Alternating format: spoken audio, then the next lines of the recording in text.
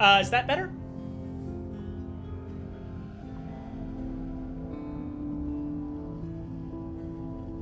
Can you hear me now?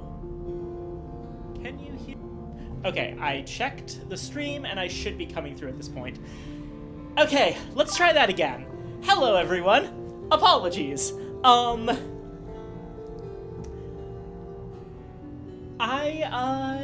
It has been a fucking day for me over here, but I did manage to get home in time. And I am ready. So, let's get right to it.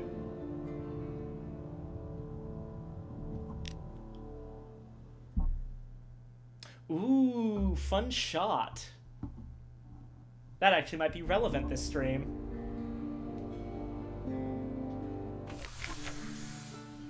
Right. So, when we last left off, we had just completed several very long trips all over the place. And we haven't really gotten officially started on our immortality ambition yet, but we are in position to, and that's what we're going to be doing this time.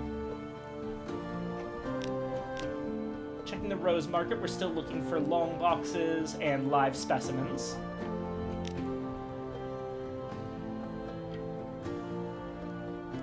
We've got tons of fuel, not so many supplies. We have a seal of the red science, which I believe... What did we need to do with that? We were bringing that somewhere.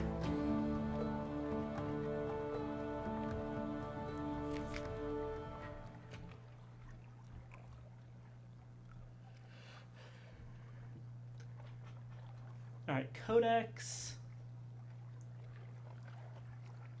Deviless. Snuffer in Port Carnelian. The post rat and the ratus familiar on the island in Anna was a very cool snack. Eh! Well, some of those things are true. Eh. Where is the information about the red science?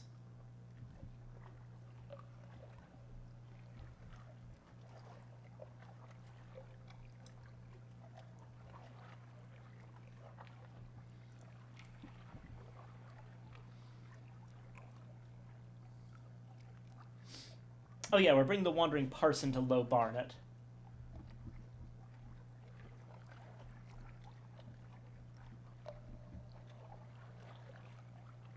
The seal and a Judgment's Egg to the Iron Republic. Got it. Okay.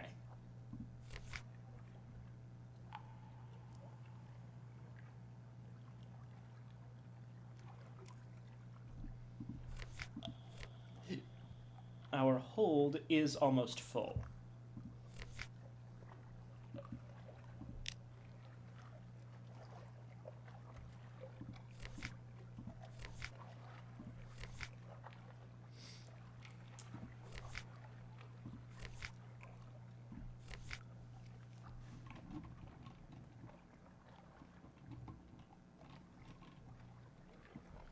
We have a flare saved for later.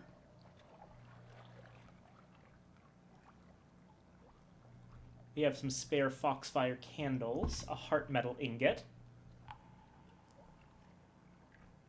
Judgment's Egg,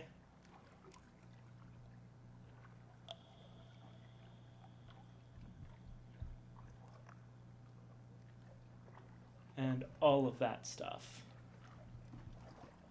Right. We have 2 Blemigans that we want to put out. We have...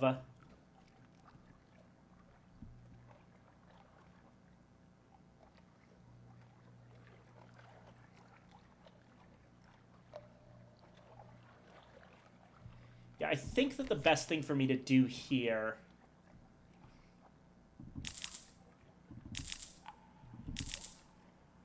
is go up to 10 supplies and then just go.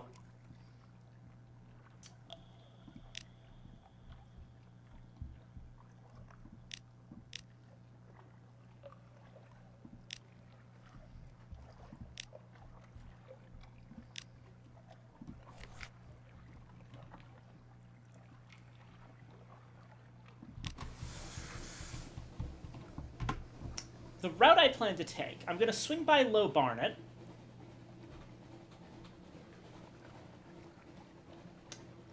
That's a definite. I'll probably go to the Iron Republic last.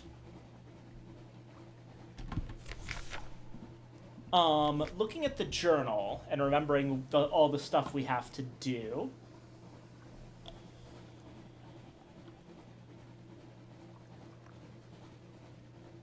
Right, we do want to bring some fuel to Hideaway, so maybe we aim for that since we have so much fuel. In terms of rack,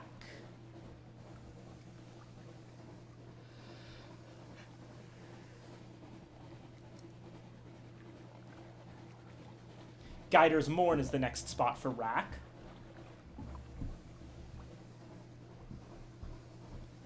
We want to go back to the Isle of Cats.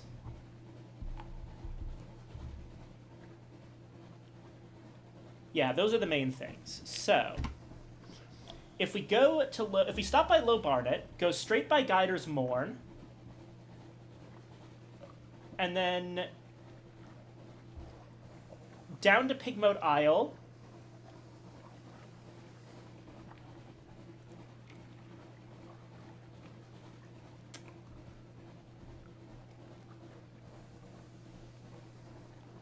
through the Sea of Lilies to the Isle of Cats, then we'll reach Hideaway and be able to give them some fuel, most likely. That sounds like a plan to me.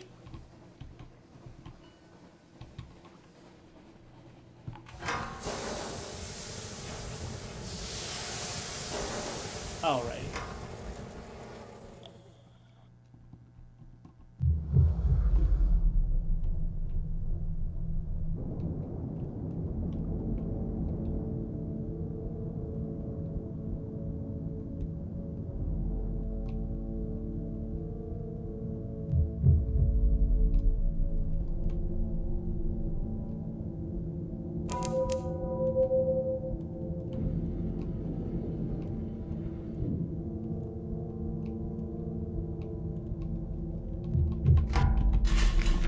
Right. Deliver a wandering parson. He presses close to a porthole as you dock. Low Barnet, he murmurs, the gate to the deeps. By the way, is my audio coming through fine? It's important for Sunless Sea because I am going to be doing a decent amount of reading.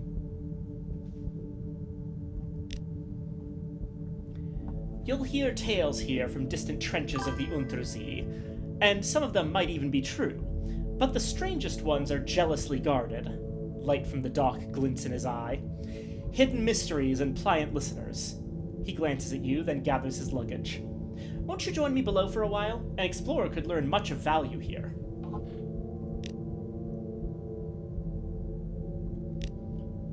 Low Barnet Port Report. There we go. And we need to do some more story contests in order to continue at Low Barnet.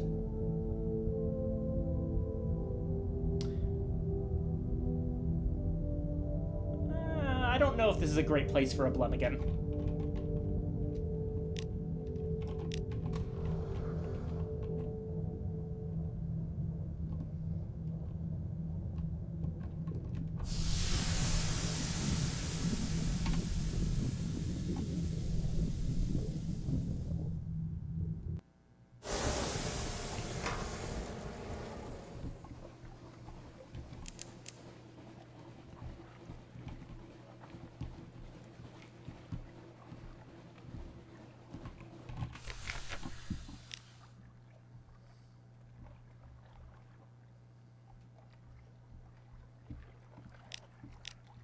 Alright, we don't have something awaits you.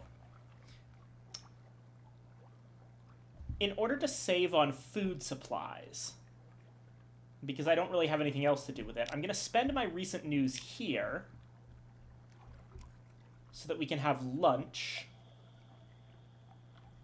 with Lucy to lose all of our terror, get an extra supplies, lose all of our hunger, all that good stuff.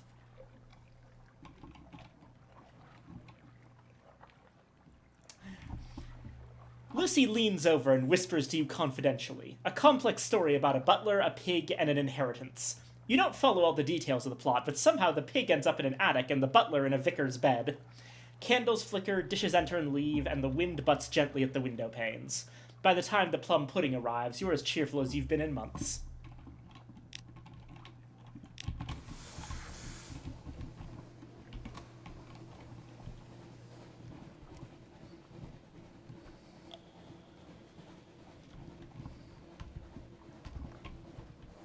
Right, we're on track for Guider's Morn.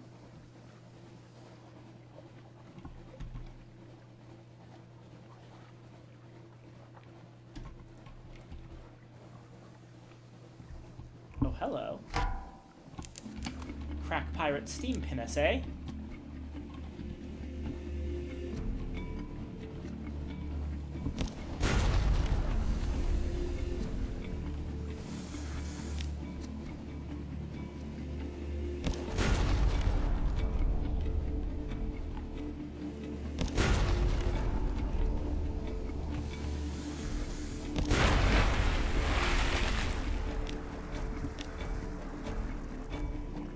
Two fuel. Excellent.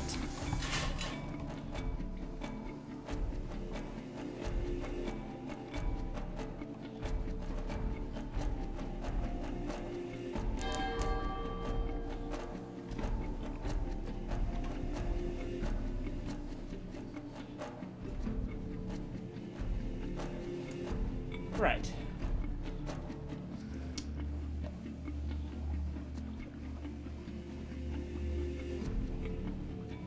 So the Isle of Cats is going to be the main stop here, but I do intend to keep things going at Hideaway. Because we are probably going to need to do the Hideaway storyline eventually. There's luring glory seekers to Rack again for Guider's Morn. I don't feel as bad about this one as some of the others, because these guys are in fact pirates.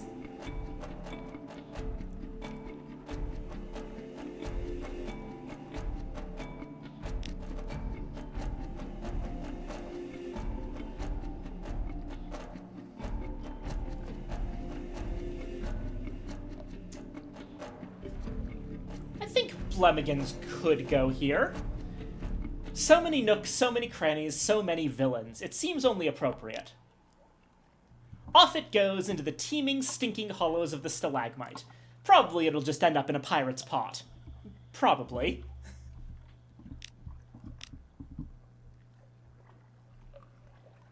Oh, hello! A familiar face. The pirate poet is here, performing for a crowd outside the limpet. She is halfway through the familiar baptism in glass as you approach, the pirates and corsairs as enraptured by the heavy thumps of verse as your own crew. She moves on to her most famous work, Remember Polythreme, before finally noticing you during the Scream of Clay. As the applause and clinking of coins fades, she tilts her head towards the pub door.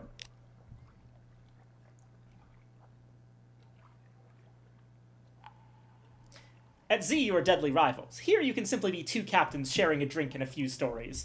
So, interesting note here. We can, just have drinks. We can walk away. She's an enemy. If she has mistaken civility for anything more, the fault is hers. And she's also a tryst with the pirate poet. You fought many times. Tales of your mighty battles are told across the Neath. Your names are often spoken together. Is this the next step? Flattering, but I am married. Few have the constitution to match a clayman. Where is this? London? Venderbite? Naples? No, it's still the morn. Your mouth is dry, your body sore. Your head, you clasp a hand to it. It burns almost as much as it aches. Memories rush back, the clap of the pirate poet's hand on your shoulder as she described the aftermath of your last encounter. Her story of countless days spent fighting her way through the slime and stench of a Z-beast's stomach. Rescued by slavers, then shoveling coal until opportunity arose to escape. And then there was more. Now just aching. All over, but mostly there. Why there, of all places? A bandage. Is it a wound from an ill-judged duel? No, you recall a parting gift, given with a smirk and baptized with a loving splash of cheap whiskey. You peel back the fabric. A tattoo. Oh. Oh no. You have reached a rapport with the pirate poet. Your memoir's A Pirate's Tattoo quality is now obscene, illegal, anatomically most improbable.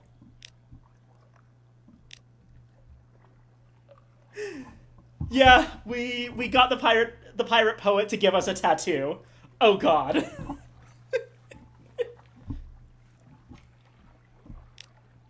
Oh, we lost a crew from getting the port report. That still does happen sometimes. Speaking of crew, I should switch things up back to the usual configuration.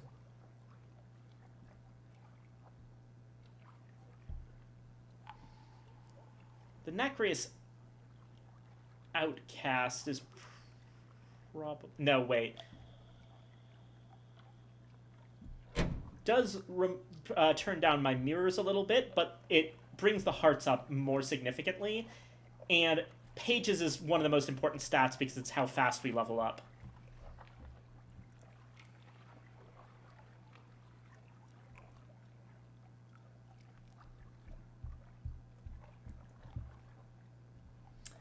Right, yes, this is correct.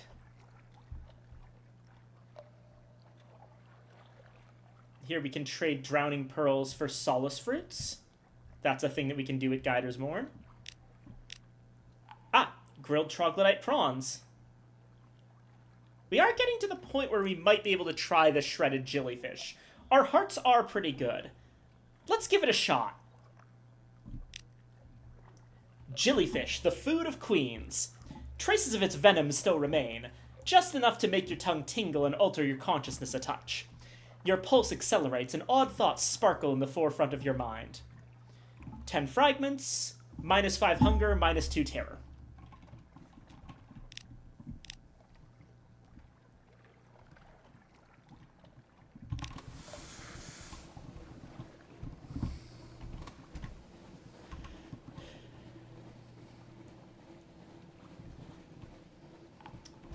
This route also gives us something of a chance to actually clear up some of the fog around Guider's Morn and explore the general area.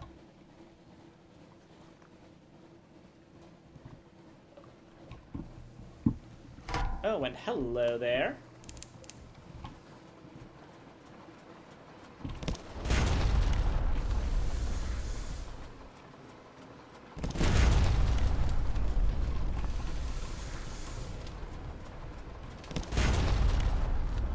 One more. Oh god, 2 more, I guess.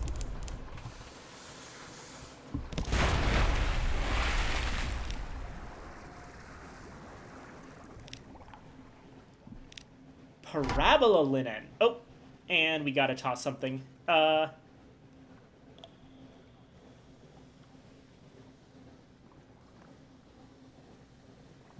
One crate of supplies.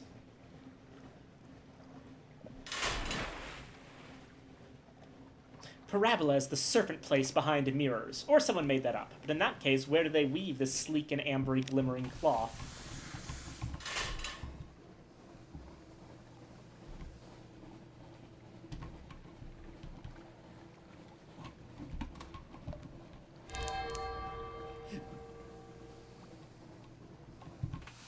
I'm also going to take a moment to repair a bit of the hull.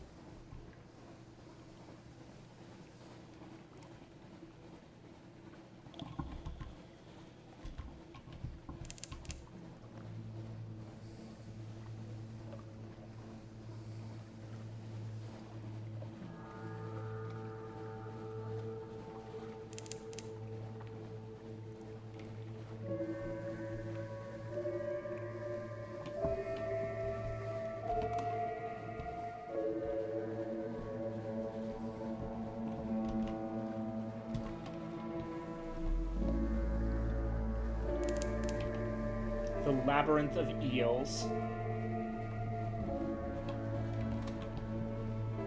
And there's an angler crab. Ha! An angler crab right near crab cake. That's funny.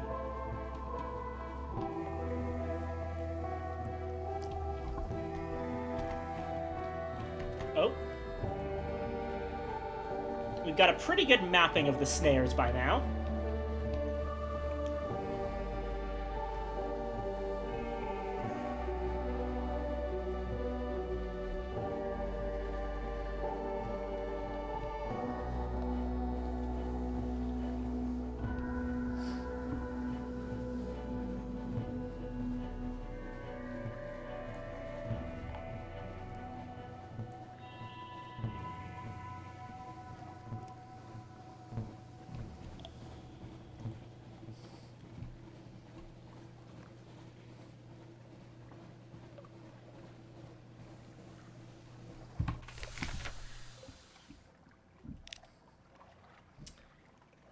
Hail Marinia, the Neath's most adorable nation scurries around your legs. Skintillack harvesters drag heavy bags of the island's bounty to their silos.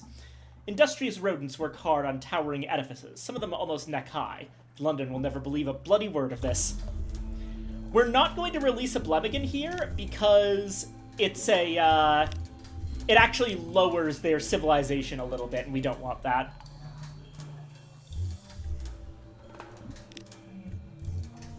New dilemma. The aid takes you deep into the chicken woods. A terrible state of affairs, hairless advisor. Our young pups turn from our traditions to new and foreign ways. He shudders as he points to something in the middle of the clearing. A crudely made jackal mask sits in a circle of sticks, a bead of skintillack carefully placed in each eye. We need might and spirit of one each to preach tolerance. Or we can advocate stern measures.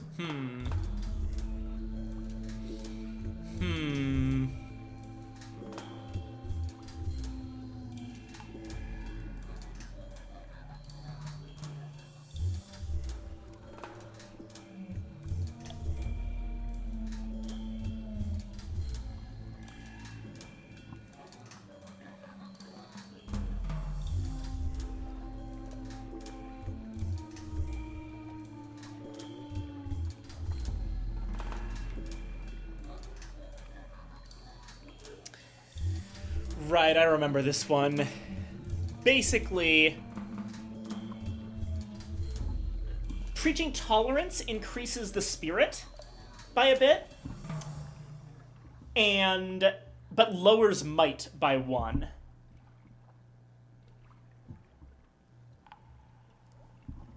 Meanwhile, advocating stern measures is a challenge based on the current spirit. We have about a 30% chance of failure here. Now, if we fail, we lose 2 spirit, but if we succeed, we gain 1 might for free. So it's a choice between losing a might and gaining a spirit, or risking losing 2 spirit for a chance of gaining 1 might.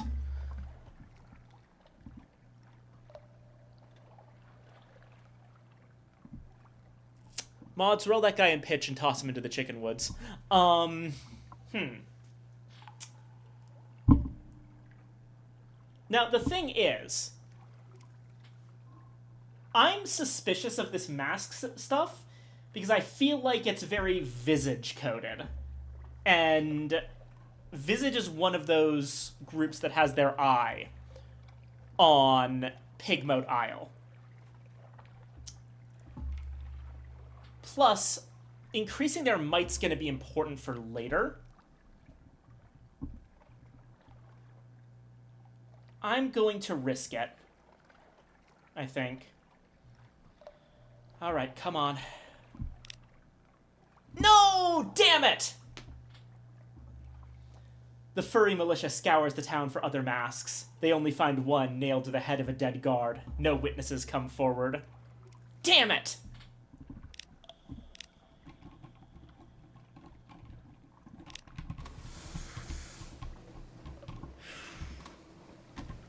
That's not a good sign.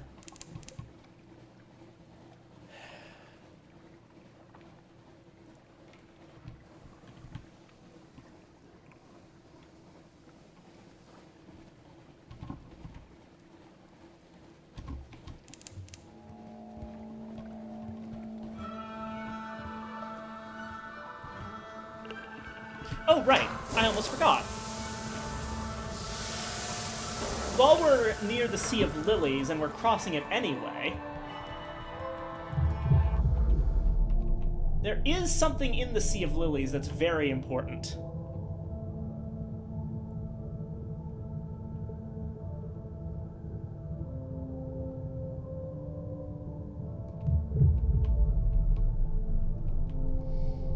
I really like how in the Sea of Lilies, you can see, like, the shadows of the lilies on the surface.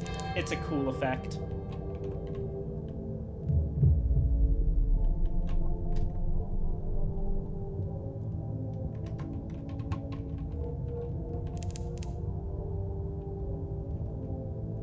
Underwater settlement to the northeast.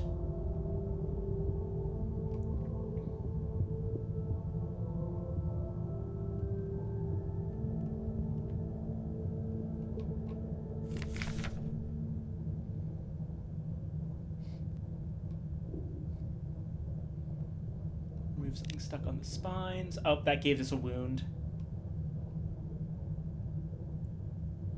You struggle to drag the skeleton free. The spines quiver. Above you, one breaks, falls like a spear. You raise your hands to ward it off. A tearing. Your suit? The sudden sensation of cold water on your skin, a blazing pain, an abrupt, overwhelming injection of indignation and rage and grief. Your crew reel you in, tend your wounds, and locks you in your cabin until you stop shrieking.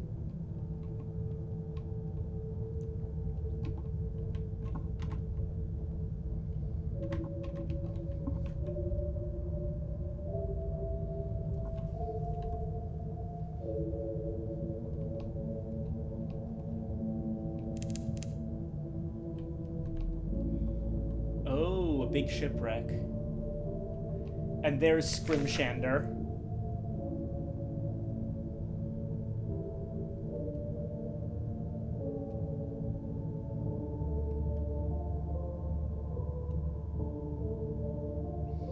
The ship is silent as its watery grave. You'll have to enter to uncover its secrets. The hull door opens with a disquieting crunch. A crewman stops to pick bits of skull from his boot. Inside the wreck, bones haunt every surface. Each bone has been split and hollowed out, so that both the inside and out could be inscribed. Some of the bones are dated, the first in each skeleton. It appears the crew were chosen for scrivening one at a time.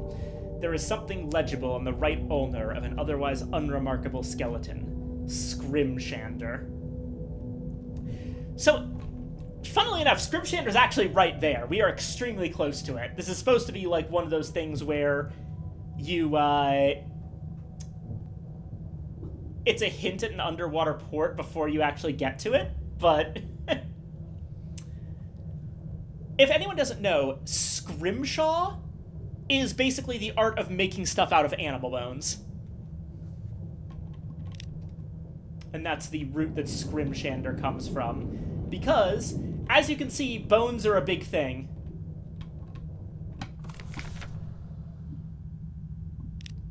Before you looms the bone tower of Scrimshander, the city of remembrance. Ivory structures jut from the pile, supported by buttressing tusks. As your light plays across them, you can make out inscriptions, names, pictures, and dozens of lost languages. The largest ones carry a warning. All are welcome to enter, but none may depart without leaving something of themselves behind. A drownie floats before the docking gate of a bone cathedral. She wears a cowl and carries a ceremonial key carved from a femur. As you approach, she sings a solemn greeting. Soldier, scholar, servant of art, history welcomes without toll, but be warned ere you depart, none who enter escape whole. We will have to pay a price to depart from Scrimshander.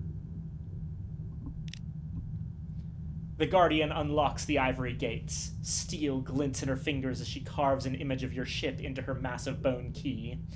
Your brave crew decides to remain on the ship as you disembark for the tower's dry center.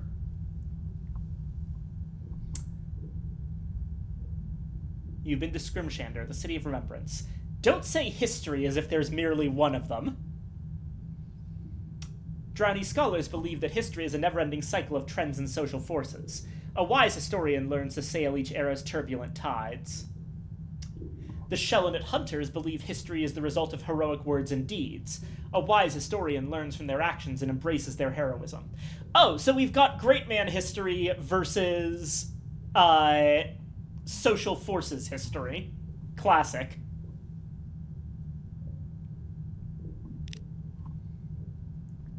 You walk down a damp nave of bone. Intricately carved ivory walls depict improbable scenes from history. The walls are edged in tiny finger bones, each bearing a single name. Inhabitants wear ashen robes and carry steel-tipped bone quills, but you recognize most as drownies or Shellnet expatriates. While most are quiet and ignore visitors, you hear heated arguments over interpretations of the sacred remains. Sacred remains which will include whatever you leave behind when you depart. Deliver a truth-hunting Shellnet.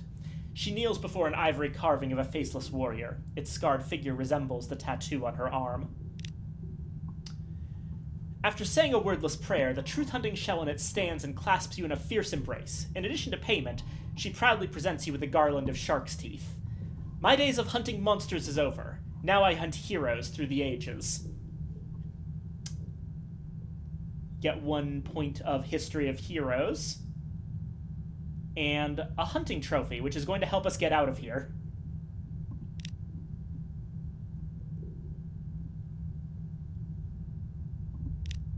Compile a port report. Consider it an ongoing history of the present.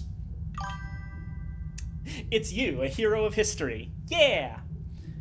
Few visitors, fewer departures. The inhabitants of Scrimshander spend much of their time preying on the mysteries of the past.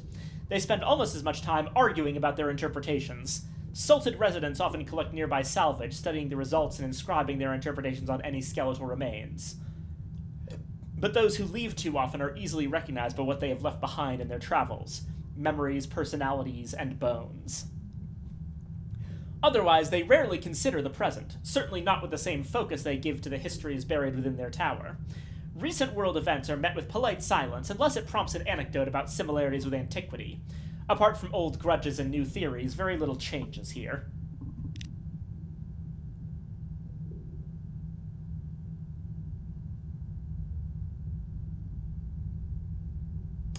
Gather at the stage of history. Scholars file quietly into a pair of great ivory doors at the far end of the hallway. When they stumble out again, you can hear raised voices, arguments, and laughter.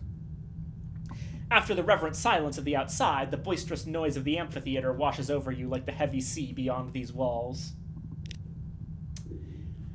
The stage of history. Actors strut in an amphitheater of bone, performing historical plays of dubious veracity.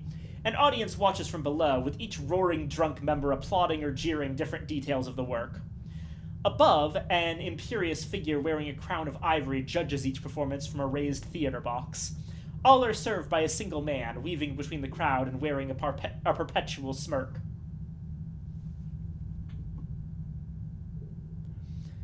Talk with the glib historian. The mushroom wine he serves is stale. The plays he announces are questionable at best. But the impeccably bearded man with the olive skin laughs at every performance and has a smile for every patron. Some cheer history is the work of brave and inspired heroes, especially them who wish they could be heroes themselves. The glib historian rolls his eyes theatrically. Others say it's all shaped by cyclical changes in scientific progress, economics, and such. But nothing gets in the way of a good story quite like nuance. He spits out the word like a rotten grape. We let him argue up on the stage and give an ivory crown to whoever's most convincing at the moment. He waves a hand at the temporary monarch in the raised seat above. But, far as I'm concerned, he confides, filling a patron's mug with cheap wine, history is what you make of it, and I make a killing. You've learned enough about history to distrust any one person's interpretation. But I like nuance. Yeah.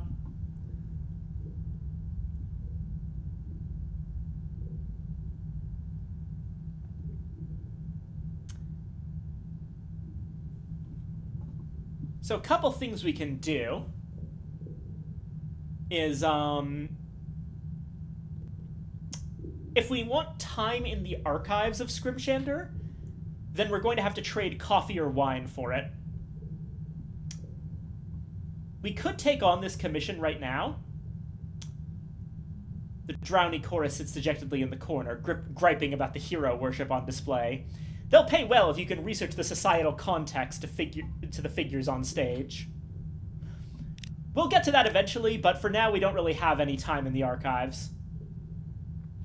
The higher in the tower, the more recent the tales. Perhaps they can be useful?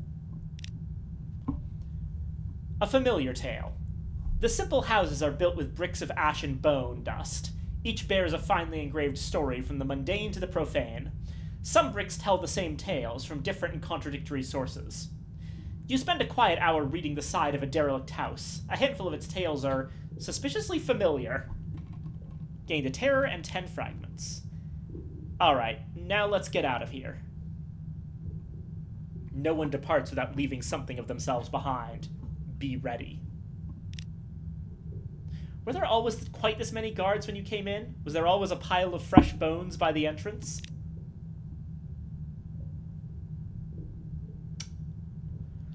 No one may depart Scrimshander without leaving something of themselves behind by which to be remembered. Tradition demands it, as do the muscular guards at the gate. Their sharpened bone quills are at the ready to collect your donation. So, what we can do... We could leave behind 5 Z stories, which is effectively memories. Leave behind a past triumph, i.e. a hunting trophy. Vitality, sacrificing a point of iron. Warmth, sacrificing hearts. Or leave something a little more tangible. One guard carries a butcher's cleaver. With a shudder, you recall how many finger bones decorate the tower. Yeah, we can also have our finger cut off.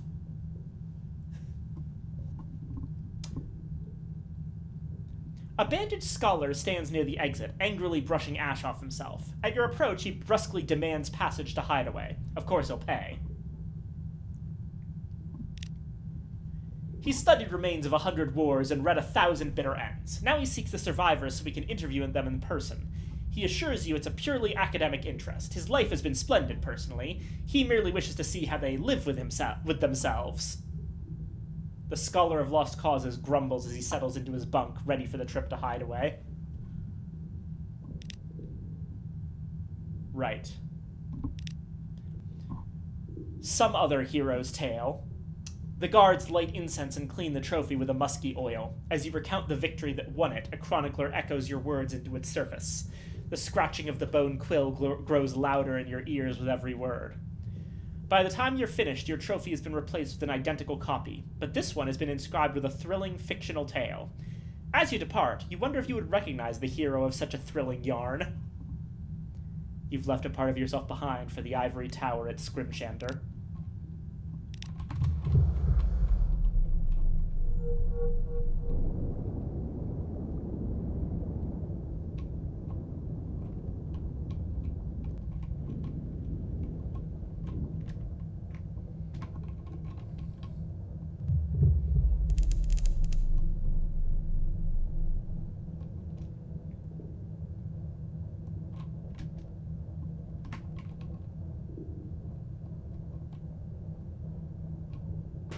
Oh.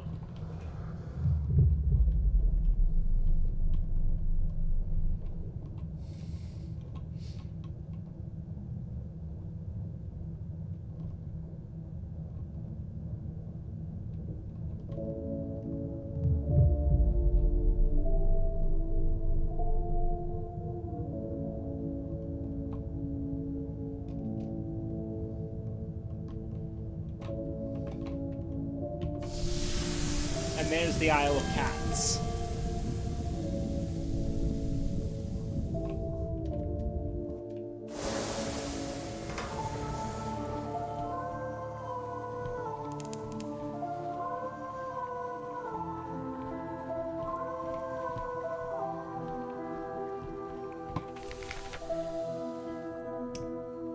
Don't keep me waiting, Isery pouts prettily and rustles their silks. Do you have a little present for me? You hand over the alarming scholar's notes. Oh dear.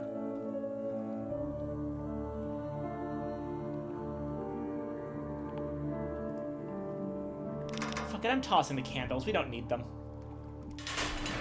Izuri snatches the notes from your hands and starts flicking through the pages. I'll have a reward sent to your ship. They look up and smile at you vaguely, eyes glazed as a honeyseeker's. Oh, my dear, what a treasure you are. You summon an answering smile and slip away the moment they are distracted.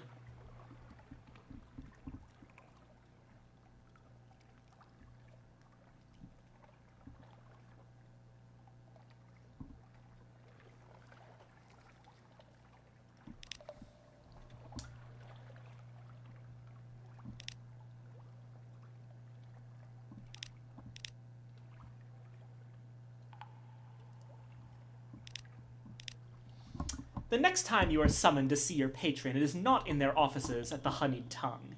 Instead, you find yourself in a well-lit laboratory of book-lined walls and delicate equipment. Izuri does not pause in their task of pouring red honey into a cucurbit flask.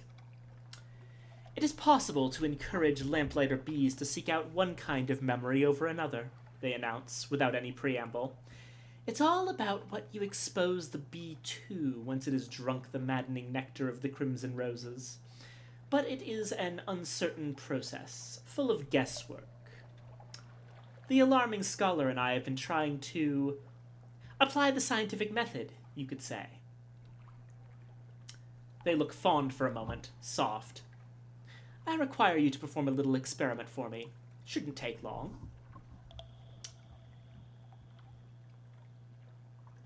I'll send a mellifera's sister with you. Just expose the bee to intense emotion. Pick one, and don't get too fancy. Izuri packs you off to the honeyed tongue, reasoning that emotions are bound to run high in its silk-clad rooms. The mellifera's sister follows behind you, holding a crazed lamplighter bee in a filigreed cage. She mutters susurrating prayers under her breath.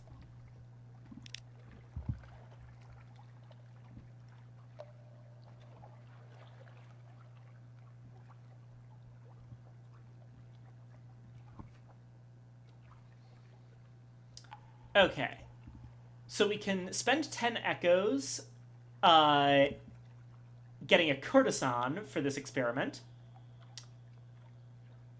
We can sacrifice a member of our crew. Or we could start a bar fight, which is a very chancy iron challenge. I think we'll just pay for this one. It is not easy to create an amorous mood between a nectar-maddened bee and a chanting mellifera's sister. Luckily, the courtesan you selected takes the situation as something of a professional challenge. You emerge from the encounter a few hours later, smiling and thoroughly rumpled. The mellifera's sister collects the cage and gives you a small nod. Your duty is, as it were, discharged.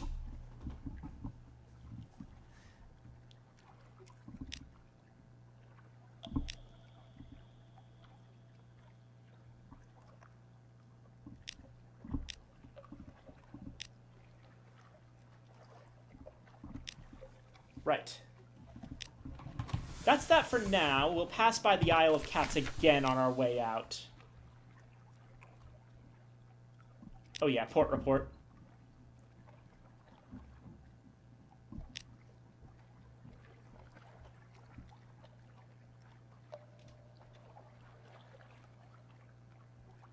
Put a Blemigan ashore.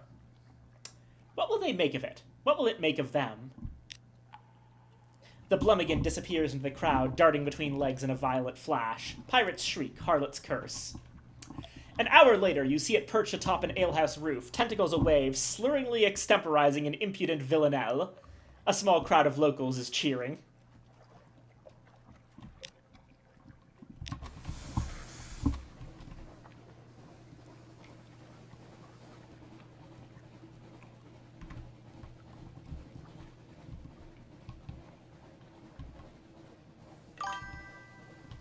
Blemigan secured. Yes.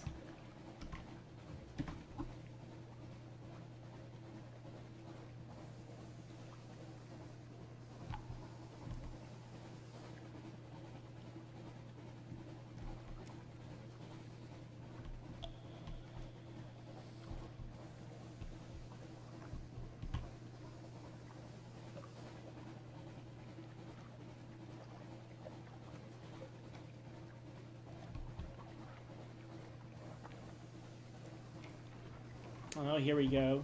Savior's Rocks. It's gonna start playing that music. There it is.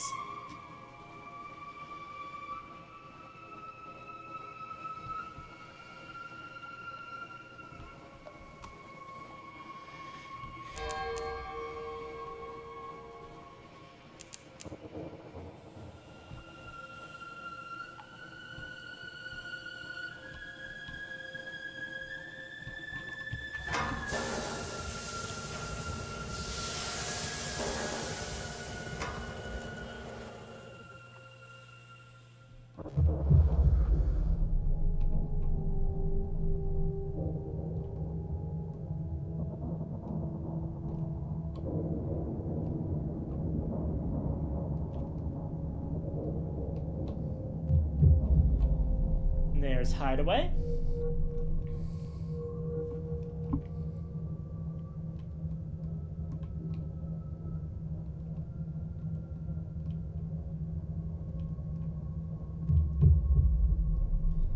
Something moving.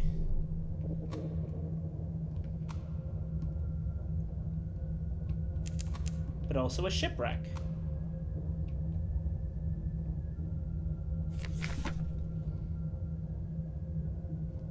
The wreck waits below, a dark shape in dark water. What caused it to sink? And does anything salvageable remain? The cargo hold is intact. Perishables will have spoiled, but preserved supplies may endure. The hold is a wrenched, half-collapsed thing, shattered beams and floating debris. Your navigator helps you move a spar of fallen steel, uncovering sealed boxes. They contain heavily salted biscuits, hardtack, preservatives, and lard.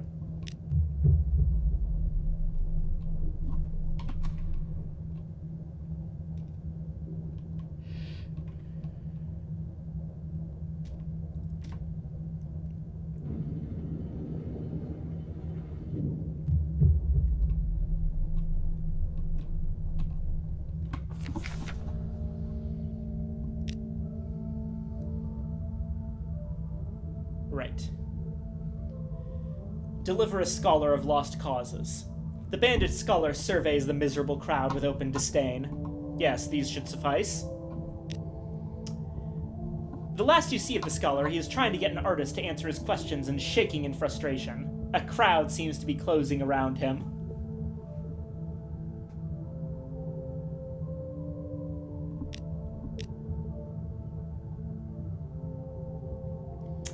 Help the sprightly visionary. He's industrious for one so old. He's always running around the city, aiding his cablemen or repairing electrical faults. He passes a toolbox to one of his workers and rushes over to you. He writes in the notebook chained to his wrist. The visionary passes you a scrap from his notebook. Alternator engines near dead. Need fuel. Provide? Here you go. My men will transport. Lunch? His room is spacious, if rather bare. A filament bulb shines pleasantly within a pink paper lantern. His plaster walls are cracking. A hand-drawn portrait of a dark woman hangs above his bed. The visionary clears maps of Hideaway from his table and prepares coffee. As he passes your brew, bellows of pain engulf the room, and all Hideaway trembles for a moment as the beast below writhes. But the visionary doesn't spill a drop of the coffee. Once things settle, he writes a note. Forgive Temptum. He hurts now/then. Coffee? And please, call me Eric.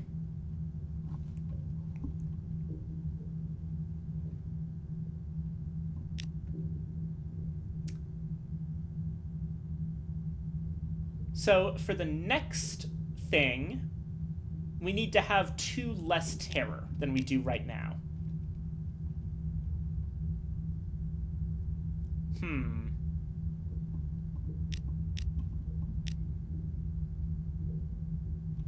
Is there anything we can do in Hideaway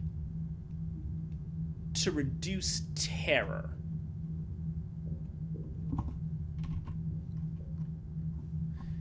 If we could even reduce it by just 2, that would be enough.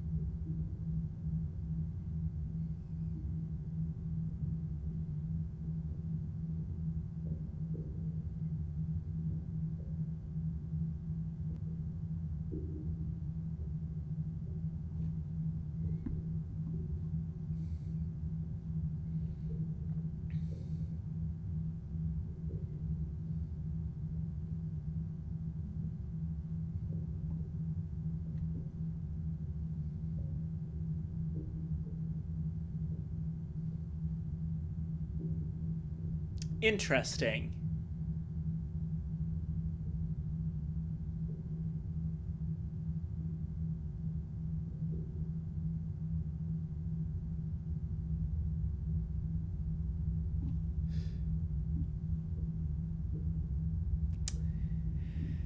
There's a very weird way to do this. So, if we can rejoin the festivals, let's go with the silent reel. Now, this would normally actually be a very bad idea, because these festivals actually increase terror a little bit in exchange for rewards. But in exchange for making the people of Hideaway wary of us, which goes away when we leave and come back, if we leave the festival early, we will actually reduce terror by a decent amount. A high lattice has been constructed over the festival square. It holds dozens of filament bulbs. A spool has been suspended in the center of the square. It is wound with a dull puce ribbon. When the ribbon is entirely unwound, the festival will end.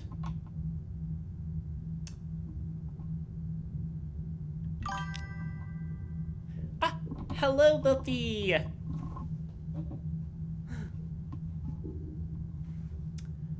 No one tries to stop you. Most merely clear their throats and look away, feigning distraction. The few who do look directly at you scowl, but a few offer half smiles. I know, they seem to say. We all know. Lost 3 terror. Excellent. Exactly what we needed. Eric passes you a scrap from his notebook. I need particularly steady hands to repair cabling. Assist? In the center of Hideaway is a small building with decorative paper windows, locked behind an iron gate nobody dares touch. Eric unlocks it and then leads you inside. In the center of the room is a raised brass panel and a chair. The panel is covered in switches and gauges. Central control of Hideaway. Requires rerouting. I'll point the what/where. He hands you a pair of tweezers and unscrews the back of the panel, exposing a mess of wire. The operation itself is simple if slow, but the results are immediate. The lights outside flicker before shining brighter. Eric flips a switch. The ground shakes and you're thrown left. He flips another, you're thrown right. Eric beams as he helps you steady yourself and pats you on the back. Sorry for that. All's well now. You've done a great service. Eternal thanks.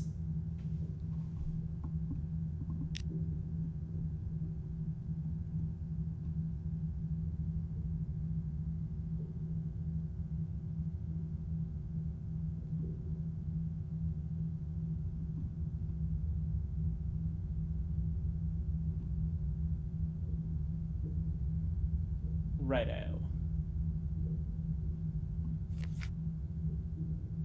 Oh.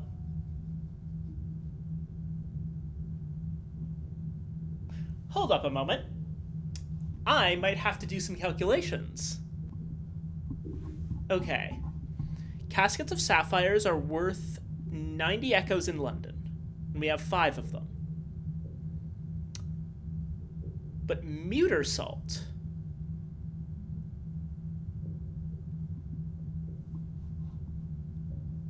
One casket of sapphires will make 2 Muter salt.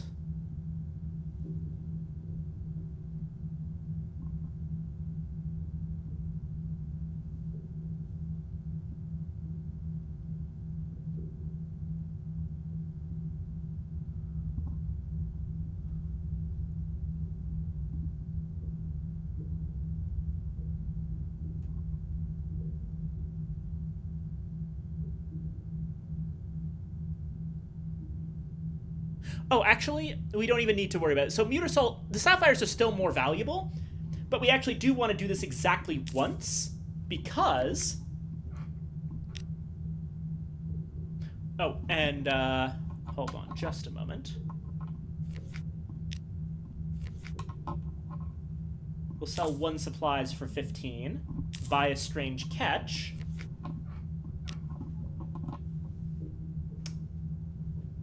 and then dine with the bandaged poissonneur.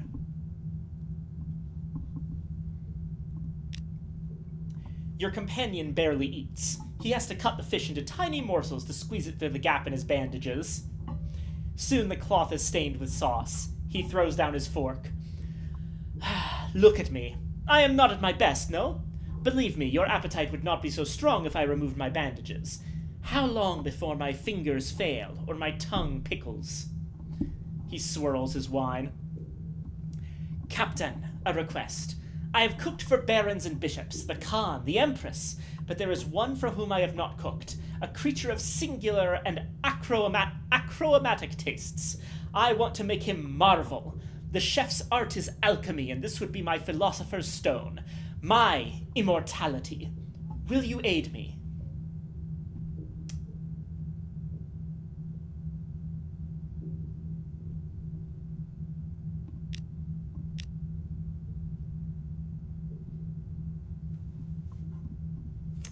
So there we go. We'll need to give him things for his culinary masterpiece. And basically, we are giving him live specimens and strange catches. In order to...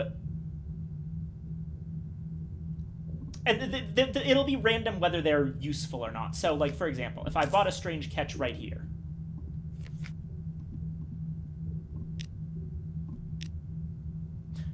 Disappointment.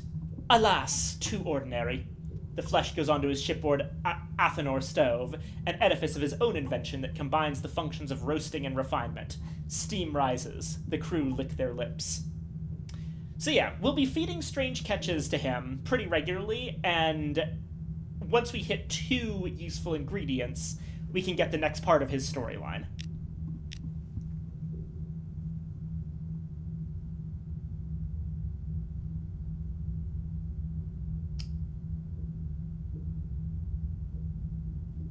The impolite investigator ignores the patterns of resting and waking established in Hideaway. He never seems to sleep. At all hours, he can be found asking questions or studying the city.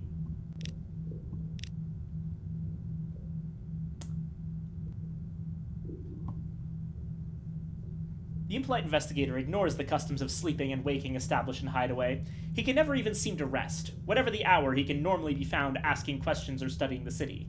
Today, however, he's withdrawn to his room and is unduly quiet. What is he up to? 7 diving suits take up the investigator's room. We're exploring a space between Temtum and its city shell, but we'll need another 5 divers. Yeah, that's way too much of my crew to risk. Not right now. That will happen once we get a bigger crew size. Now, at this point, I'm gonna double back to the Isle of Cats. Then... let's see. Hit up Visage. Nuncio... Don't explore Temtum. Temtum doesn't need explored. Honestly, I pretty much agree. I'm not entirely sure I even have to do the impolite investigator stuff. Yeah, back up to the Isle of Cats. Up to Visage. Then... where from Visage? I want to get up to Irem. Let's head up past Nuncio and Khan's Shadow to refill on maybe a little bit of fuel. Mount Palmerston, then Irem.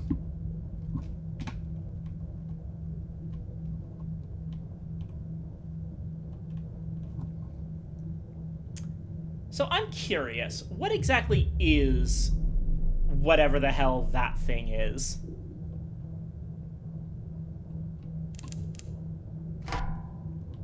Ah, a Thalate. That's got a ranged attack, so let's go ahead and surface.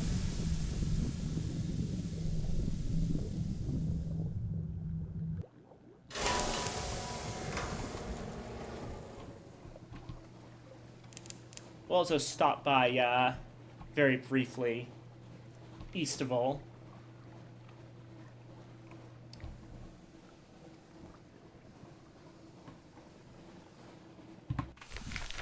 Mostly just for the port report.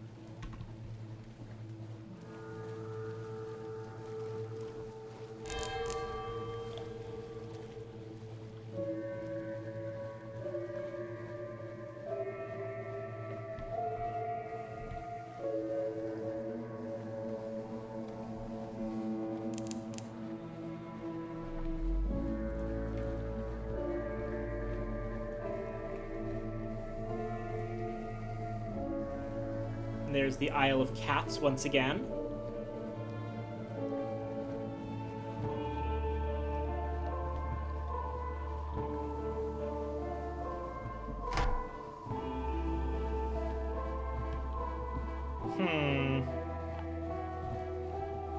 Hi, pirate poet.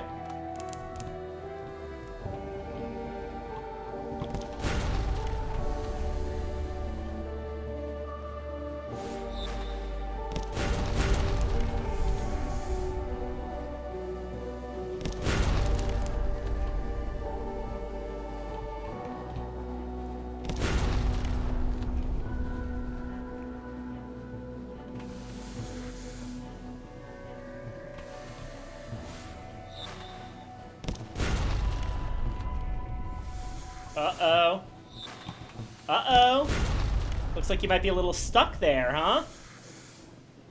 Don't have any aft-facing guns? Embarrassing.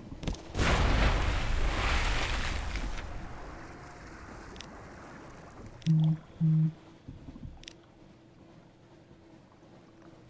500 echoes, 1 fuel, 1 supplies, and more supplies. Another one.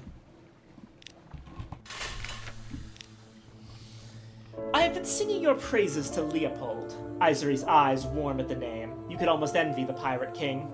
Almost. I would like to introduce you to him, yes. I think it is time.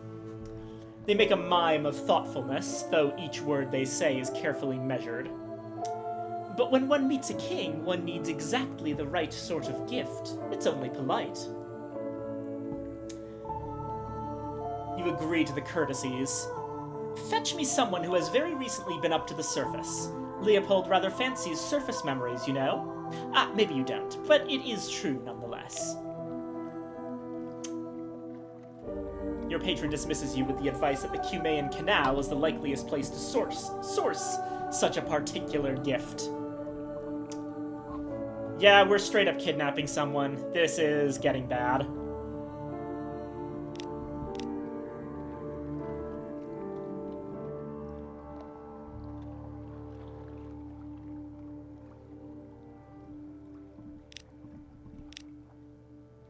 Oh ho! But accepting that got us to the point where we can actually get this for free. The cat's chiefest claw meets you in their suite with a distracted air and a raised eyebrow. You raise the matter of the well-traveled notary's memories. Isery taps clawed finger rings on the stem of a wine glass. The sound is silvery and sharp.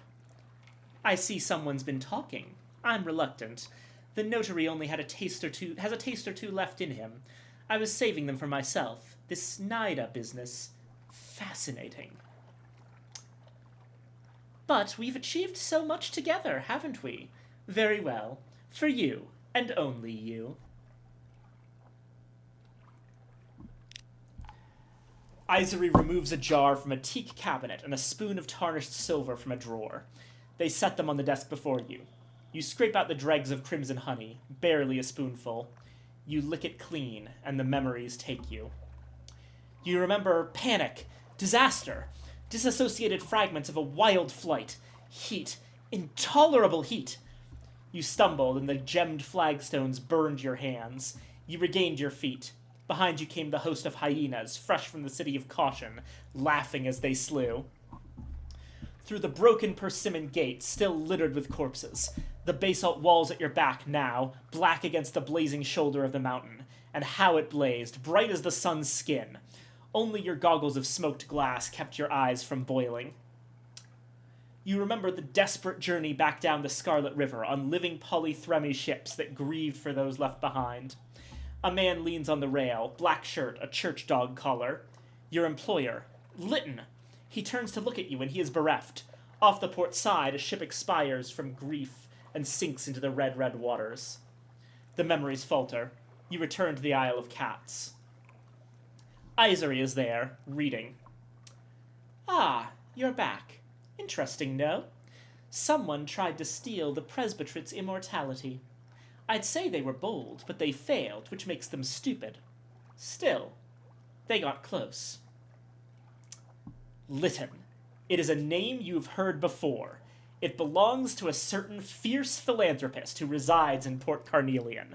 The same person who helped us get this submarine, turns out, is very heavily involved in the previous attempt to gain immortality.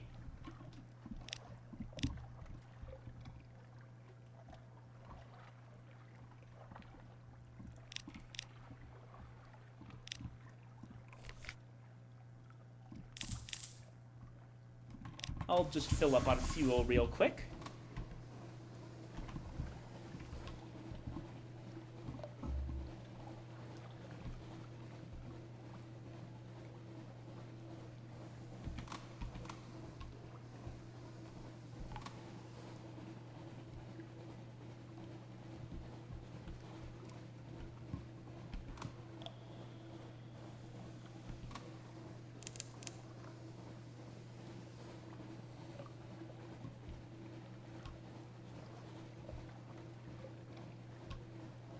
I do want that Something Awaits You lantern to show up before I land at Visage.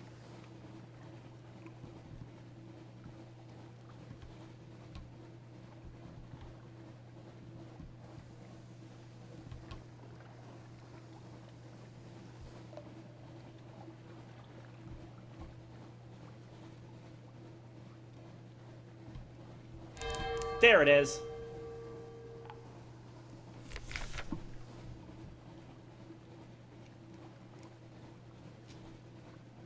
A hiss of horror from the lookout. The glim lamp at the front of the ship is sputtering and arcing, fizzing with blue light. Even as you watch, the blue fades, but it's not a good omen.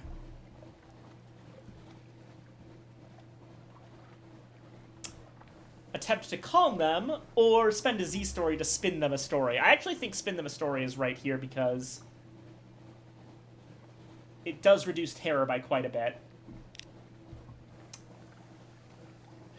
Eyes wide. Eyes wide. Ah, now any lover knows what a blue light means. Rubies the size of grapes and grapes the size of apples. Of course, the island's only visible in blue light, and then only for an instant. But if we find it, my hearts, if we find it. They grin. They don't exactly believe it, but they'd like to. As far as I know... Oh, hold on, we've got a guy I need to ban. There we go. As far as I know, the island that only shows up in blue light is entirely fictional, but who knows in the Neath?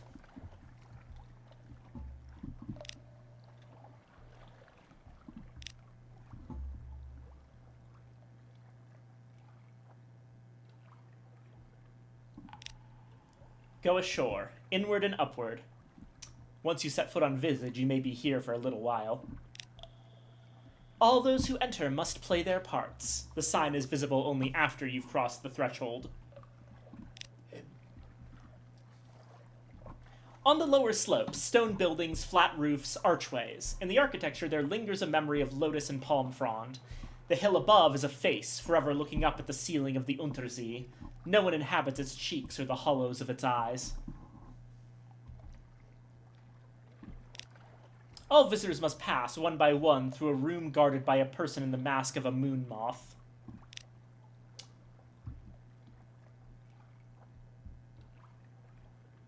As the significance of the masks, maybe there's more to it than a question of aesthetic taste. Moonmoth explains, each mask declares a different intention towards the denizens of Visage, and it must be accompanied by suitable behavior. The frog is for visitors who, though perhaps clumsy and unfamiliar with local etiquette, have come in order to observe local ways and to make uncouth comments about them. The locust is for those who would seek profit in Visage and would carry away as many goods as possible.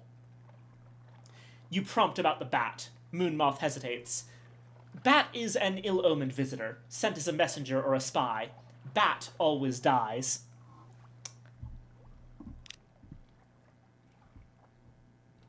Choose the frog mask. It looks curious. Oh, hold on. I am being watered and stretched. Long snake.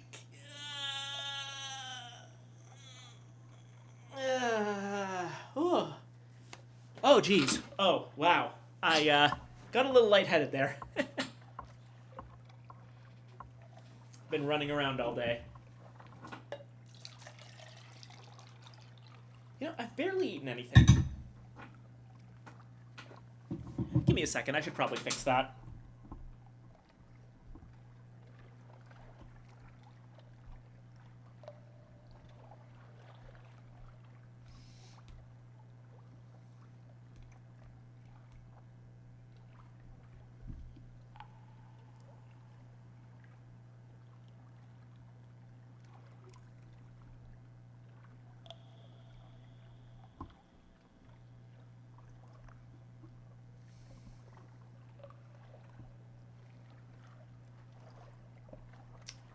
Right, while that's loading.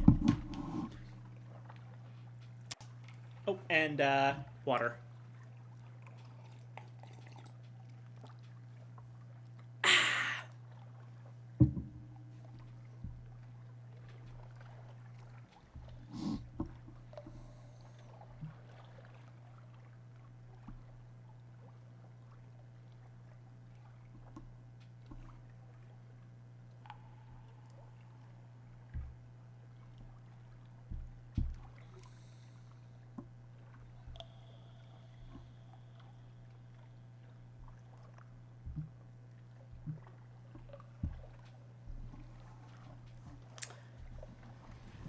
The frog mask looks curious, and it's for new visitors who are mostly here to be a dumbass, so... Honestly, I think the frog mask is the most interesting.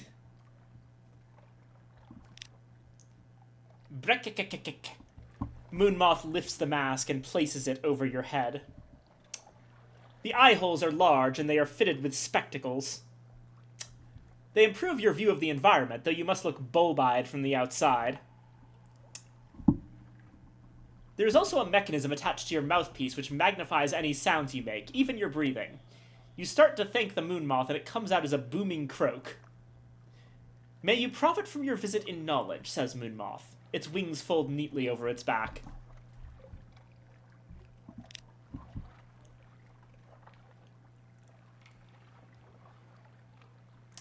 Visit the Library of Parts. So called because all the books are fragmentary, perhaps. Stoop at the lintel. Enter the dark. A room of heavy stone, guarded by a golden statuette of a woman with outstretched arms. The scroll niches sorted to correspond to a variety of masks, the jackal and the lioness, the crocodile and the dung beetle.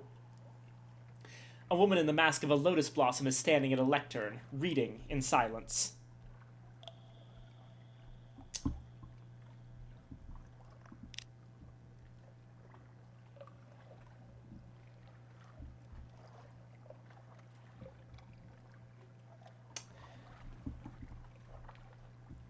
So yeah, Moonmoth stands to one side as your escort and tour guide.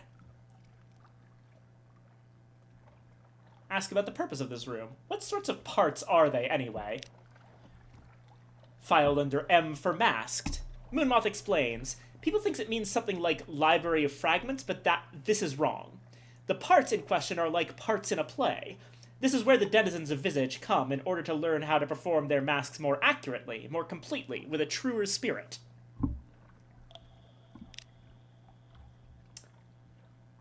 So, okay. Our role is the frog. We are the rude, bumbling visitor who's here to ask questions and annoy the locals. We could, study the scrolls in a bit of a bumbling way, or... Now, stealing the most valuable scroll for later sale? That would be great if we were a locust. But we are not a locust. Write notes in the margins, if your frog glove will hold a pen, that is.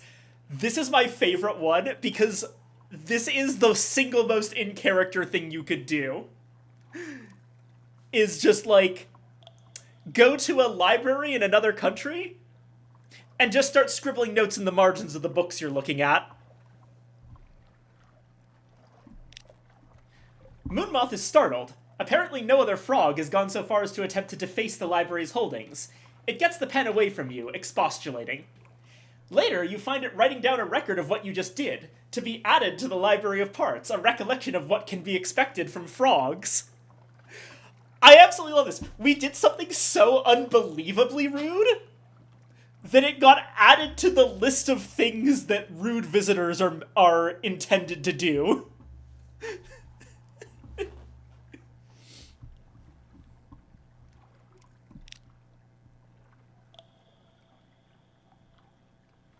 Visit the Flood Court.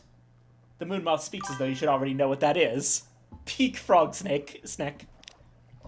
The Flood Court is a long stone room with 2 ranks of columns on each side.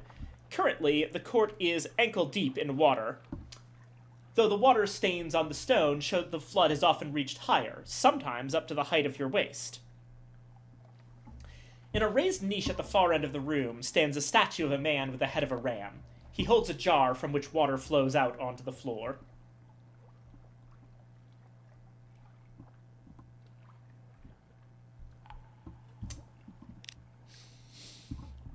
Ask about the purpose of this room. It doesn't really look as though it's good for anything. From a corner, Moonmoth picks up a graduated stick.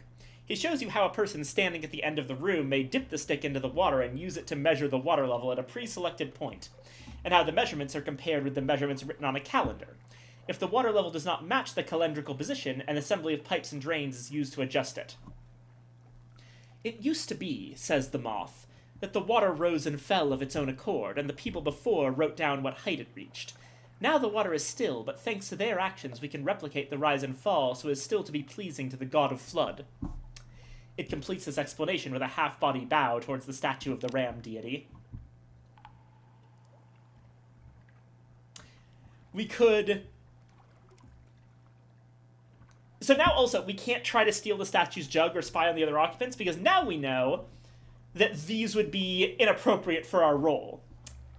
Stealing the statue's jug would be a locust thing to do, and spying on the other occupants would be a bat thing to do. Show oafish enthusiasm for this wonderful indoor pool.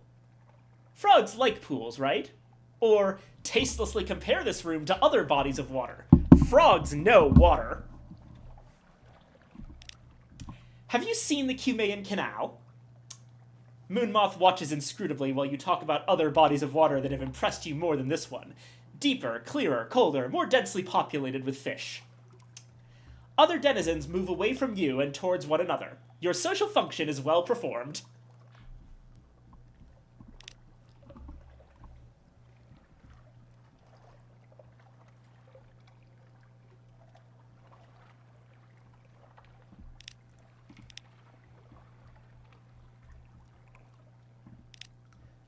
Study the scrolls in a very bumbling way.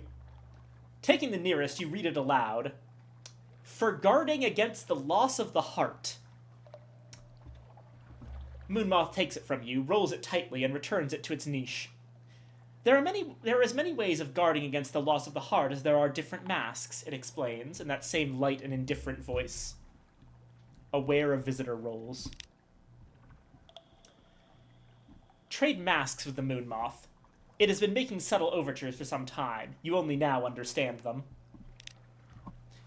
It draws you aside into a closet in the customs house. Had enough of Visage, it tells you frankly. Here, you take my mask and pretend to be me, and I'll trade in the visitor mask and get on some departing ship. Get my life back. Its face, no, now you see her face, is aging but unlined. A lifetime of never needing to use a facial expression.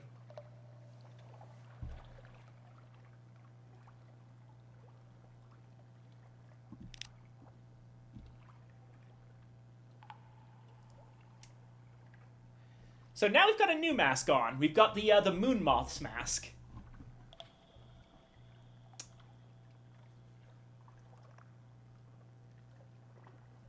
Visit the house of the Chief Geometer.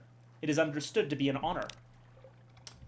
Each morning, the man in the Cobra mask draws lines in the mudflat with a pointed steel rod. This apportions to each inhabitant a small trapezoidal area from which to harvest mushrooms and to scrape salt. No plot is ever preserved from one day to the next. This man is the Chief Geometer, the Keeper of Directions, Master of Land Measures and Sea Measures. Now you have been invited to his home at the time customarily appointed for him to receive those who are not his equal in rank, yet not so far beneath him as to deserve to be ignored. What ceremonial gift will you bring?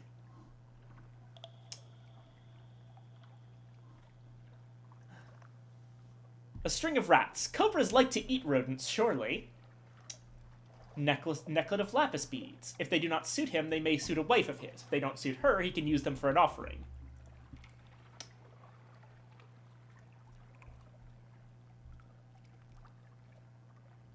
Bring a poem concerning snakes copied on a new scroll. I want to do that one. 800 lines in the scaly denizens of the snake pit.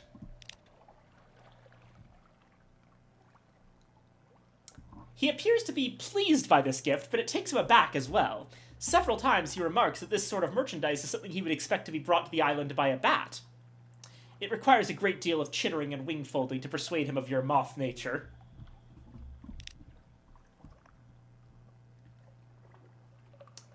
Visit the side of the face. The stone cheek of Flourishing of Years is visited as a pilgrimage by the inhabitants of Visage, and if you are in good favor, you too may go. You must, of course, wait until your work with this day's crop of frogs and locusts is complete. It would not be suitable to bring them along. Up on the hillside, the buildings become scarcer and then vanish entirely, leaving you looking at the bottom of a great chin.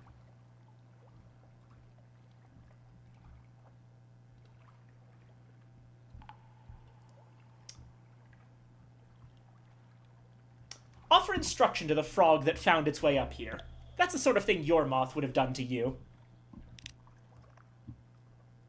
You tell the frog a partially true story of how this face was carved. It responds with questions. Detailed, astute, scholarly questions about who the original people were who inhabited this island and whether the present citizens are their descendants, and if not, where the original inhabitants might have gone. It hasn't learned the role of stupid credulity at all. Caught off guard like this, you have a hard time answering its questions smoothly. You part with irritation on both sides.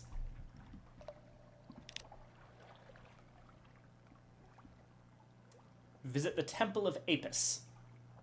All the denizens of Visage go there sooner or later. The Wounded God. In the center of the temple is a black bull with a white diamond on its face. It is tied in place with heavy ropes. It is wounded in the thigh. From this wound it bleeds copiously without dying.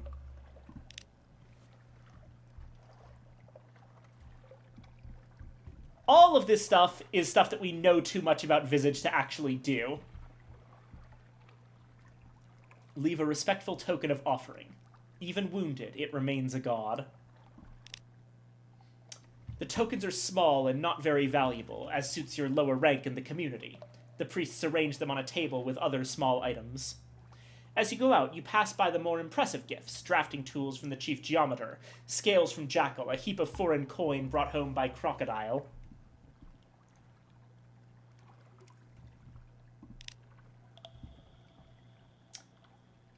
Enter the hollow of the ear. It is a place of still greater pageantry. A proud nose. It is a festival day. The great stone face has been illuminated from forehead to chin with blazing torches, so that the profile is visible from the side more clearly than you have ever seen it. Flourishing of years is awake, says the genderless figure in the crocodile mask. All the denizens of Visage are walking towards the ear together. There is a place in the procession which belongs by right to the wearer of your mask. Fall in line with the others, secretly bringing a flare with you. It is a risk to bring it, but it would also be a risk to go without. You conceal the flare in the folds of your robe and fall into the procession. May your sins weigh as stone, says the man in the jackal face as you fall into line ahead of him.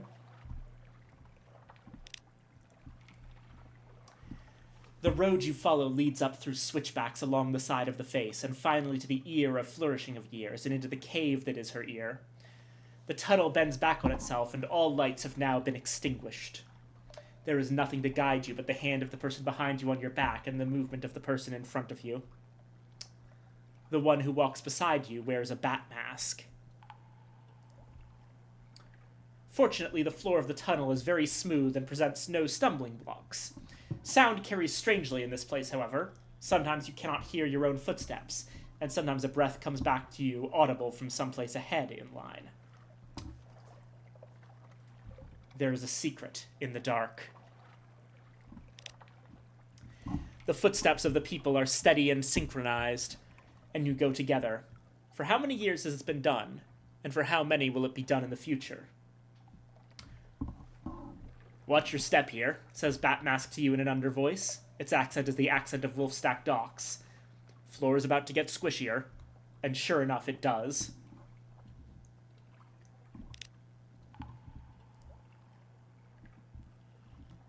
At last the tunnel opens out. You and all the other congregants spread out in a cavernous space. A voice speaks in the darkness, a ritual preparation. Here at the new year, we gather under the one mask of Flourishing of Years. Her face is turned to the gods.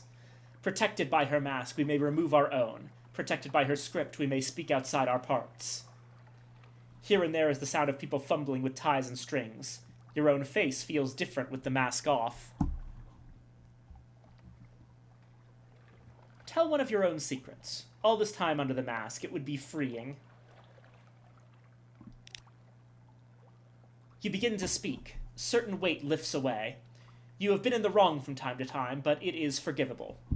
We lose 10 terror, and 1 nightmare's strength menace.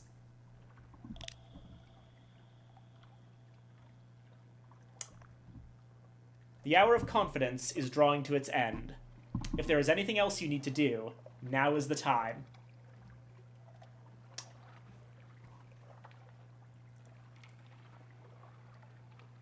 As I recall, these absolutely will get us kicked. Like it says, it absolutely will get us kicked off the island. But it might be worth it. I just need to check and make sure I'm right about it.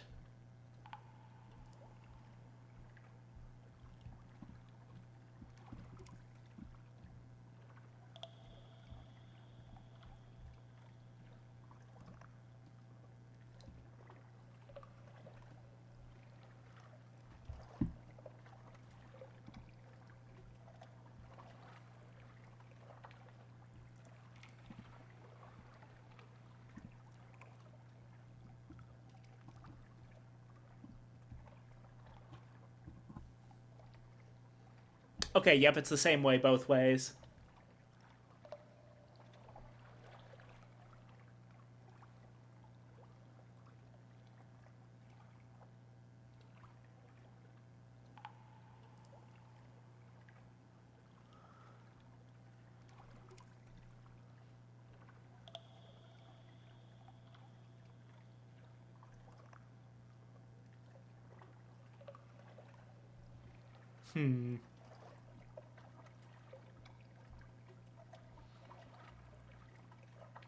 Well, okay.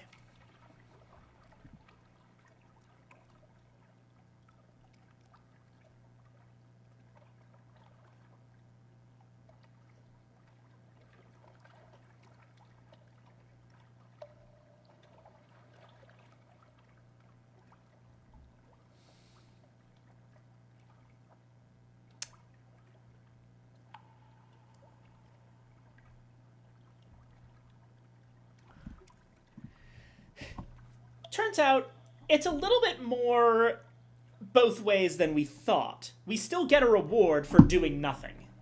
It's just a different reward. So, I'll say that to do nothing, we get a reward that it's just a captivating treasure. It's worth about 1,000 echoes. But the thing that we get if we set off the flare is a little bit harder to really to get a hold of. So I'm going to set off the flare anyway.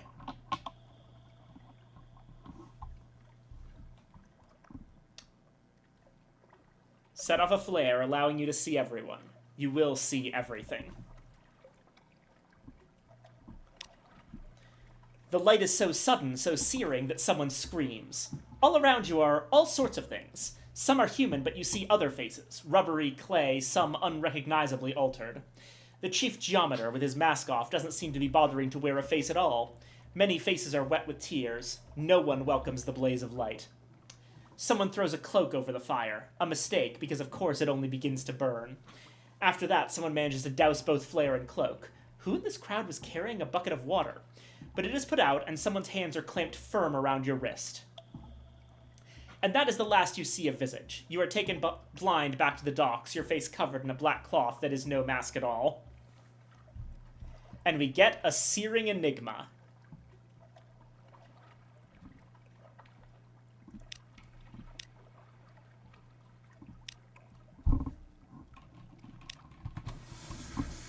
And that's Visage. It's an interesting little self-contained storyline.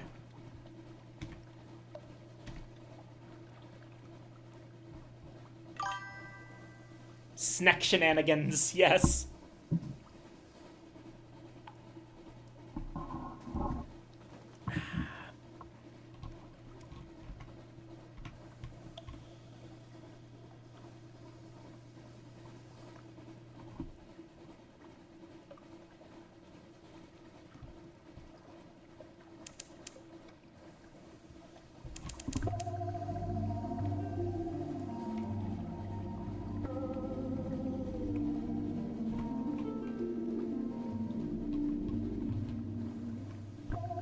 You know, with 6 fuel, I don't even know if we need to drop by Nuncio. I'm pretty sure that we can just,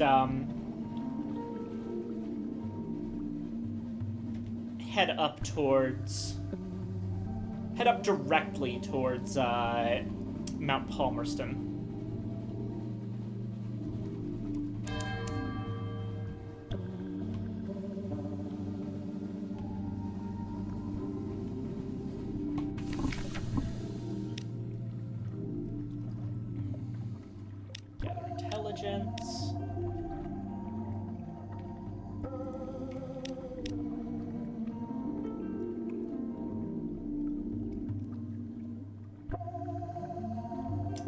Doing either of these is going to fill up our hold with Skintilac, which we just don't have room for right now.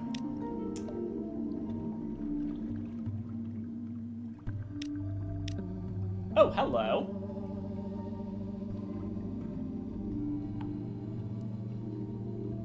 It's the little things. The click of a sliding stone where there would be silence. A motion in the shadows as if they were thick stirred like ink. A lull in the cries of the Z-Bats. Something is watching you, drawing closer hour by hour. You and your crew draw back to back, watching the darkness. 30%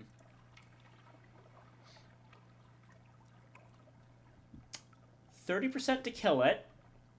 20% to capture it alive. And 80% chance to run away. I would love to get a live specimen.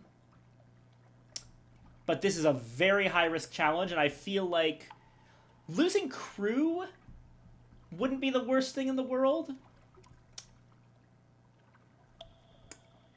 But getting wounded could be dangerous.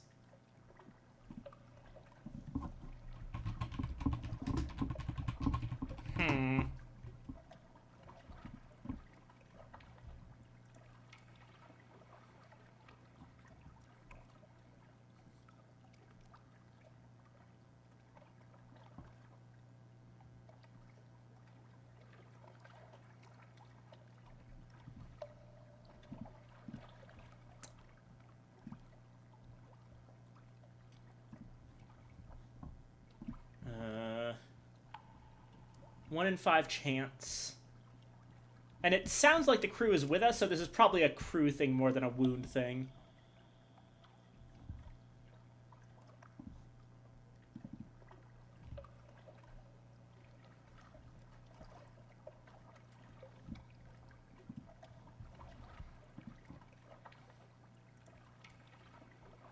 Captured alive. Yo! We made the 20%! You employ ruses, stratagems, and a cruel choice of bait, harrying the thing through the archipelagic midnight until it collapses into your trap with a hoarse screech.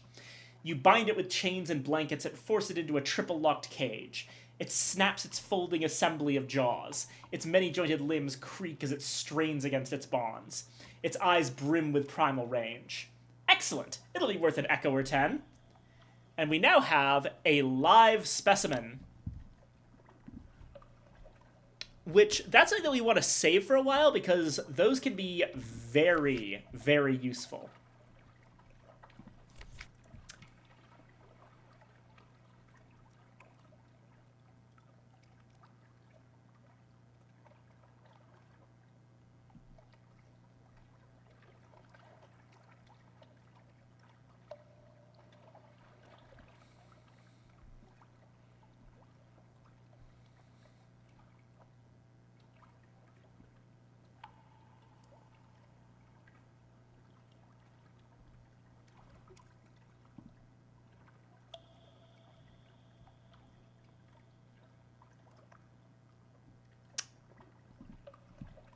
Right.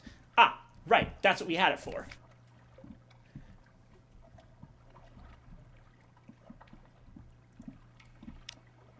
Mr. Iron, truly. Find her during an operation. Does the blood of London's cowled masters really run through her veins? You sit with her in a surgery lined with bottles of preserved and pickled body parts. I can't offer you proof, she says. The only strange tongue I speak is my mother's, which is ancient but human. Blades can cut me. I'm not immune to fire, though perhaps the masters are not either. But I have not met anyone who shares my particular skills. And I know my mother. I cannot see her in any ordinary liaison with an ordinary man, much less a husband. She was in her 3rd millennium when she bore me. Now, we know this is not true at all, because we've met her father, but still.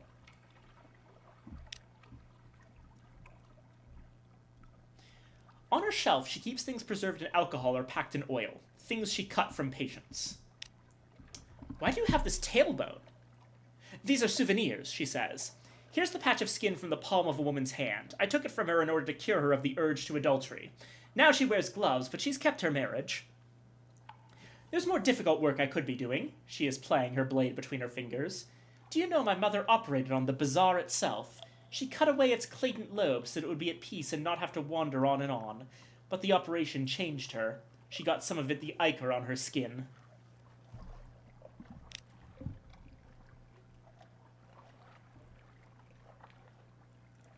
Ah, and that Clatery souvenir we got from letting her operate on a postman in Nuncio. If the Clatery heir's mother cut off a piece of London's Echo Bazaar, where did it go? Mother experimented on the lobe, various ways, with Mr. Iron bringing her new implements. It wanted to be on the move, however. In the end, she put it on a ship, or built a ship around it, the Clatery Heart. But it got away from her. Where is the Clatery Heart now, and would she care to claim her inheritance? Last my mother heard, it was in Adam's Way, or somewhere further into the Elder Continent. It might still be seaworthy. In its day, it was a most unusual ship. Do I want it back? I try not to want anything too much, but if you care to travel in that direction, I could hardly stop you. When you wait long enough, she says a little more. I avoid obsessions myself, but I know one of these days I'll have to operate on myself, remove some desire that has gotten too unwieldy.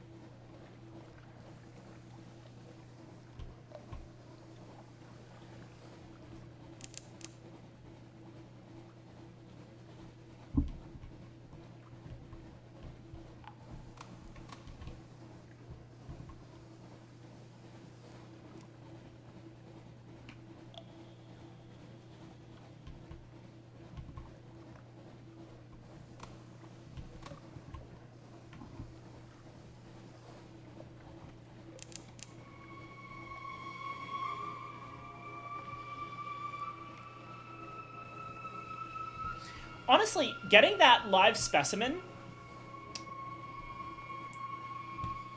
that was a pretty lucky bit, because continuing on the Clatery Heirs storyline, we can get the Clatery Heart. And it's a hell of a ship.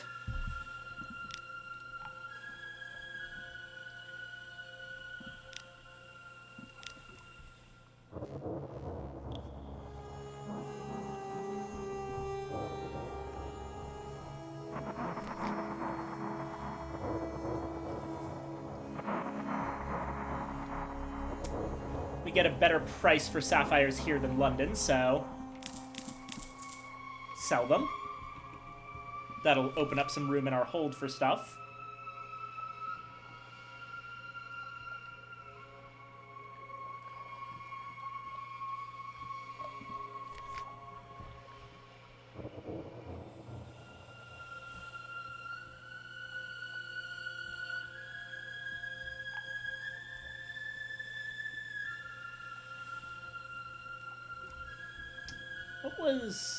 What was it that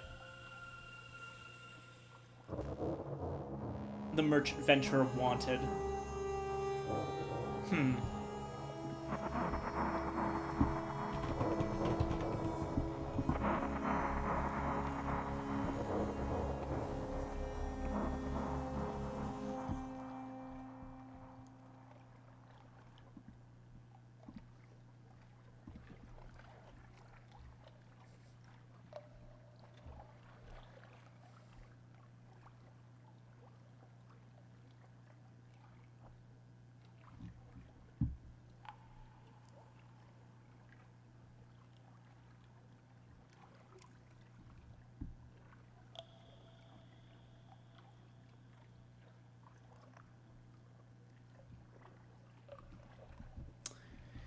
I think all of the coffee that we got could potentially be what the merchant venturer wanted, so we don't want to use all of it.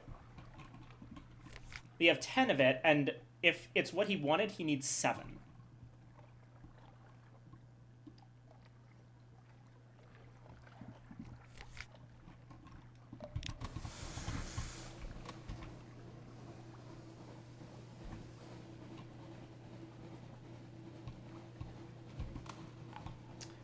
Alright, at this point I think we're good on fuel, so I'm gonna swing by the Empire of Hands and keep the light on, because I want my terror to keep in the manageable range. Most of that coffee will go to the Merchant Venturer, but we actually have an opportunity here to bring it to Irem, where we can trade it for some interesting things.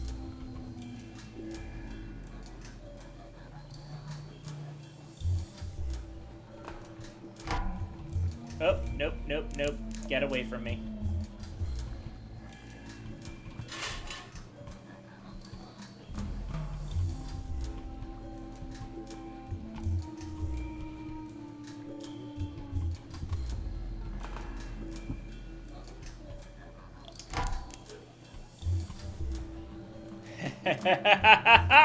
You idiot!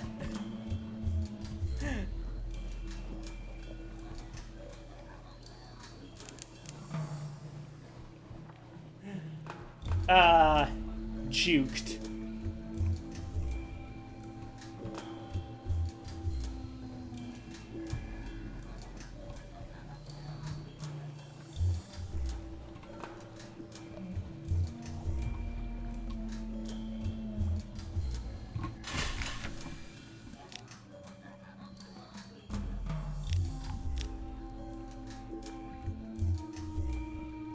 Port report. Shore leave, getting supplies. With the help of a few crew members, you gather several crates of fruits and berries from the thick jungle. In exchange for a share, the monkeys of Port Stanton are oddly happy to help you sift through and find the best. Much of the crew subsequently suffers from terrible diarrhea. The two things are, perhaps, unrelated.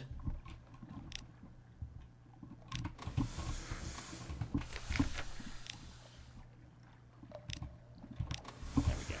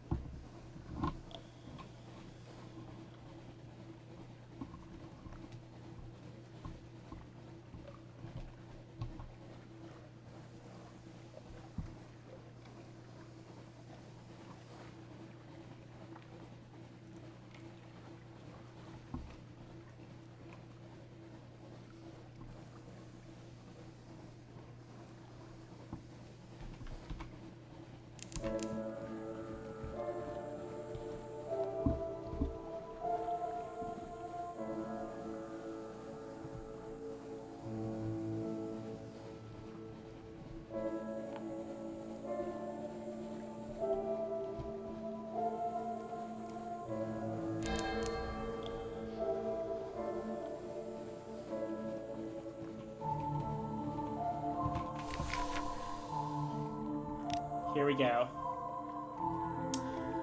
The current obsession not yet acquired. The clattery heir will notice a riddlefisher in danger of developing an unhealthy obsession. The heir will cut out something that is not there yet. She will come away with a sample jar of pickling brine. The specimen will grow there later, slowly, layers of tissue gradually forming a missing kidney. The riddlefisher, cured in advance, will suffer no ill effects except occasional lassitude and lack of purpose.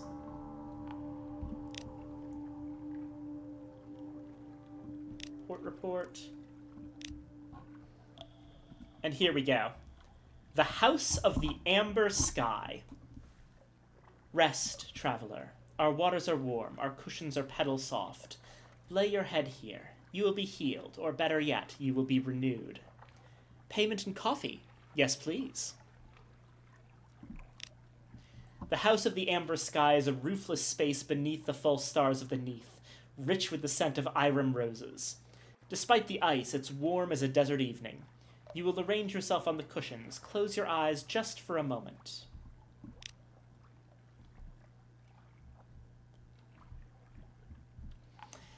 Beneath the skin of dreams, behind the faces of mirrors, an orange sun sails in a fervid sky. Here are the borderlands of that place, close by Irem and closest still into the House of the Amber Sky. And here you are in another place. The sun is warm on your uncovered head.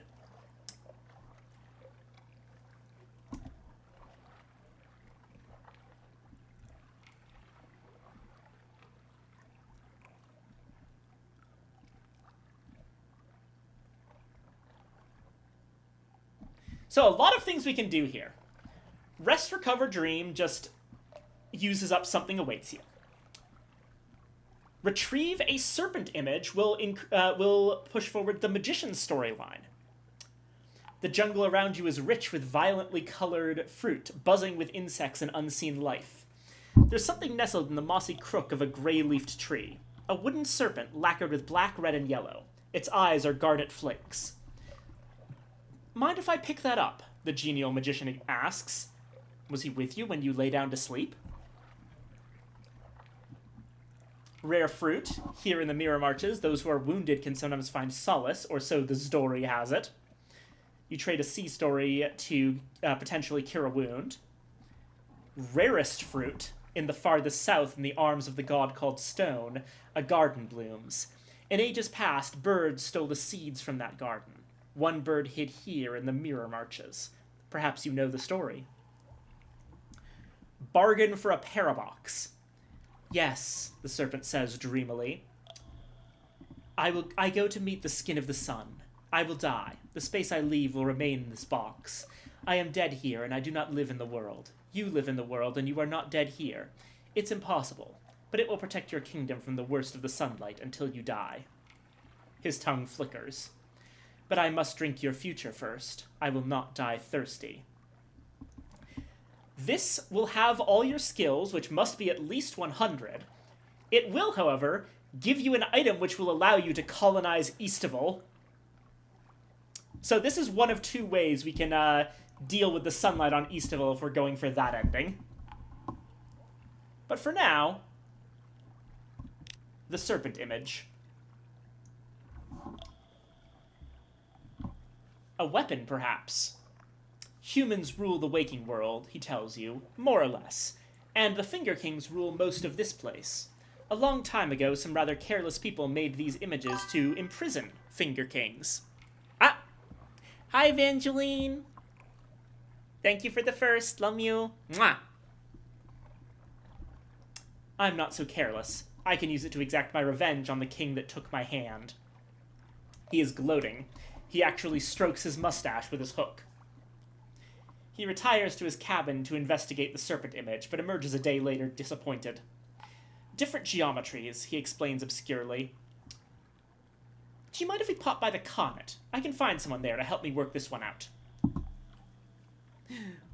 Blushes, disappears into the dark. We always appreciate you stopping by, Evangeline.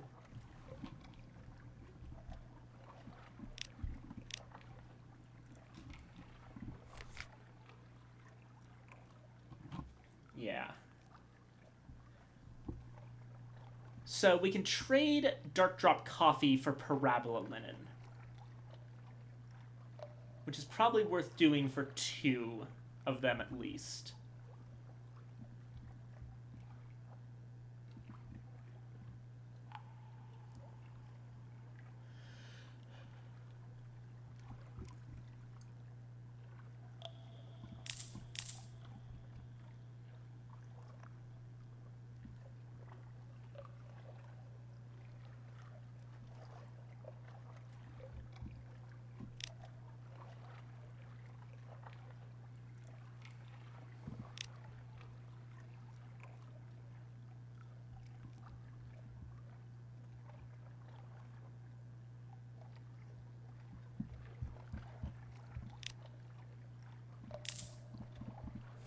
Let's try this again.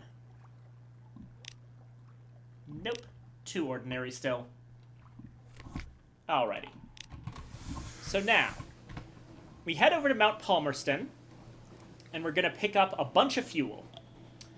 Then we go for Frostfound to decrease our terror, down to Khan's Heart to help out the, whatchamacallit, help out the,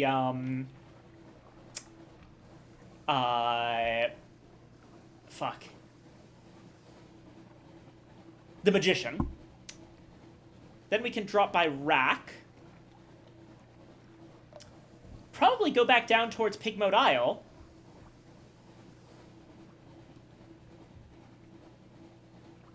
Hit up Adam's Way using the port report we got from Mount Palmerston.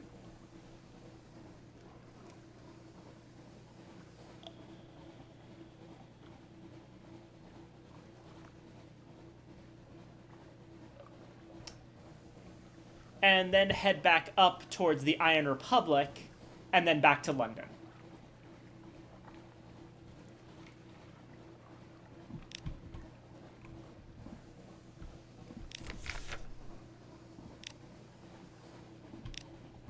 Ignore the terror there. We want to keep that broadly down.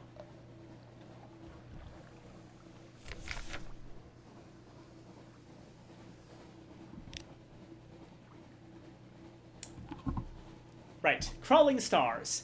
So this time, one Zaylor claims that it resembles the sun. Another, a Hindu mandala cross.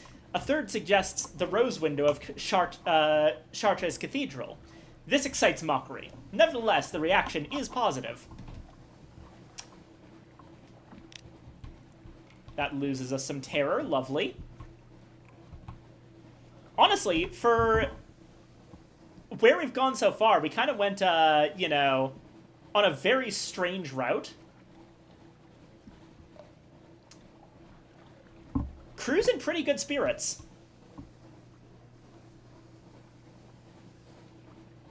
Not to mention, one of them died at Guider's Morn.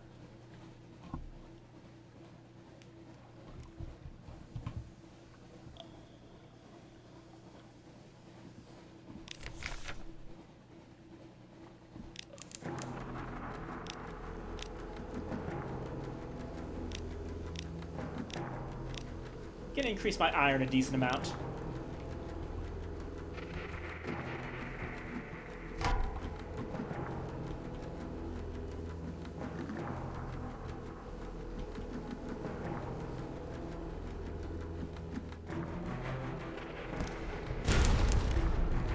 Ow. Wait, 0 damage? What?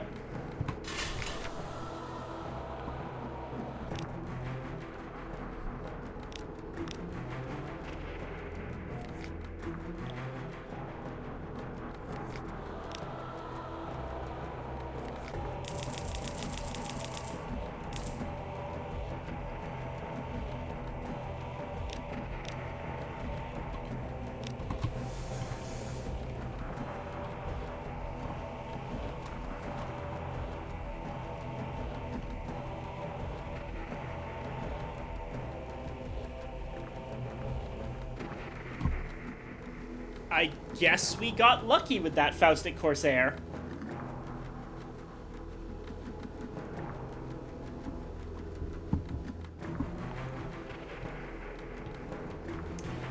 open my big mouth, didn't I?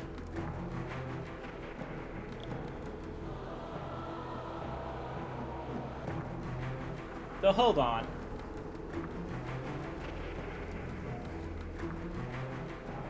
Are they stuck?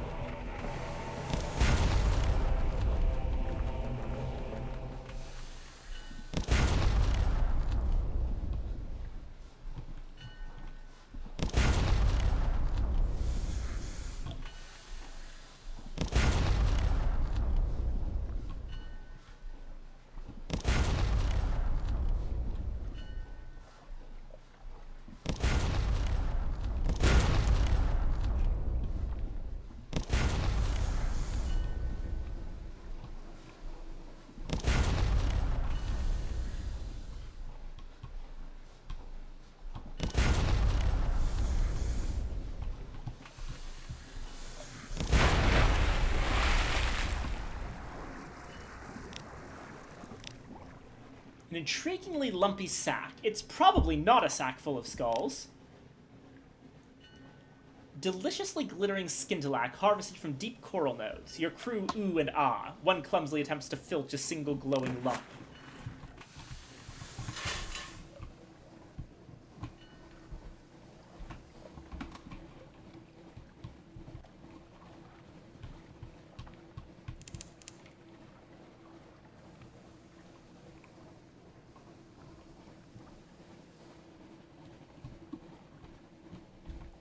Here's Frost found again.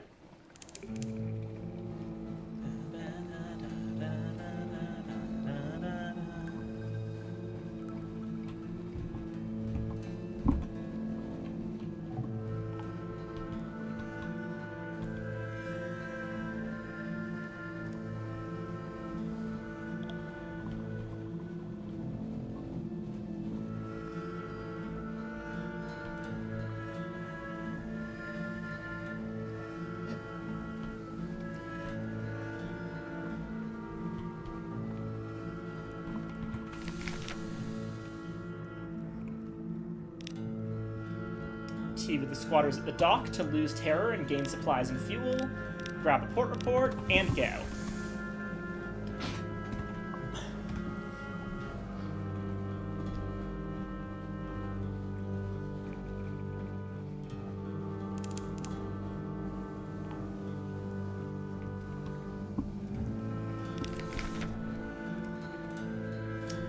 I'll trade 1 supplies for a healed wound.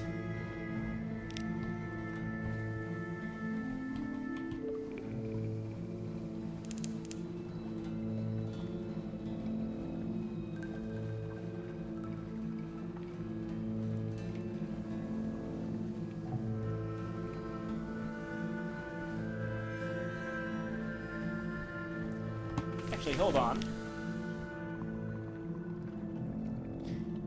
Never mind, actually. I didn't consider this, but,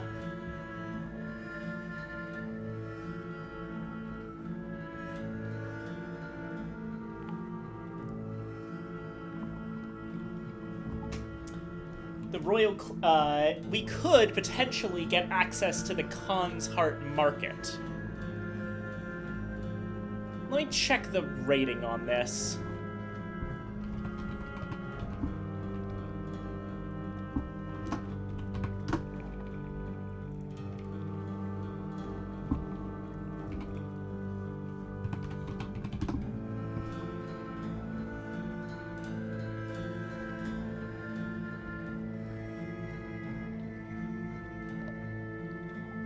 Oh, no, definitely not. We would need to... In order to get enough Leopard's Condescension to actually get access to the Khan's Heart markets, we would need to bring them 25 coffee. It's not worth doing right now.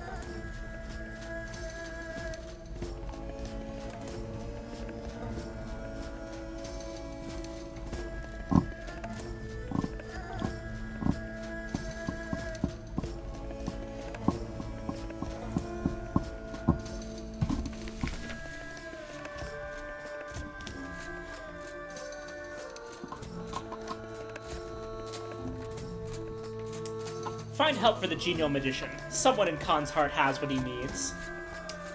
Hire informers. Someone will know. The informers of the Copper Quarter by the docks peddle knowledge from all over the Untersee. The only things they won't sell are their real names. One who calls herself the Bright Bird introduces you and the magician to a wizened man in bright spider silk, a collector of looking glasses.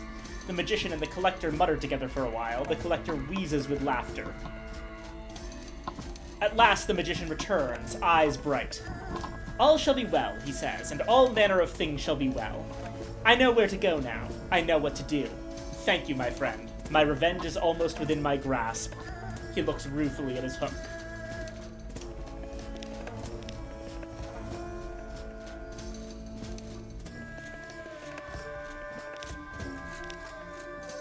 Right, diplomatic agent is what we want.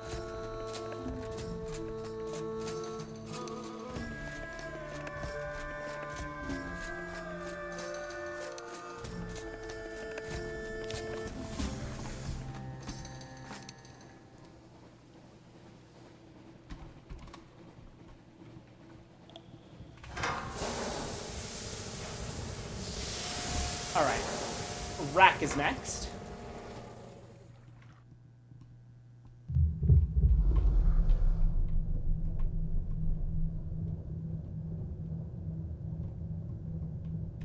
You know, actually, come to think of it, do I actually want to do this whole ringroll, or do I just want to... I think we just stop back at London, and then we just go down this way, and that's how we get to Adam's Way. Yeah, that works out way better.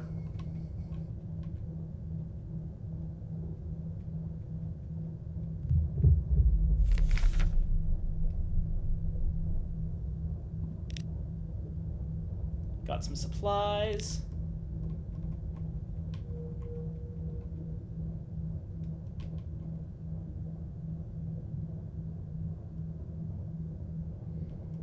And there's Rack.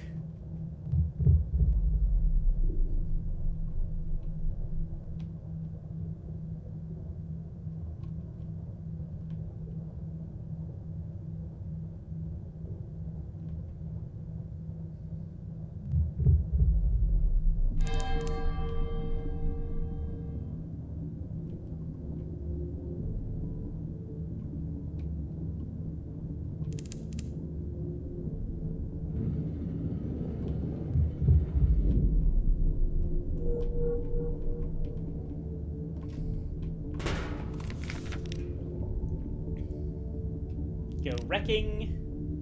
Vendor bite.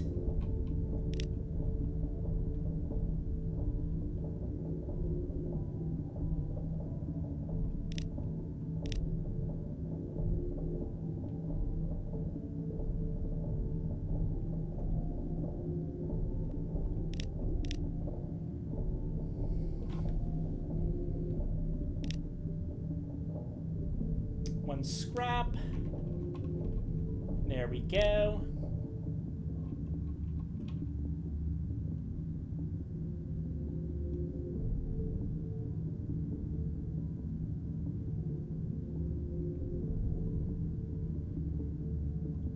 Did we still have that Song of Broken Hulls? I need to check that.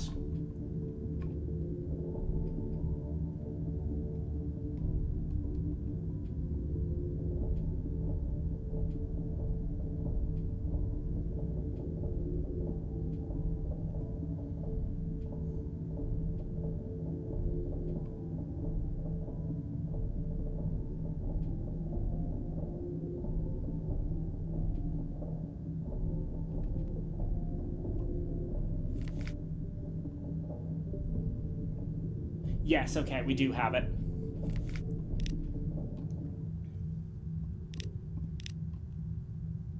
Got a scrap. And we've basically done everything we can with the cup at this point. So, how about this knife? A handle of horn, a polished blade. There are possibilities in so fine an instrument. Is the balance ever so slightly off, it winks at you in the light. The matron leads you to one of the many doors. You follow her into the darkness beyond.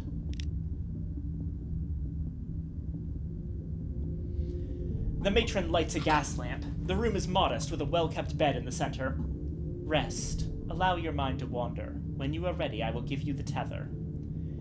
You look away, allowing your attention to settle on an astrolabe. It's as useless beneath the sea as it is on it, but it is still beautiful. Tether melts in your mouth.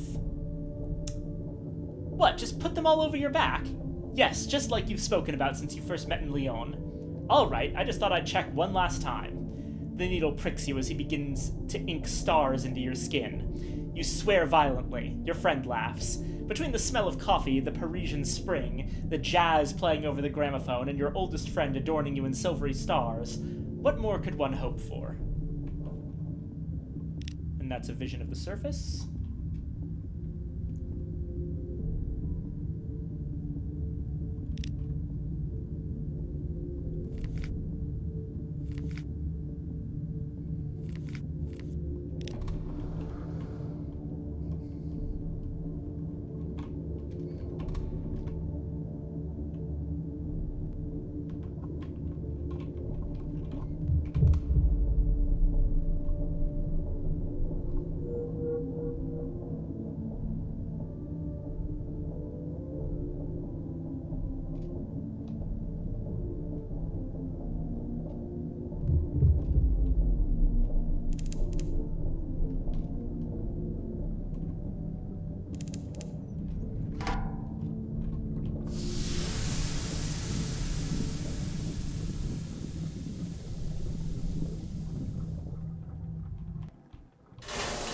Keep forgetting that if I see things around Rack, it's gonna be wreck ships. It's always gonna be wreck ships.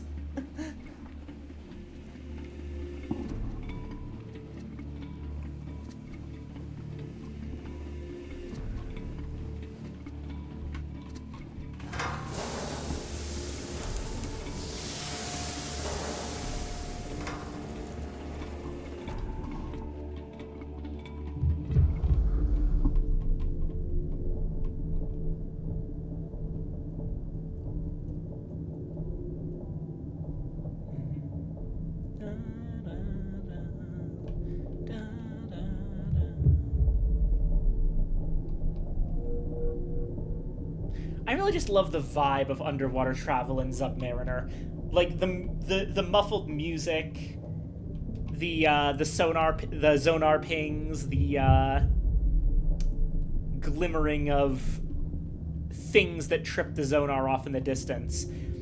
It's equal parts scary, but also very relaxing, and that's something that I think could be said about this entire game, really.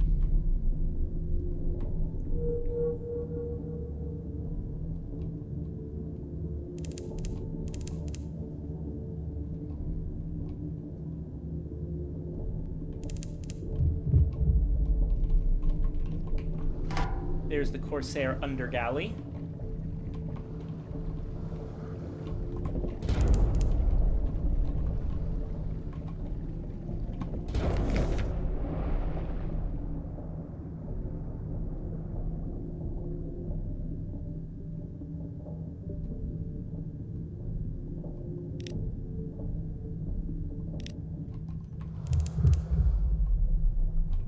But that's a wreck ship.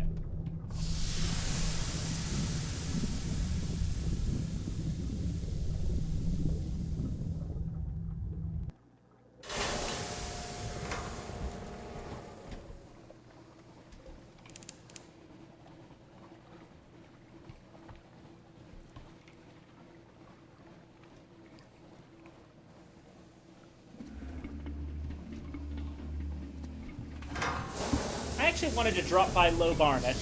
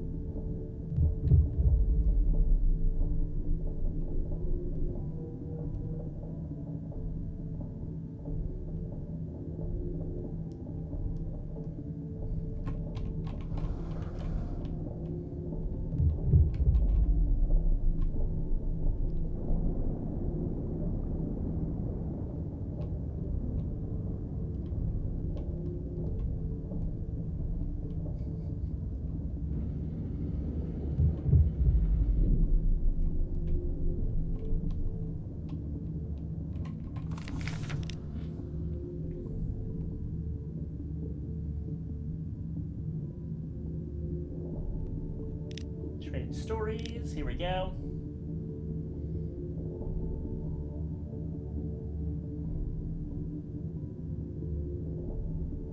Speak of Anthe, its memory still gleams.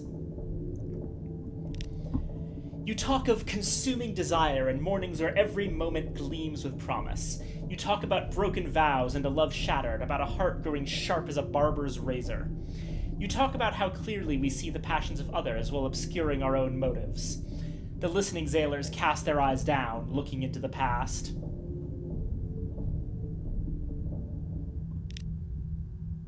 Speak of Hideaway. There is little need to exaggerate. You speak of the city on the back of a beast. It is difficult to find, for it roams throughout the Untersee, above the waves and below. It scorched its belly on Mount Palmerston and snapped the top from Massey's shaft. It blocked the harbor at Adams Way and gave birth to the Grand Geode. Why, last you heard, it was making for London.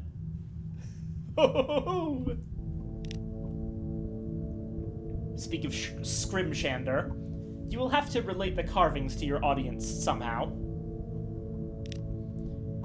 Your story is a bold one, that every mark ever made on Seafaring's skin appears unexplained on the walls of the Ivory City. You move among the listeners, gesturing to their tattoos. The Wheel of Mists, they'd find that etched above an aquifer. The Gambit, scratched into a nameless catacomb. And the Unflinching Eye, well, that is only found at the city's heart. But your listeners will have to visit and see for themselves.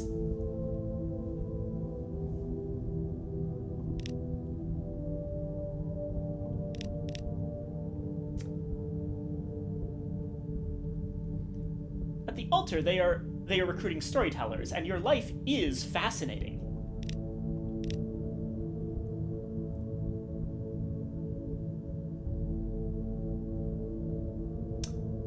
Take advice from the wandering parson. The pews are full, but there's room for another contestant.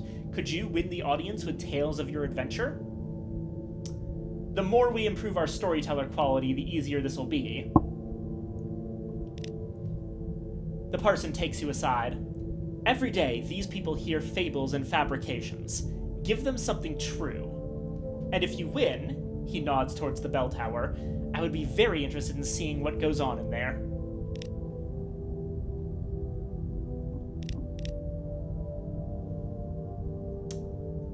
So, basically what we need here is we need to finish the stories, certain stories, at Dahut,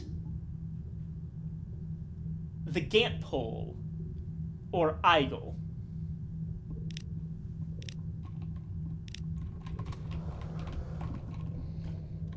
But hey, we increased our storyteller quality quite a bit here.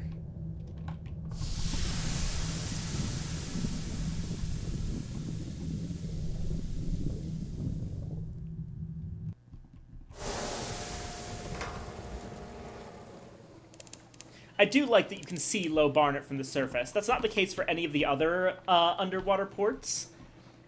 But it's a nice little detail. And of note, Low Barnet has been there since the game shipped. They made it an official place in Submariner, but it's always been there.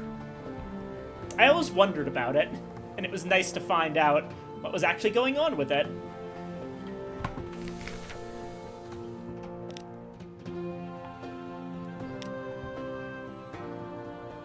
Messages from the Harbor Master.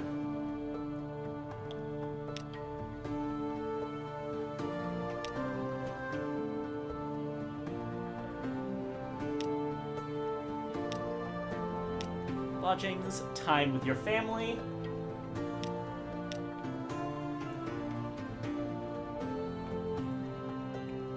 We could give the child a judgment's egg. It will coil and glow silently on their nightstand. It's a bit of a peculiar thing to give a child, honestly. Yeah, we need that for something.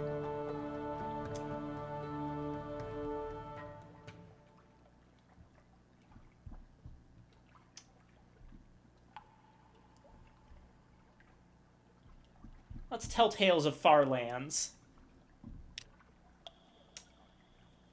Your child's eyes grow round as pennies. They store up the memories as dream fuel. Much later, you find the scene you described scrawled on a fool's cap sheet by a childish hand. I want to go away to sea. Your child wants to sign on with a ship. Already? But time passes quickly, and most quickly on the Untersee. Oh, hold on just a moment.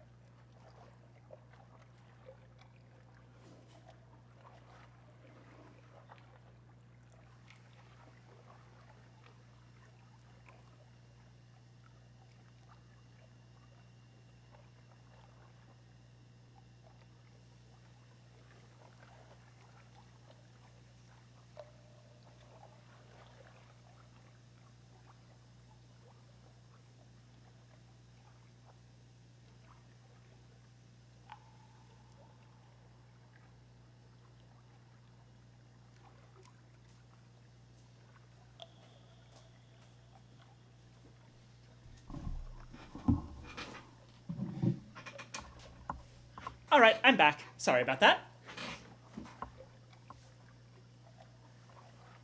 Alrighty. Just to make sure, okay. I need to check if I'm still coming through. One moment. Okay. Okay, I am. Excellent.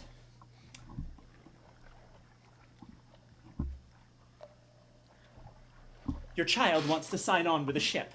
Already? But time passes quickly, and most quickly on the Untersee. How many years have you been at Z?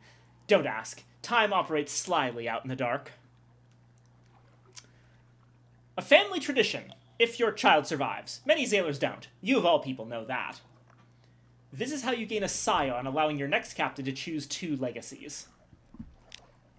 All is well, for now. New Year's Day, 1890-something. Quartermaster's assistant of legal age, signed on recommendation of legal guardian. Give equal treatment. You have a scion. When you die, the next generation may take up the torch. In the meantime, they will still live at home. Probably.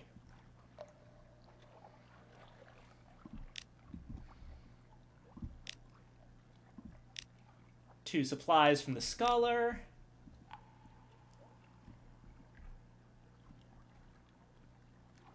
Extraordinary implication for 250 echoes.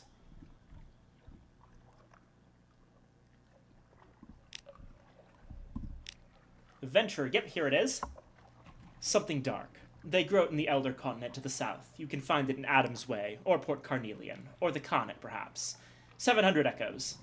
Yes, perhaps I just drink a lot of coffee. This will put fire in our belly, in all our bellies. We'll need that. It's cold out there. One more thing. Ah! We only need 2 more lamentable relics. Or we kill a Lorn Fluke for a Colossal Fluke Core. The lamentable relics are probably more likely.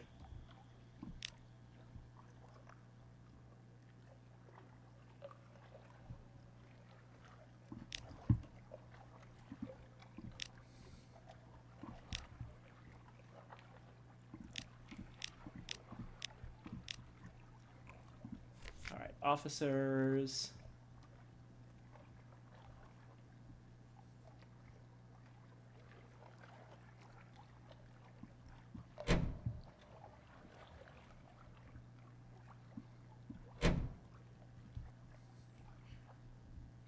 What can we do with mirrors, yeah.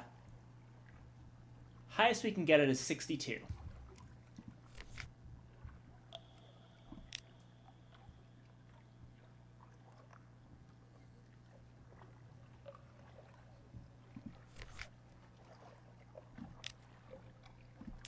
Sell the Skintilac, keep the Muter Salt for now, keep the wine for now. Buy Prisoner's Honey, and sell the Parabola Linen.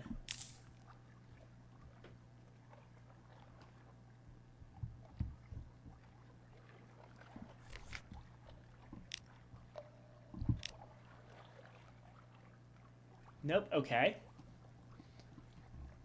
Open the way to the Forgotten Quarter. My revenge waits for me there. I'll need honey to navigate the dreams. Can you, lend me a barrel of the stuff? And help me with the dreaming. I will show my gratitude when the time comes. A velvet garden. You recline with the magician into a carefully dreamt paradise of crimson moss. Intoxicating wines fall in sudden squalls from the heavens, soaking through your skin, leaving you giddy and delighted. There's something we should be doing, you both agree. Perhaps we'll remember when we wake. So there's no real punishment to that aside from losing the prisoner's honey, which, admittedly, is only about 25 echoes.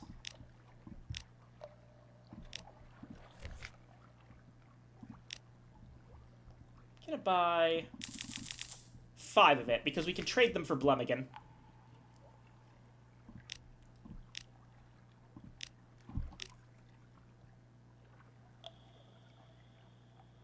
Oh, that does gain us some terror, unfortunately. A storm of skulls. You and the magician run through a dream of a heath, under a grinning weather that pelts you with bones. Wrong way, he shouts. This is their trap. Wake up!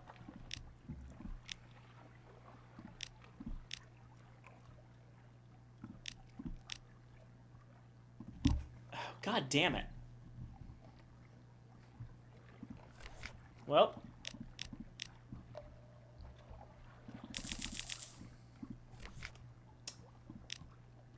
You would think that in, like, 7 tries, we would make a 30% chance. There we go!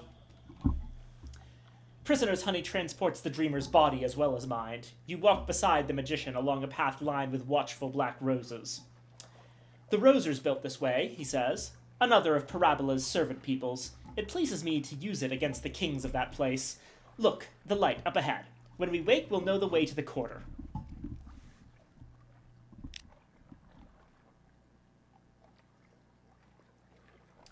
The Genial Magician's plan. What is it exactly?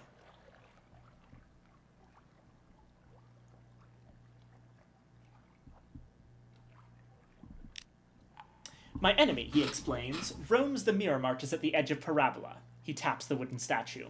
I have baited this image with the sense of life. My enemy will enter and be ensnared, and then we can put its power to use, you and I. He frowns. There is a possibility it will enter me instead. Quite a real possibility. Should that occur, I trust you will murder my stolen body and fling it into the sea.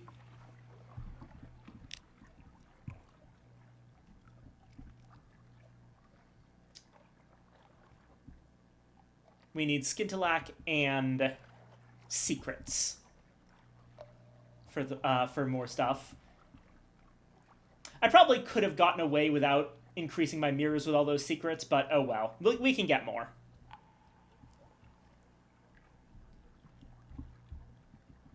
We could dissuade the magician from his plan. Or give him what he needs to complete his plan, which has a chance of him coming back as a Finger King in a stolen body. Where I go alone, but I must ask your help. I know you have already been a good friend to me, but this will be the last thing I ever ask of you. Perhaps not quite the last thing. If something else comes back wearing my body, you will see me drowned, yes? Please.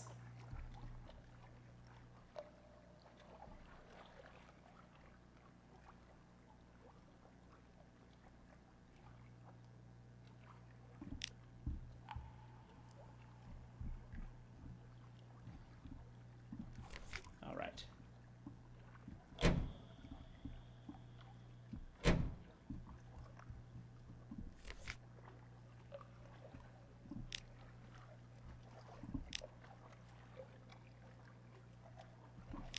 Morning papers.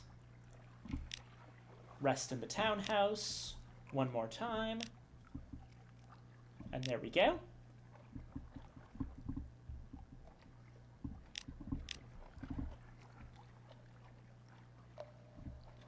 Oh, of note, we should write a will.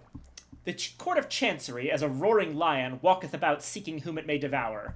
Ensure it doesn't get its lion tentacles on your property when you're gone. Should you die, this will ensure that your heir retains your lodgings and any heirlooms you've accumulated. The lawyer peers at you like a vulture composed of crocodiles. Come now, she creaks. There's a few years in you yet, but your caution does you credit. Sign here. No, ink is fine. This isn't the brass embassy.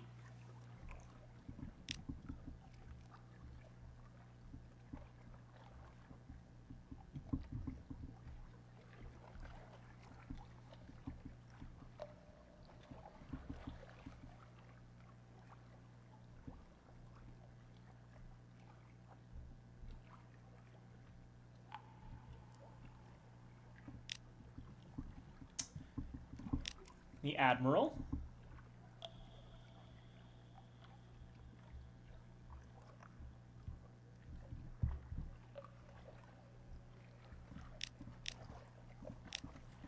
We'll submit all our port reports to get the free fuel.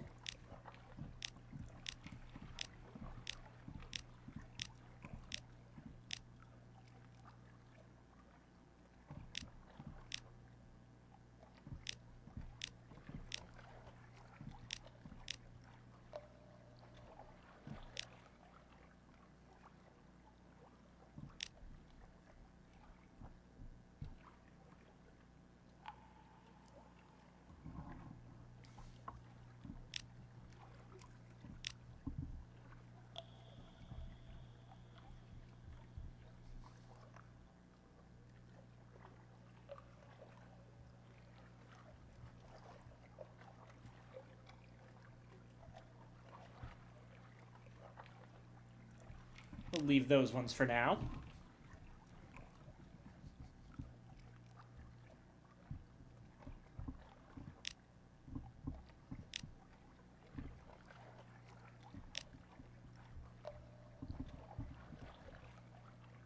Admiralty's favor to pick up a diplomatic agent.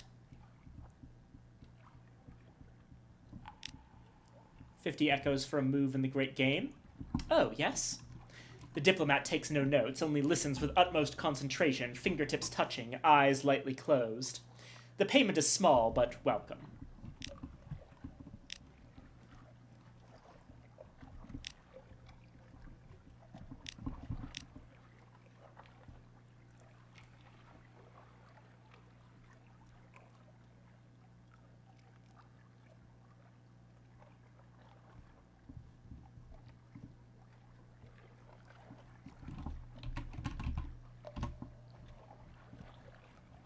Hmm.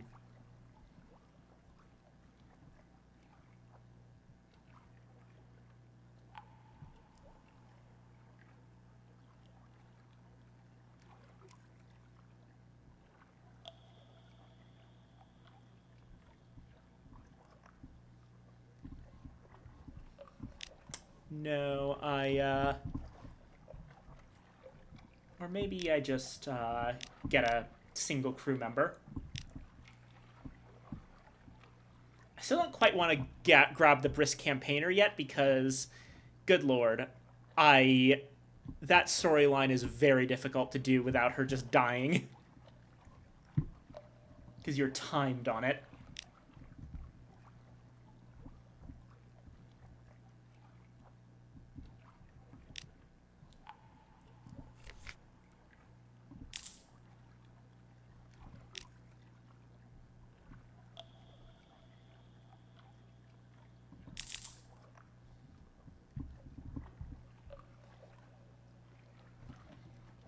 Right.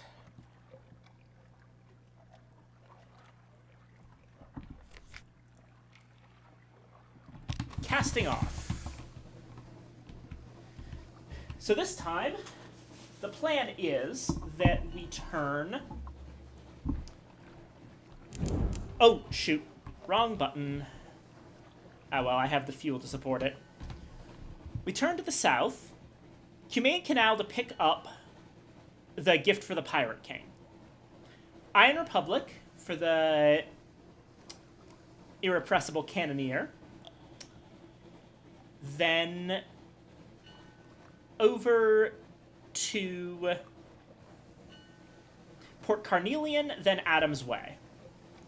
Then we go up to the Uttershroom, back to the Isle of Cats to drop off our prisoner. And from there, we can kind of just figure out what to do.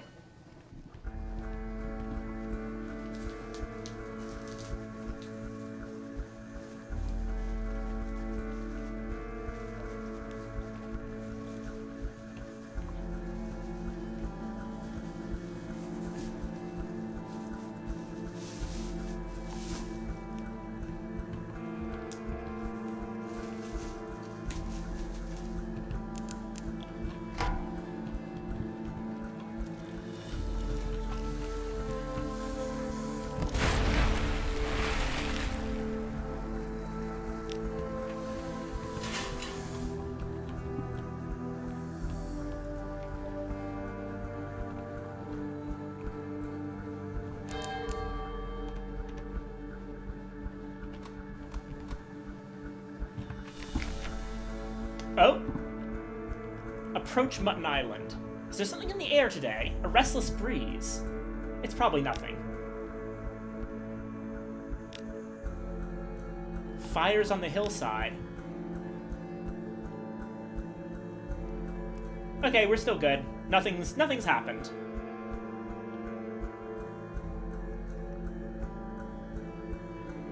We'll take a quick drink at the Cock and Magpie. There's only one public house on the island. The Cock and Magpie is famed for its local cider and, of course, the Z-food. The trees of the Neath are scraggly and wretched, scraping a living with parasynthesis, but the apples of Mutton Island are tart and powerful, perfect for cider. Cider? Cider! This stuff is stronger than it looks. You stretch out in your seat, stare through the leaded window at your safely moored ship, and find yourself whistling. The landlord gives you a friendly grin and goes back to whetting his cleaver. For the record, I will not be picking up the Wretched Mog. Mainly because... Frankly, there are some situations where the Wretched Mog can just skip an entire random event by beating a bunch of pirates on its own.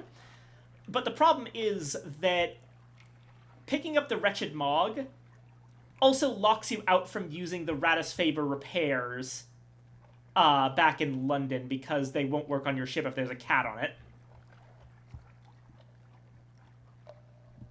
So let's go ahead and visit the hilltop.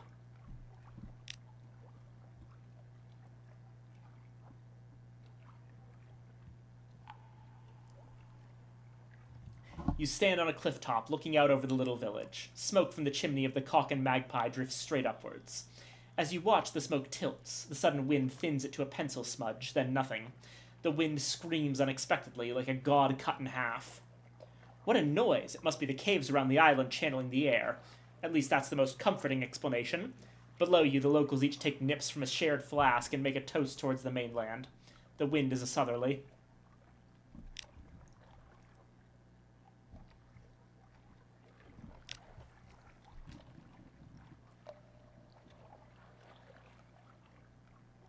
Nothing to report. Two fresh-faced fishermen are glad to greet you. Can't think of anything, Captain. We've had a good catch. You present another coin. The other fisherman shakes his head. It's true, Captain. No news here. The first nods. You can tell the Admiralty owl's in order. Their eyes brighten with their smiles. Southerly? I'm gonna be Southlate. Southlate. Hold on just a moment. Need to refill my water.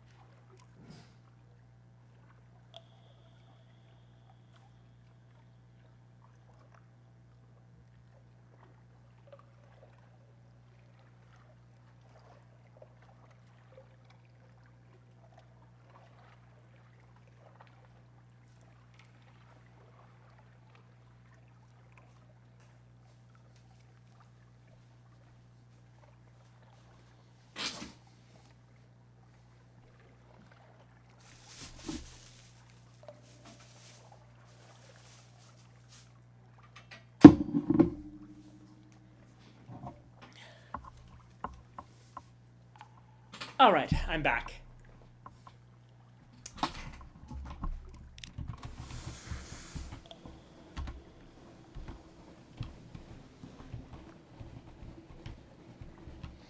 Since we are absolutely flush with fuel after all of those port reports we turned in, I'm going to take this opportunity to explore down the coastline above Port Garnelian.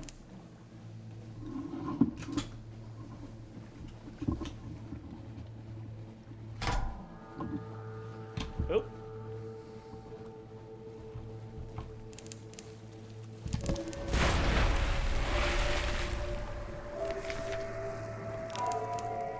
Dissect it for a secret.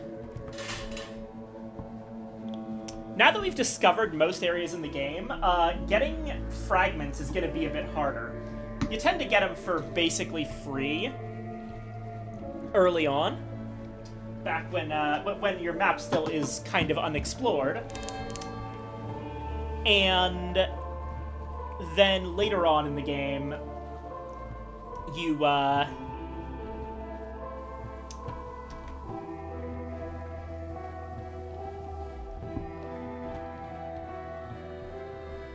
that tends to slow down a decent amount.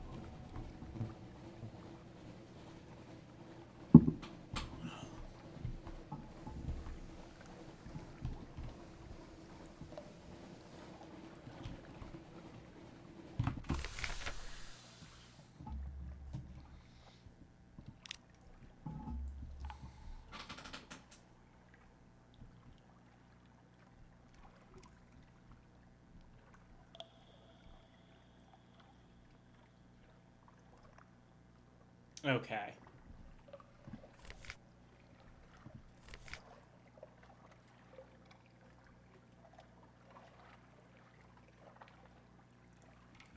Actually, wait. We got the thing we want. We don't need to do this, do we?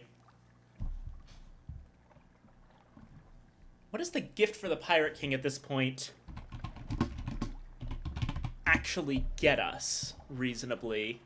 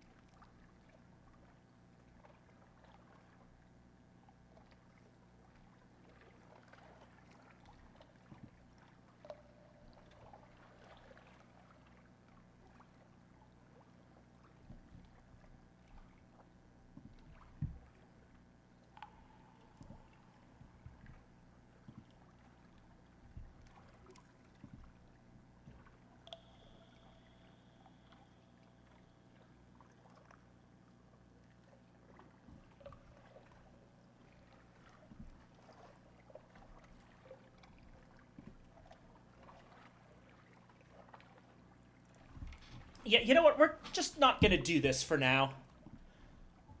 We're going to wait and see if we actually need to do this part.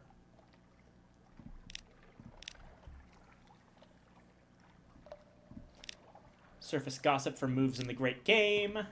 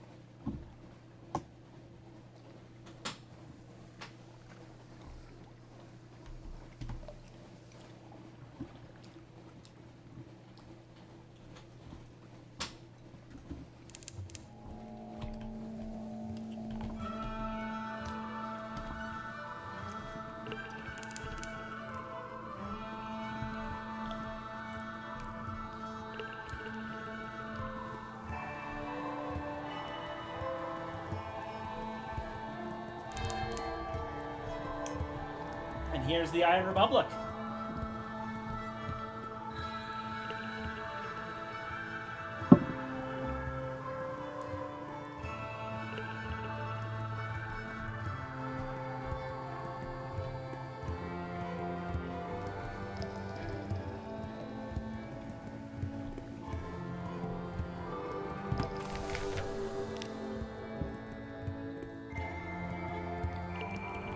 Port report. We gain a pages out of it.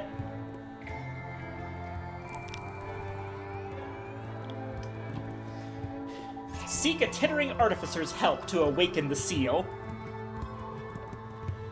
I know people here, the Cannoneer confides, from the old days. Perhaps we shouldn't talk about the old days.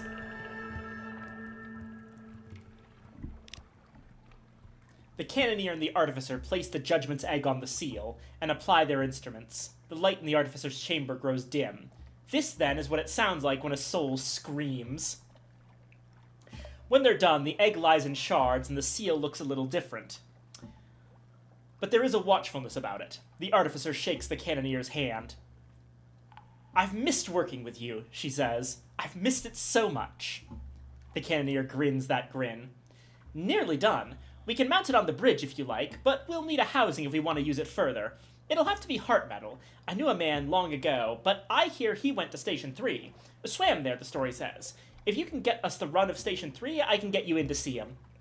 No, I don't know where Station 3 is. It's a secret. We have a searing enigma and an awakened seal of the red science. A sky-scarred hunk of meteoric iron the size of a wheelbarrow. Burning glyphs mark its flanks. A star spore lives in it. It's watching you. Are you sure you know what you're doing with this thing?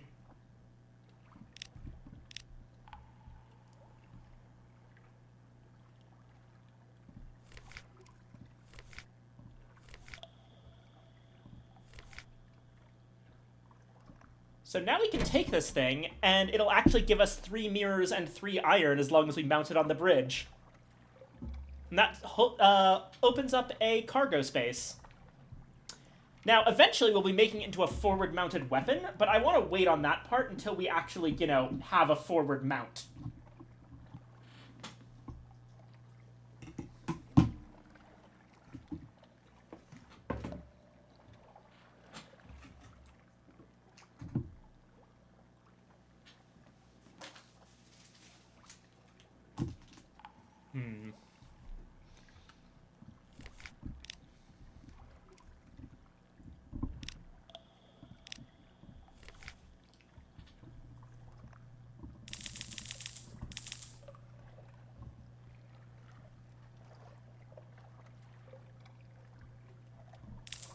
There we go.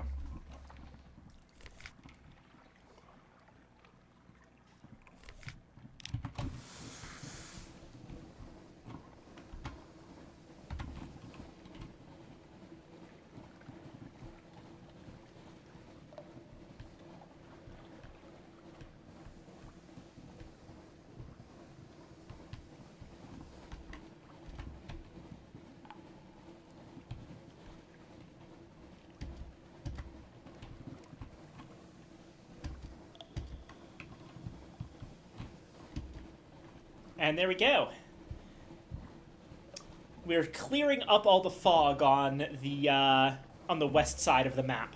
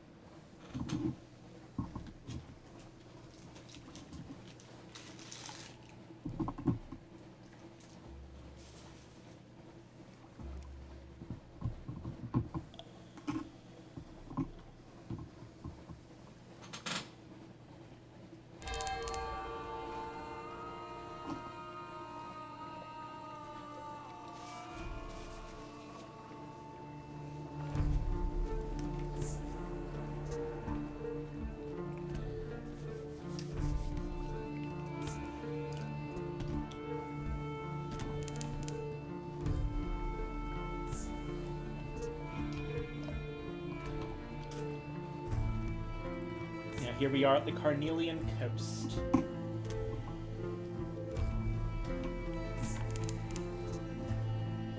Taking this opportunity to also hit up this spot right here.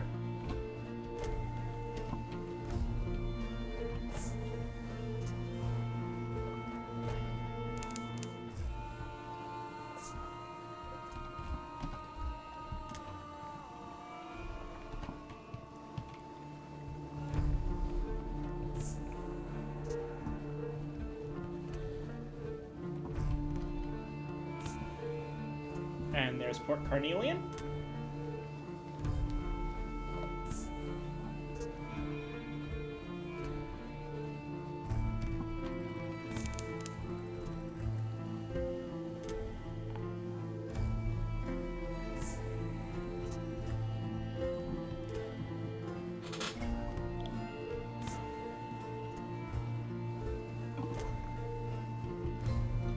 Oh. Swung around too fast.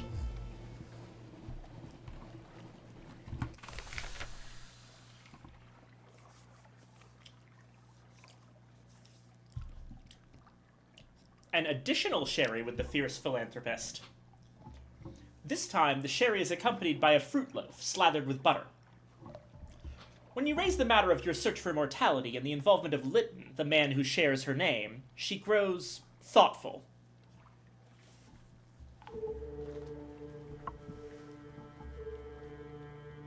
Eventually, she speaks. Some time ago, I lost something beneath the Z. It would help both our causes if you were able to locate it.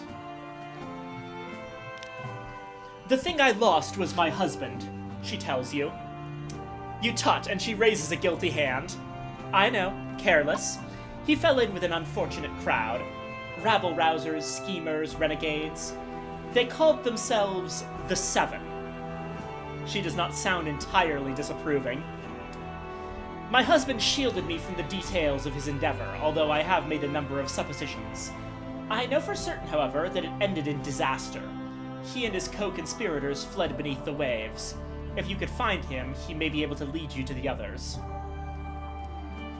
If you locate him, please give him this. She hands you a locket containing a miniature portrait of herself. It is likely that he is dead, or unable to return. But if possible, I would like him to remember me. She takes an abrupt sip of sherry. And now, just like we're searching for, the mother of Maybe's daughter, we're also now searching for Lytton in every underwater port.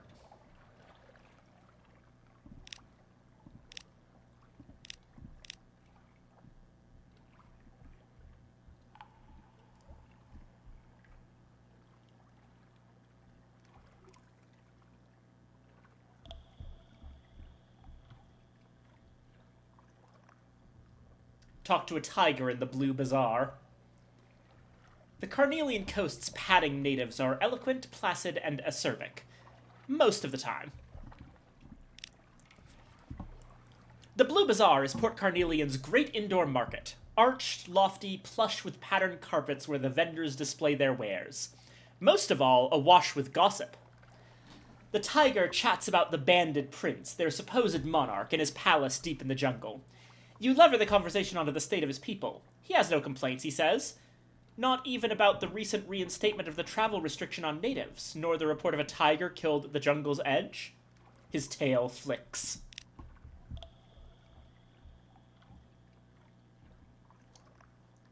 Oh, right, we're looking for a snuffer.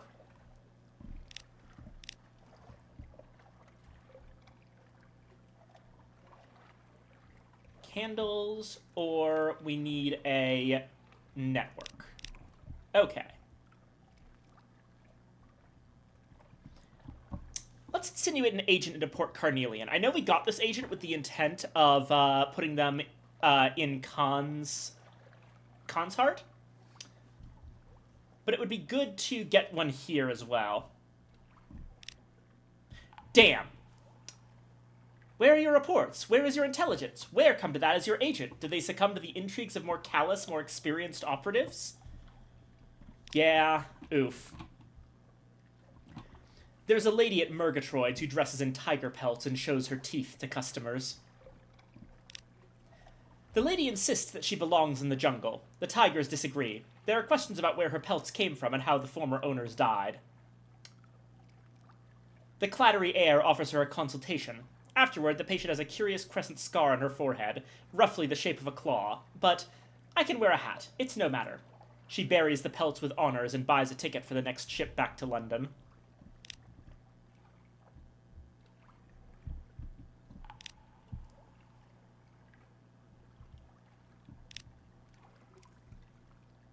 Pan for sapphires. 30 echoes. Braving the jungle's violet spore drifts, you find a narrow stream. You kneel among the red-capped agarics that spot its banks. It doesn't heave with sapphires, as the story's promised, but an afternoon's panning yields a pocketful of glittering shards.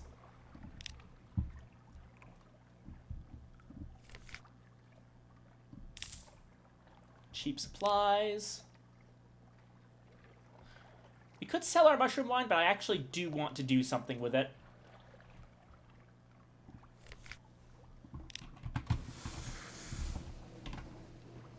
Alrighty.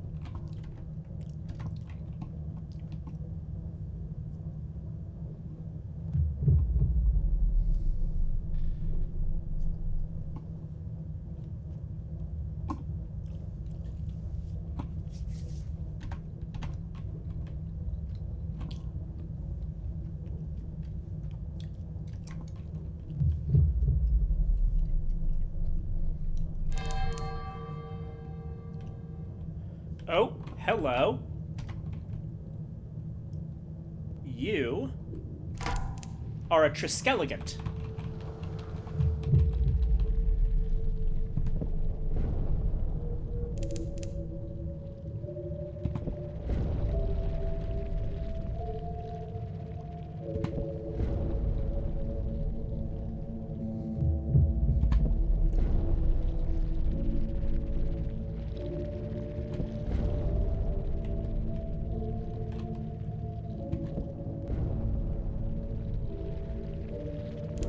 Damn.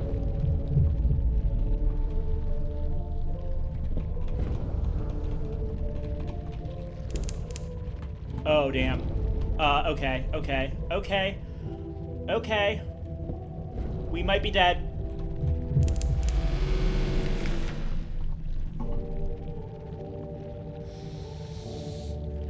I thought I could take that thing.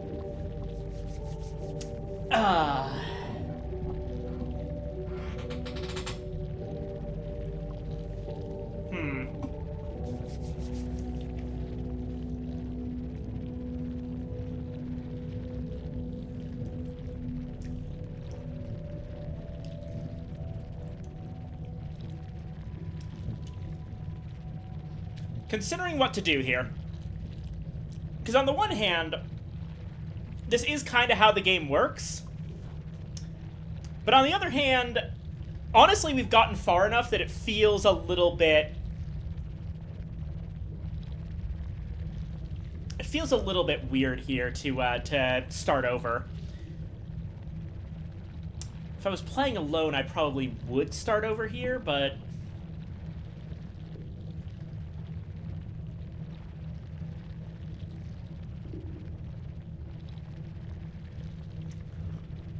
Hey, chat. Should I just start over with a new character? Or do we run that back? We'll respawn at Port Carnelian, basically.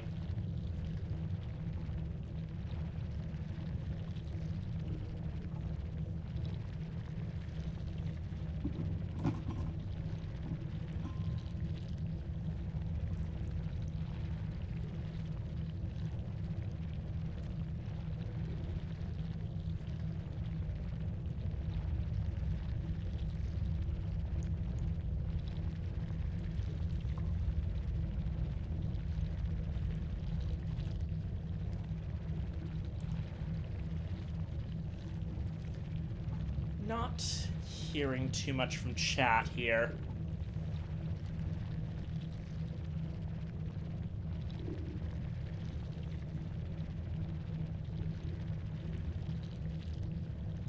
Yeah, no, I know I said I would be playing this more. How much of the narrative you can comfortably experience.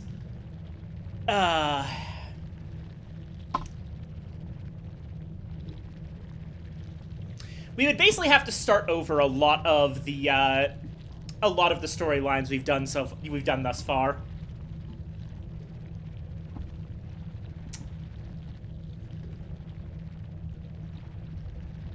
Yeah, I'm making a decision here. I know what I said in the first one, but I hadn't really considered how it would affect the watching a stream experience. This can be a frustrating game if you're trying to play it in Iron Man mode.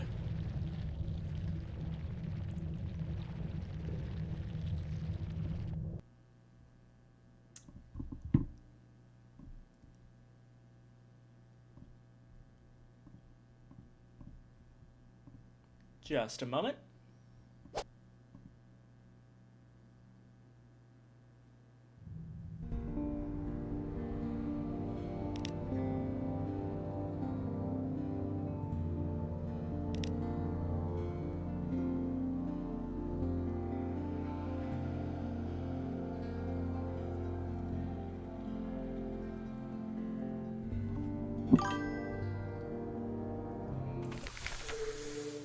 I'm pro comfy storytelling as per my motivation. Yeah, I figured. Alright.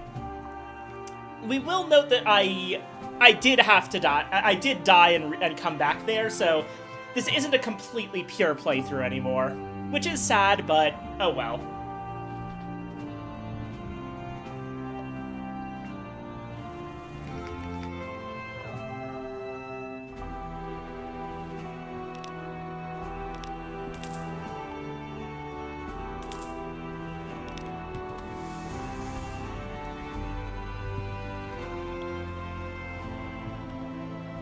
Now, to avoid having to deal with the damn blue prophets, I'm going to go under the waves again.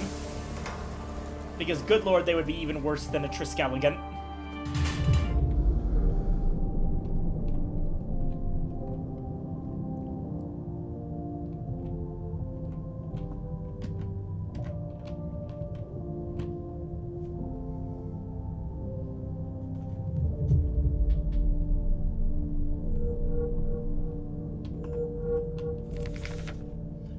Crab carcass. A rigid claw rises from the Z-bed. A colossal crab lies half buried in the sand.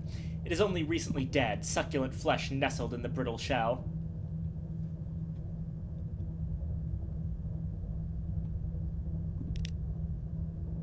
Oh, we lost a crew. You lead a small complement of your crew out into the gloom. You work swiftly, shattering the claw and twisting the white meat from underneath. As your crew set to the shell with hammers, one crewman raps out an alarm. The exposed flesh squirms. It explodes with worms. They curl about the crewman. A fresh carcass joins the old.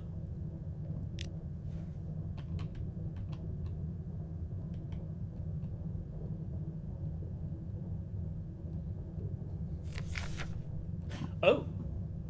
The wreck has fallen into a crevice in the Z-bed. It lies embraced by the stones.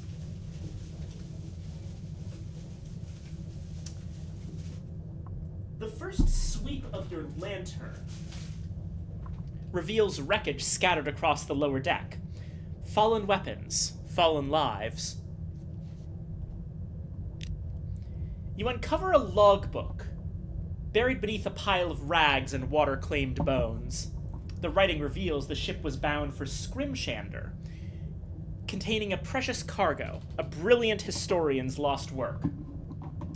The log tells of a passenger on board, a gilly-stung Shellinet hunter. It describes how he insisted that he'd be allowed into the cargo hold, of a pitched battle that ensued when he wasn't. Dried stains underfoot tell the rest. The hold remains secure. Breaking it open, you discover a box of bone carvings providing a description of the Shellinet's great turtle and an account of its death. According to this account, the turtle was not hunted, as the Shellinets claim, but was already dead when they found it. Ooh!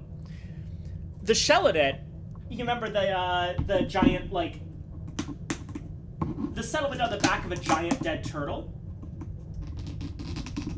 A lot of their identity is predicated around being hunters, and a huge part of that identity as hunters is around the fact that their ancestors supposedly hunted that very turtle that they live on. So this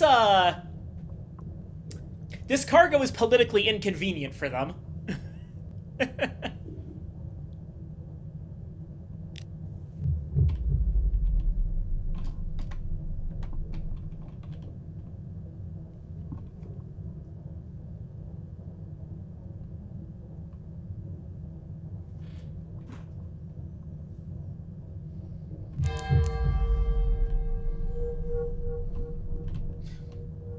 Not making the same mistake this time.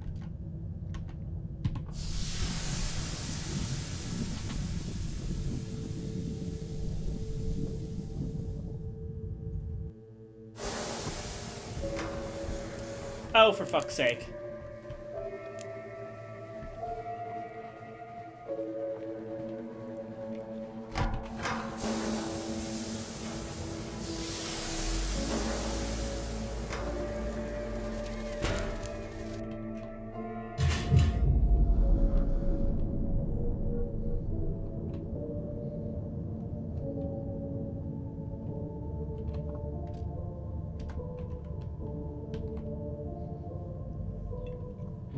Gonna cross the Crying Heights underwater.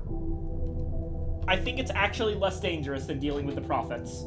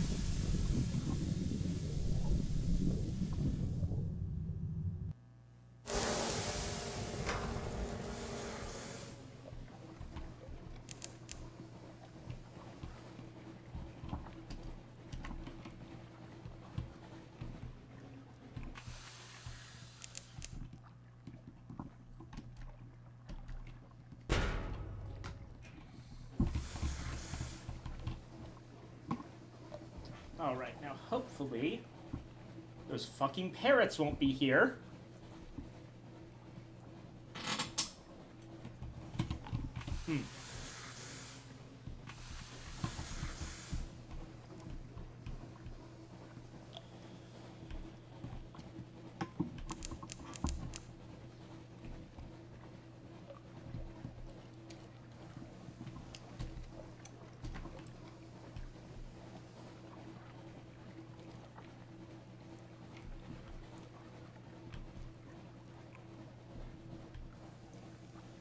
The parrots appear to be gone.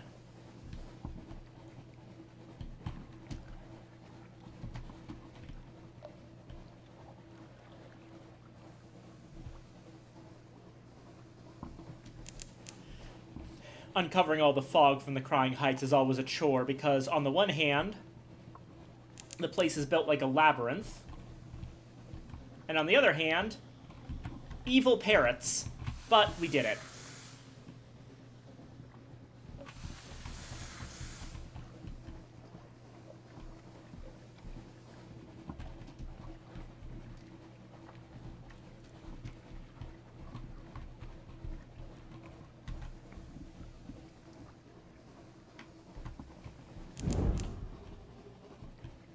And there is absolutely nothing here. Not above water, not underwater. This place sucks.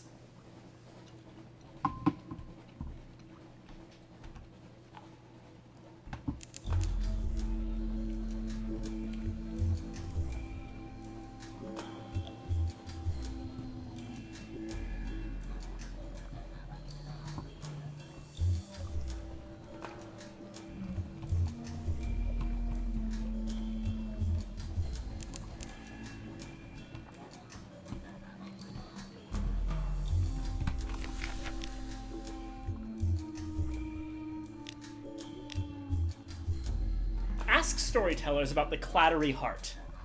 The Clattery Heir insists it was last seen in the Elder Continent. Yes, it was here. A previous owner zailed it as far up the river as it would go, and then submerged it and covered its resting place in reeds. There its ichor bled into the water. The river fish began to throw themselves on shore and hobble about on their fins. At first, the local fishermen welcomed an easy harvest, but in time they came to dislike the disruption and the permanent rotting smell. But how the heart departed and where it went are another story. The Clattery Heir listens without looking, her gaze fixed on the flowering of the tree. The people who lived on the banks of Adam's Way brought the Clattery Heart to the surface and made it fit to sail again, but there was no one who wanted to voyage in her. So they chose a crew by lot and chained them to the deck, ordering them to sail north until they had left the Elder Continent, and then to keep sailing as far as they could go. The Clattery Heir is still looking into the middle distance, but the corners of her mouth have turned down. The storyteller is milking the story, and she knows it. One can't be certain, but ships that cannot sail any longer often find themselves huddled into Khan's shadow. You might look there. Perhaps the presence of the Clattery Heart would even make those other broke-down ships eager to move again.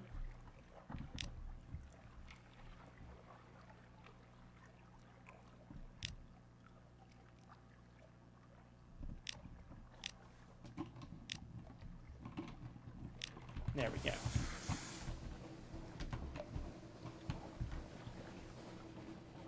So our next location...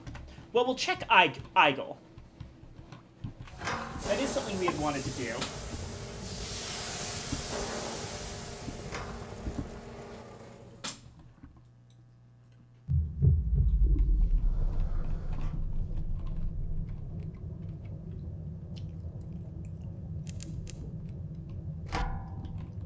Oh, God.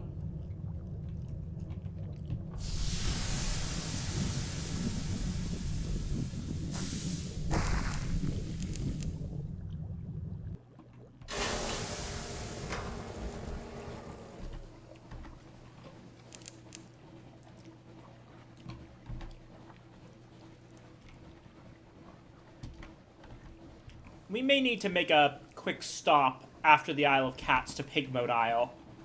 We really need ship repairs.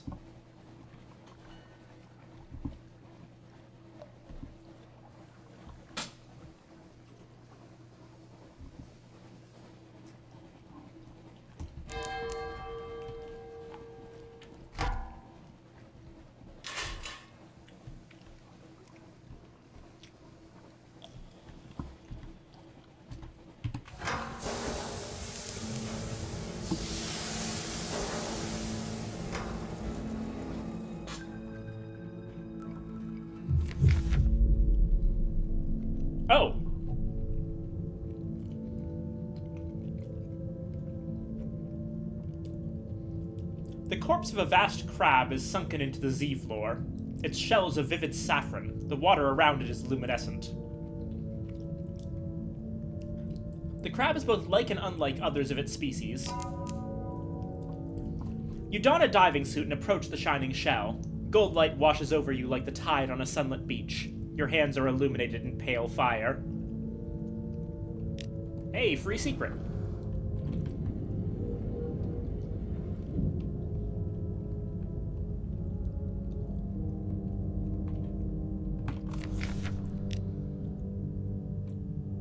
Has Lytton passed through here? Nope.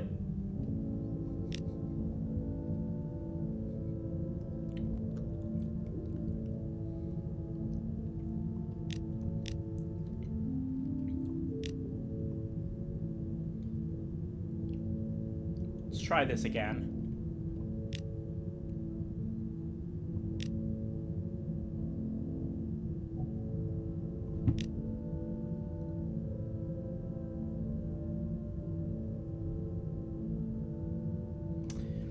Forward? Do you want to die down here in the dark? Death is not the thing to fear. Do you want to live down here, squeezed between one misery and the next so that you can barely move your limbs? We prefer it. Has your nerve failed you? You have not moved. Okay. Maybe not.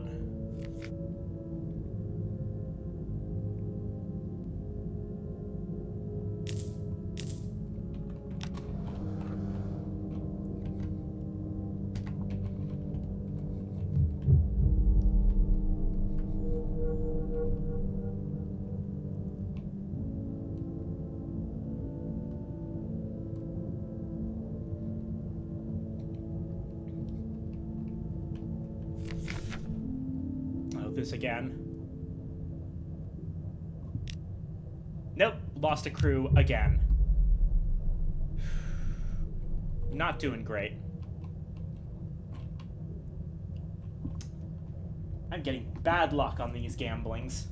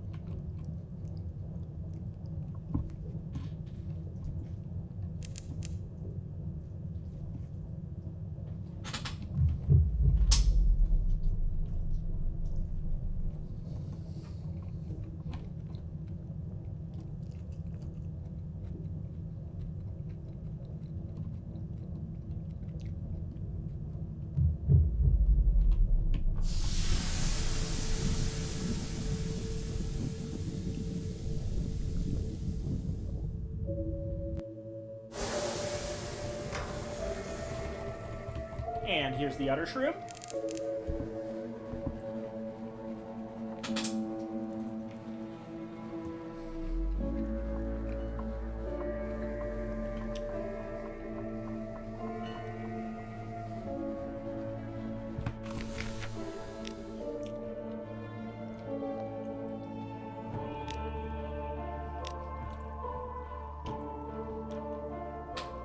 You return again. You want more Blemigan? We have more Blemigan. Many, many Blemigan. Always more Blemigan.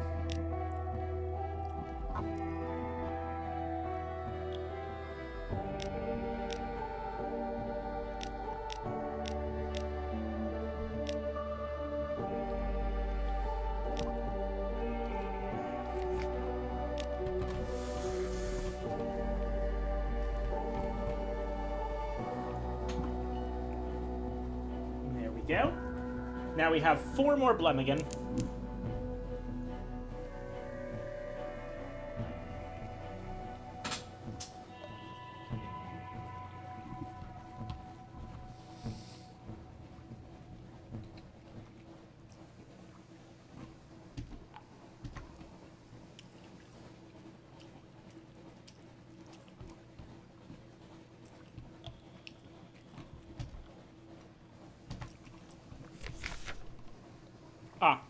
our nightmare.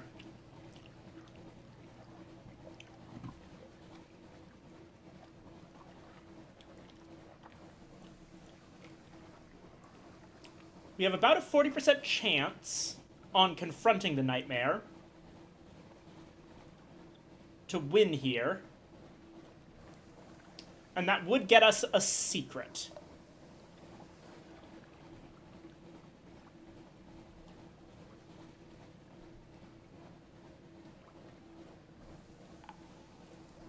I'll flee the nightmare for now. I do want to get my hearts higher. We did gain 10 terror out of it. Turn the helm and flee across the milk-bright sea. The eye's attraction is magnetic, gravitic, compelling. You fall into a dreaming, eager reverie. To be known! To be known! But waking rescues you for now.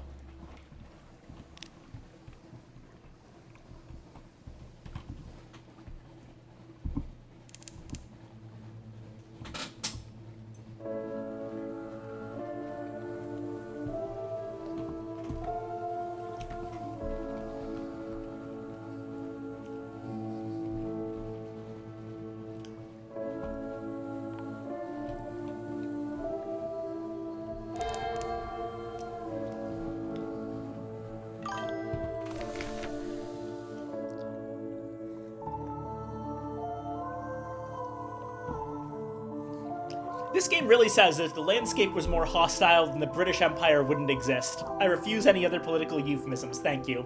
You're so right. You are so right.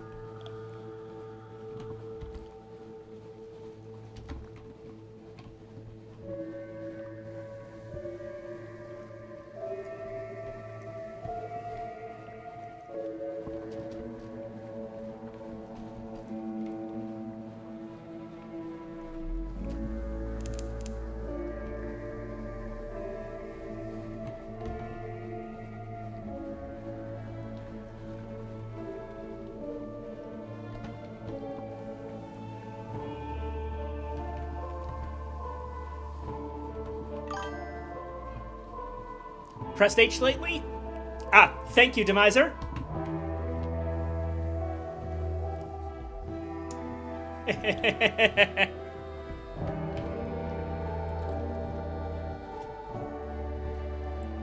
I love the horn. Anyway, welcome, Demiser. Welcome, welcome. Glad to see you.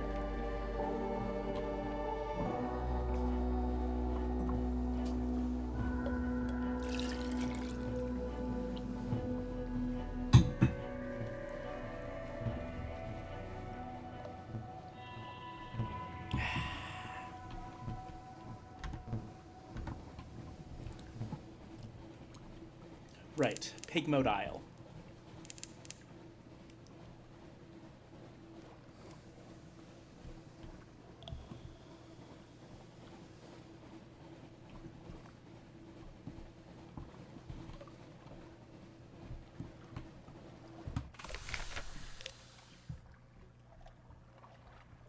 Port report. Request repairs.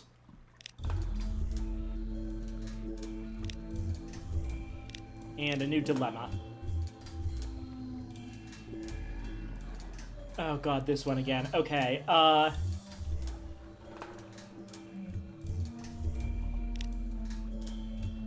we lose a might, gain a spirit.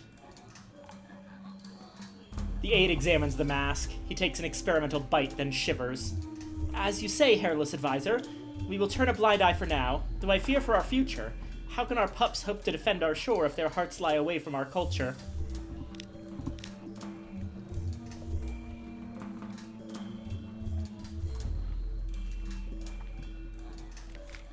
Right. Whew.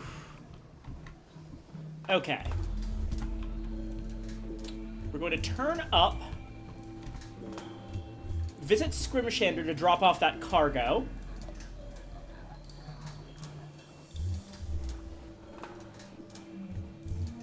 And then head over here, actually. You might actually go there first. Then down to Scrimshander, up through Nuncio, up to Khan's Shadow.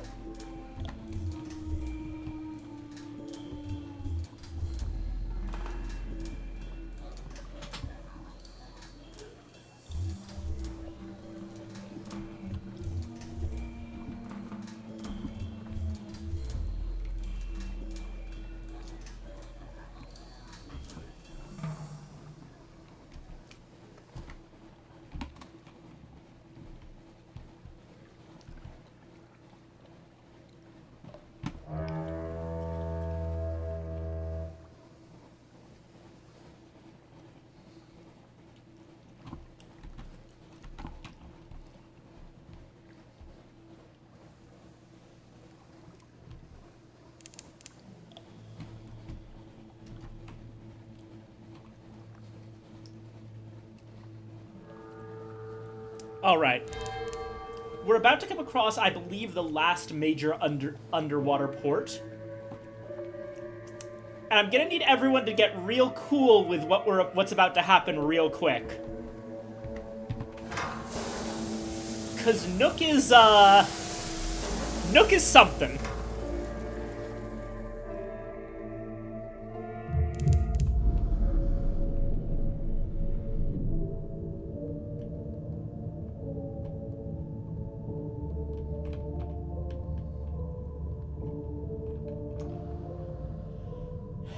That's a living creature.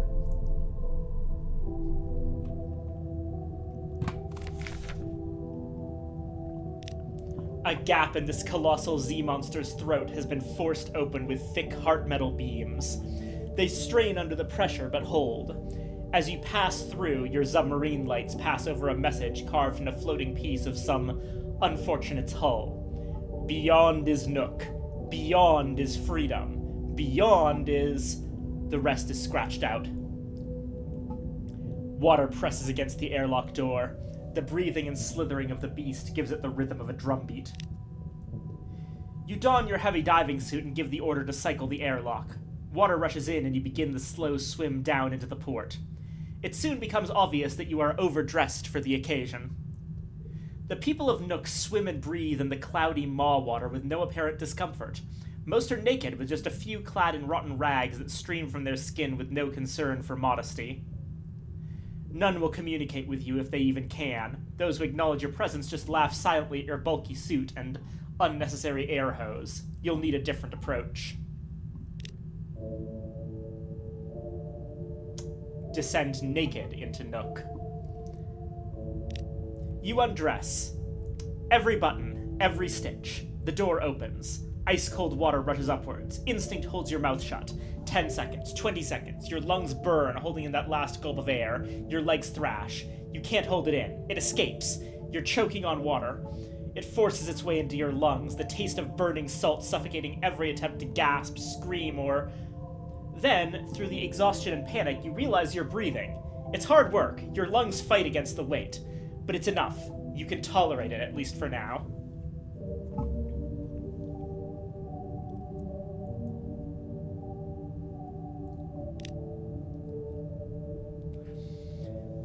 Did he come here to lose himself in liberty and poverty? You cannot find him among the tooth miners, nor the deep fishers or the white-eyed nookweed eaters, but there are those who recognize your sodden sketch. Saltwater in lungs time. Through signing and a wearying process of elimination, you identify the place Lytton left for.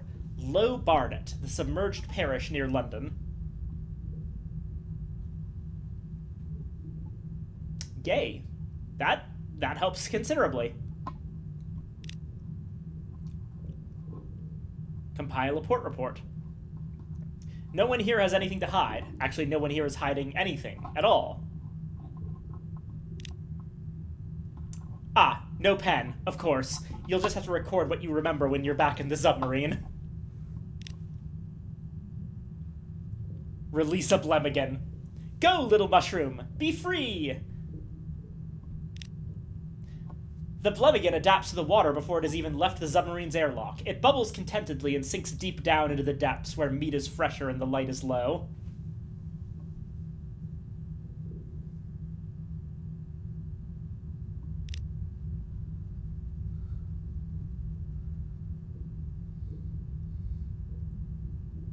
Attempt to mingle with the Nook folk. They may be friendlier now that you're fashionably undressed. Meet Blemigan. They acknowledge your presence, but little more. Most shrink back, assuming you mean harm. Others deliberately swim just above you in a crude attempt at intimidation. They carry bone knives or tooth-tipped spears. A few gesture to you. In welcome, invitation, it is unclear. The slightly glutinous water makes speech impossible, so the natives have developed a language of signs. You can interpret the most basic. A finger pulled across a throat, for example, is one of the more polite invitations to depart.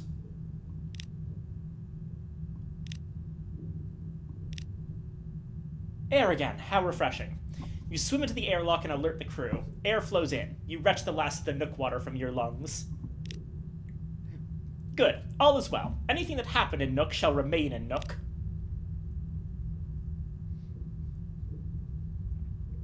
Check the diving suit. Strictly speaking, you don't need it here, but it couldn't hurt.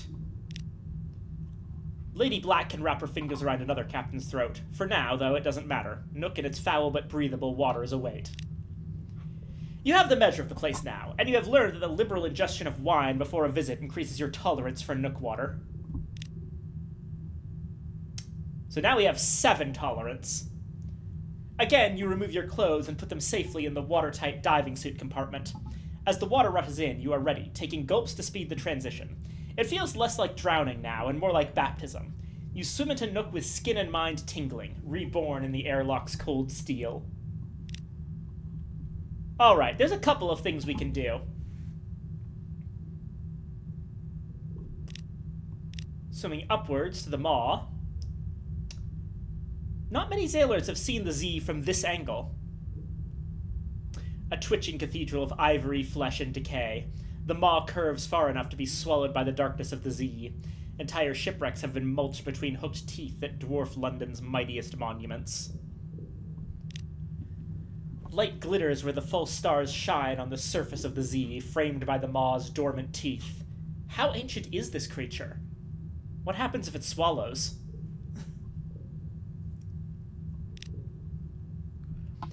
Investigate an etched tooth house.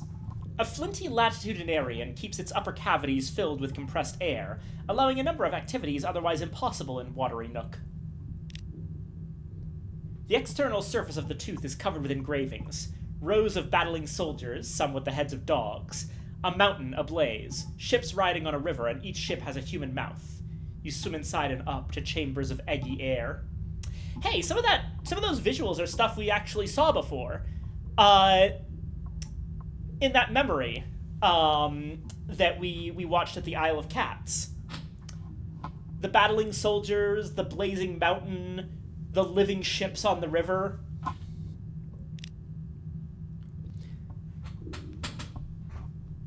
Normally we can trade recent news here for stuff, but in the cavities of his etched tooth home, trapped air pockets allow an activity largely forsaken in Nook: conversation. A handful of Nook folk gather there to reminisce. Brevity is admired. The air is precious and rapidly fouls. The latitudinarian watches and listens. He keeps a merciless peace within his house, and cares not a damn for what happens outside it. We don't have recent news, so... Swim down to the ruptured throat. Swim downwards to the serrated abyss.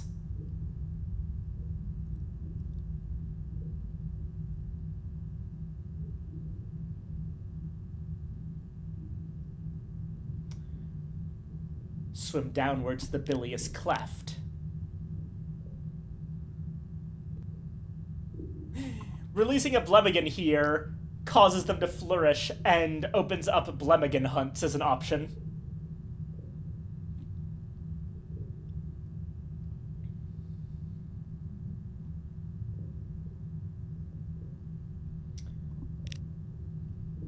Oh shit! Not a nodule, not a nodule! Instead, it was the lambent eye of a giant leech creature which almost bit your fingers off. You managed to wrestle it into submission. It seems the Nook folk are not the only ones to call Nook home. This is perfect for a Blemigan, yeah. The Nook folk use phosphorescent nodules for light and guard them closely. When they do drop them, though, the nodules sink down here, glowing between the teeth.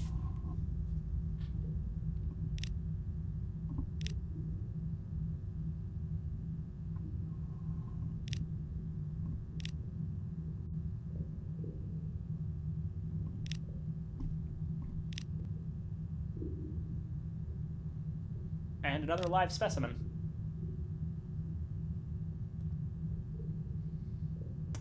Let me check something. Down the writhing gullet. Yes, we can fucking explore this creature's intestines. That's a thing. The beast is at least centuries old. Its stomach passages are a labyrinth. Who knows what might be lodged in there? Oh, it does take tolerance for Nook water. We'll just search one more time. Another live specimen.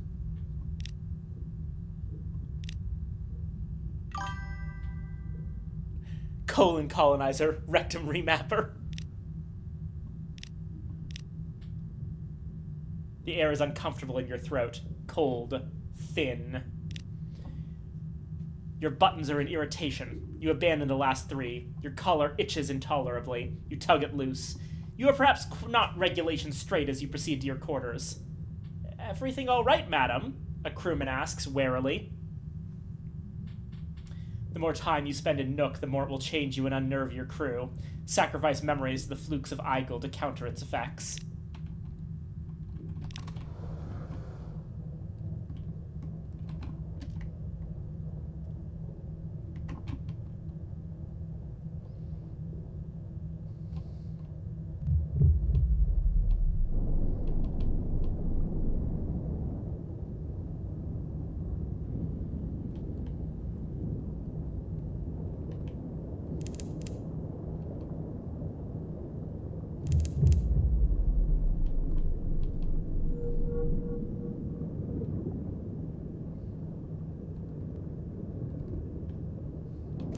No! No, no, no, no, no.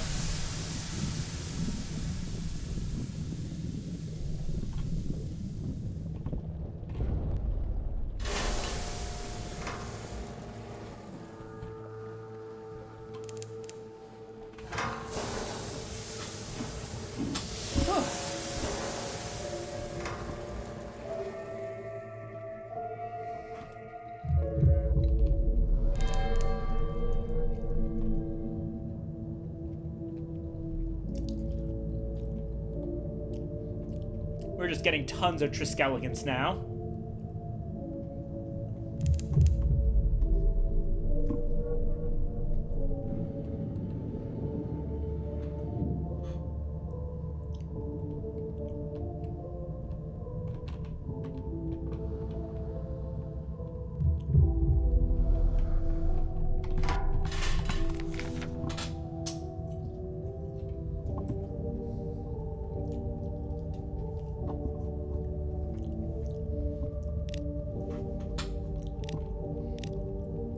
Scrimshander was its original destination. The shipment has been substantially delayed, but thanks to you, it is finally here.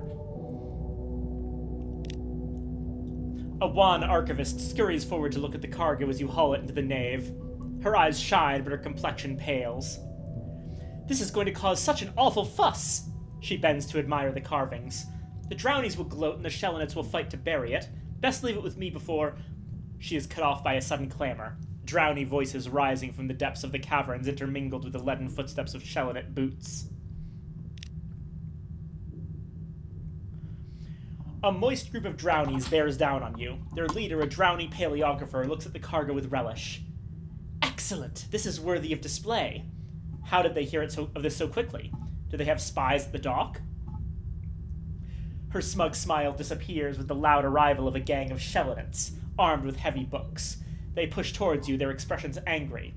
We would bury this insult, one cries. Well, I've got my decision. Give the cargo to the drownies. The truth should be revealed. The Shelinets swear inventively. One hurls her book to the ground. Sullenly, they retreat back into the skeletal chambers. The drowny paleographer clasps your hand in thanks. It's good to see them humbled. What does it matter if their wretched turtle was dead when they found it? Have they not prospered? Her fellows carry the cargo away. The paleographer rewards you with several writhing bone worms. For preservation, they will be killed if they stay here. They tend to ruin the books.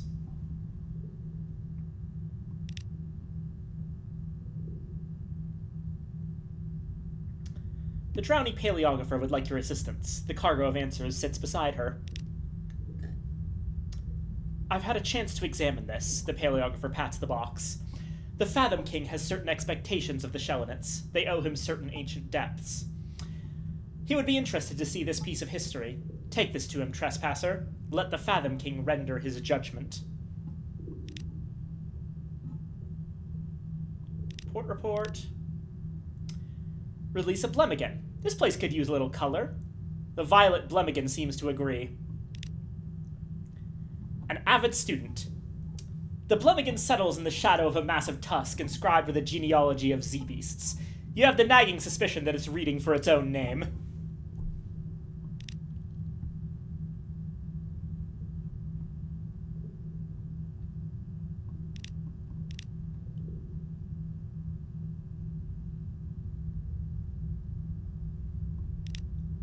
We'll trade some wine for time in the archives. The glib historian holds surprising sway with the archivists. He assures you that those surrounded by the horrors of history often need a stiff drink. And we'll save that for now.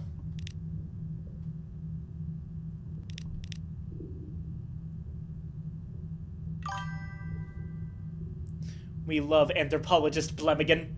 Yeah. A bandaged monk sits, attempting to carve a tail with a steel-tipped quill. This is not work for a trembling hand. A day dictated. The monk describes a day in the life of a tomb colonist while you wield the quill. Its nib carves the bone easily as if it were mushroom flesh. The tale is dry, but he insists it be recorded for posterity. Few tomb colonists come to share their tales. A historical blind spot, he laments at length. When the work is finished, he invites you to see further tales in the Ivory Archives as his guest. And that gets us some time in the archives. Wonderful.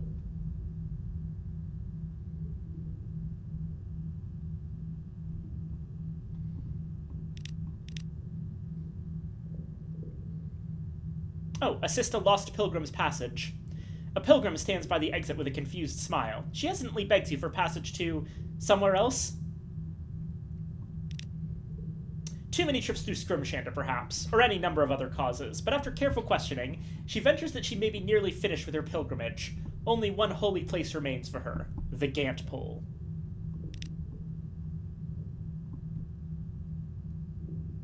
And...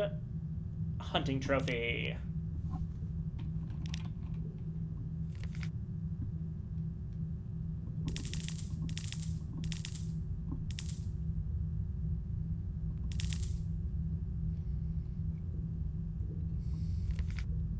Now that we have a absolutely ridiculous amount of live specimens. Like 8 of them, Jesus Christ. Tasting it, he makes a strangled noise. Have you poisoned him? No, no. Or if so, poison of the finest sort. Like bee stings and sugar, or honeyed scalpels. Yes, this!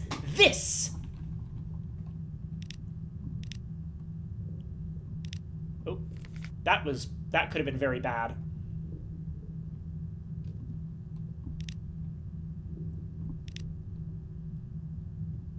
And there we go.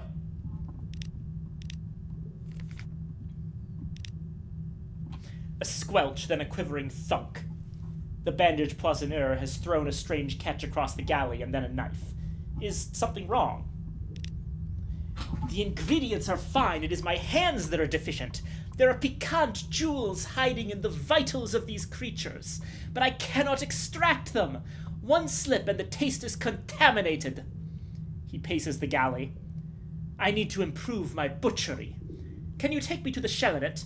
No one knows more about gutting than the bone men.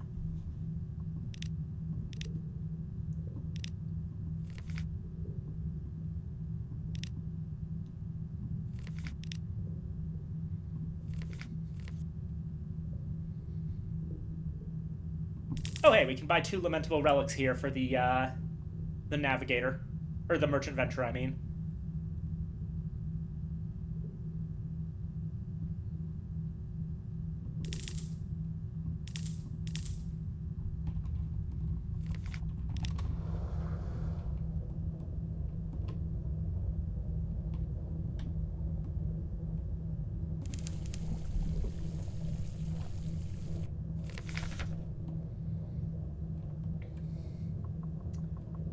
Retrieve sunken treasure.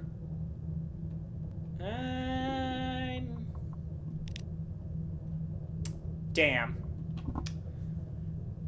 You lead a small crew down to the wreck. The lights of your submarine push at the darkness around you and reveal a gash in the ship's hull which allows easy entrance. Your search uncovers neither reward nor peril. A crewman expels a stream of bubbles, in relief, in frustration.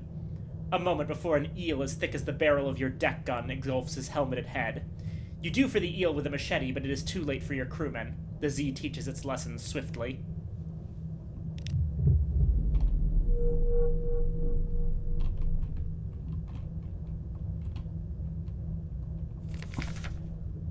Whale bones.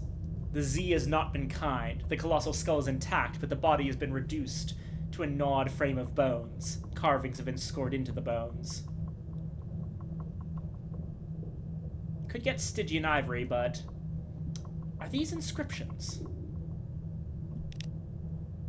Someone has made a palimpsest of the bones. This is not a corpse, but a bone book.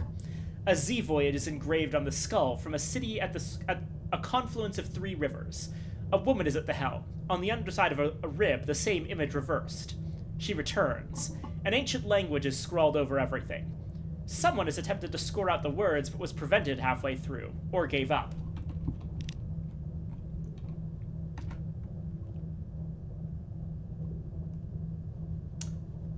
Yeah, let's go,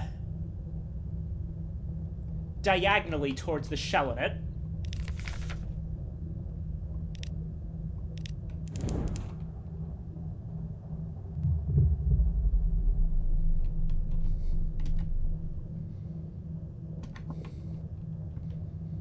Hit up the Gant pole, and then come back around. The one thing is we have to be very careful about our terror, because it is getting high.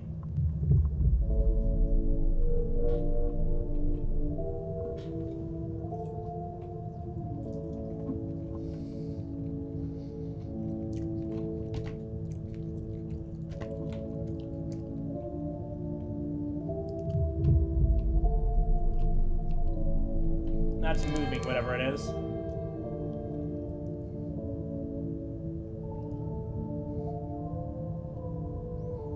Oh, that's a beloved, I think.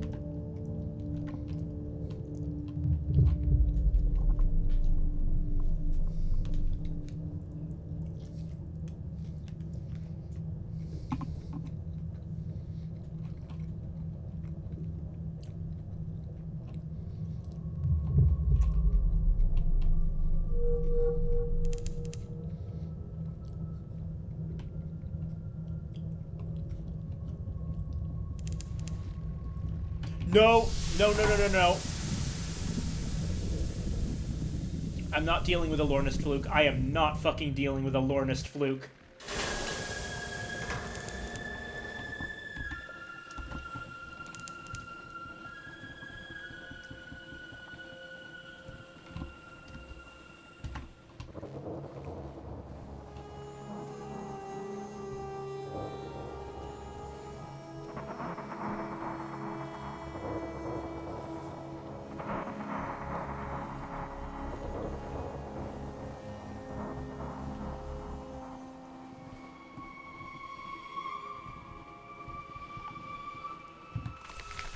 Oh, hey, that's the Eater of Names over there. Wonderful.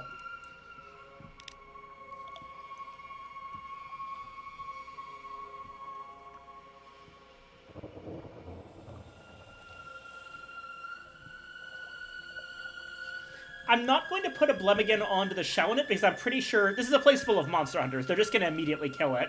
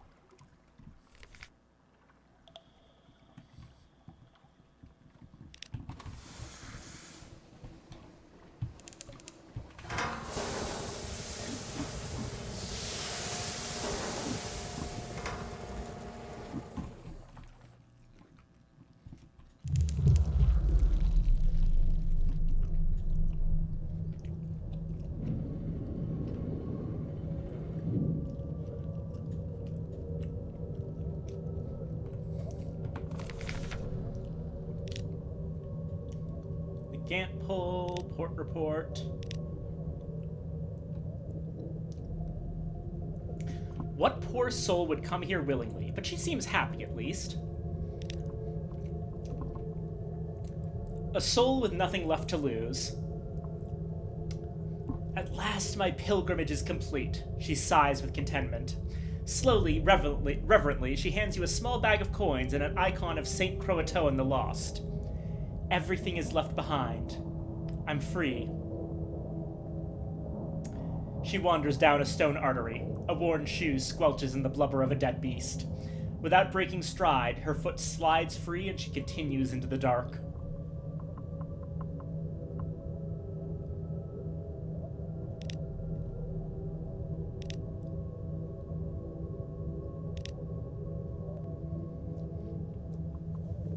Release a Blemigan. Oh!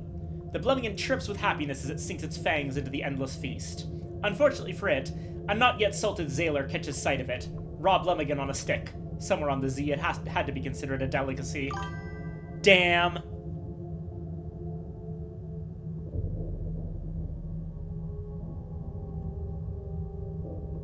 There we go. Oh, and I apologize. I missed your redeems, Bumpy. Let me water.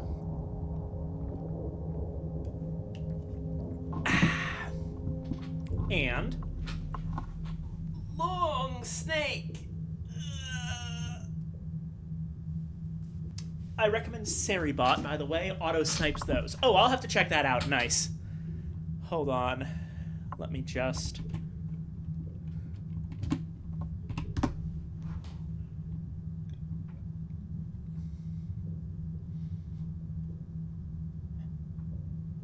Nice.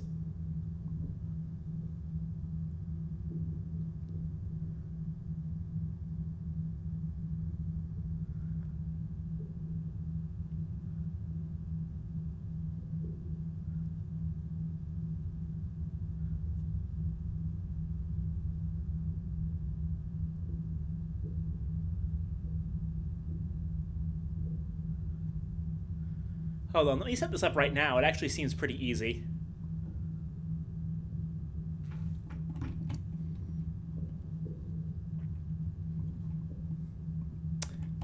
How the pretty snack? Pretty snack is very good.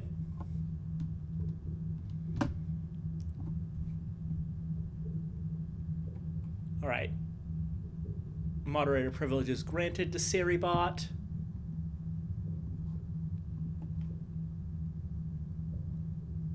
Authorized to the channel.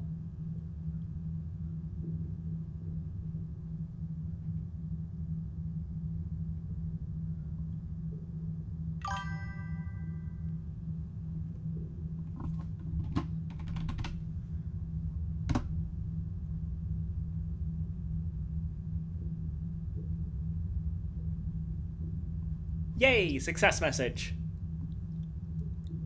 She called herself pretty, let's go. I said that the pretty snake was good. I didn't specify which pretty snake was good. I know of several pretty snakes that are doing good right now.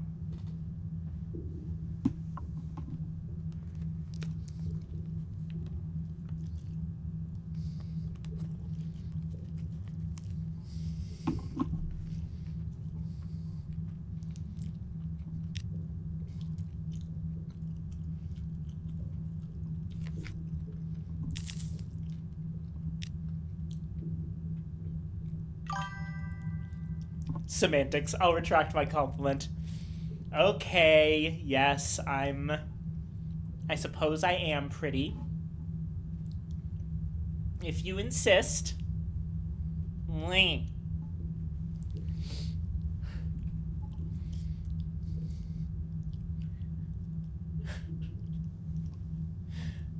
Don't good girl me.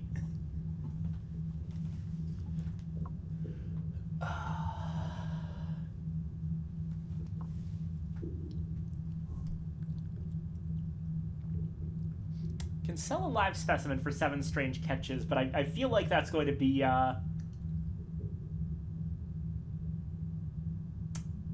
massively space inefficient.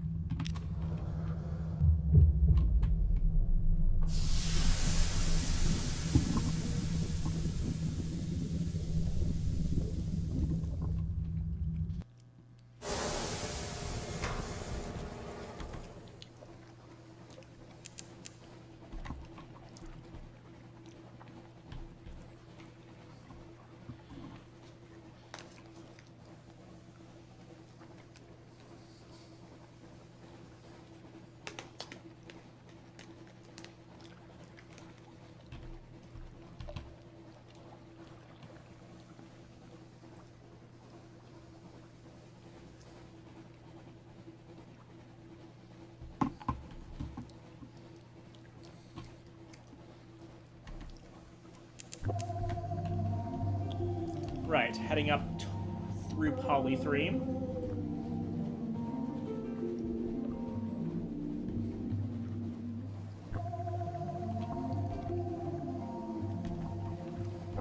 Terror's in a kind of position. Not a big fan of where we are right now.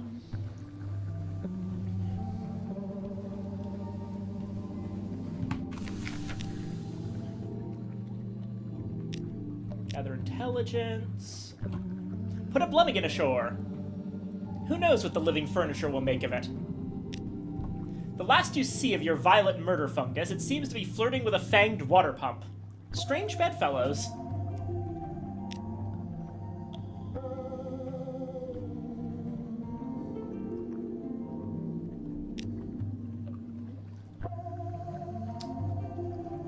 Sadly, reducing terror here is a bit expensive to be all that worth it. I did it twice, but it's 30 echoes for 1 reduction.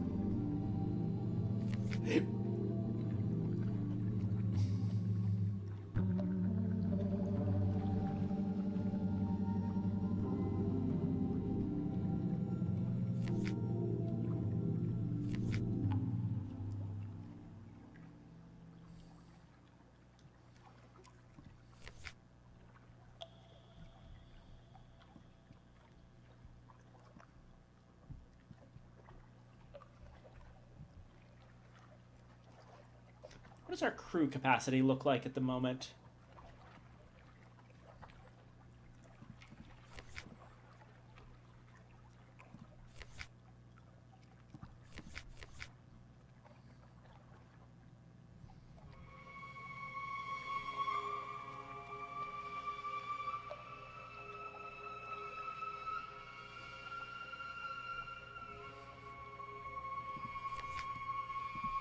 I wonder.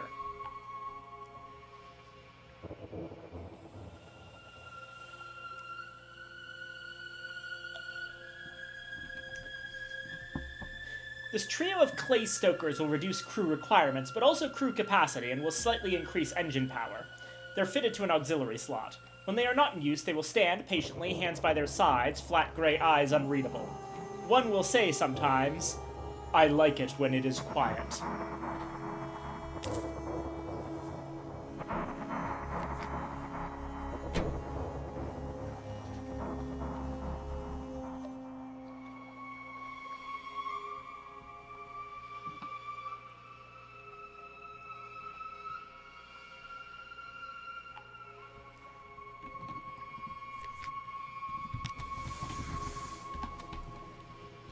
A little bit of extra engine power could be useful here.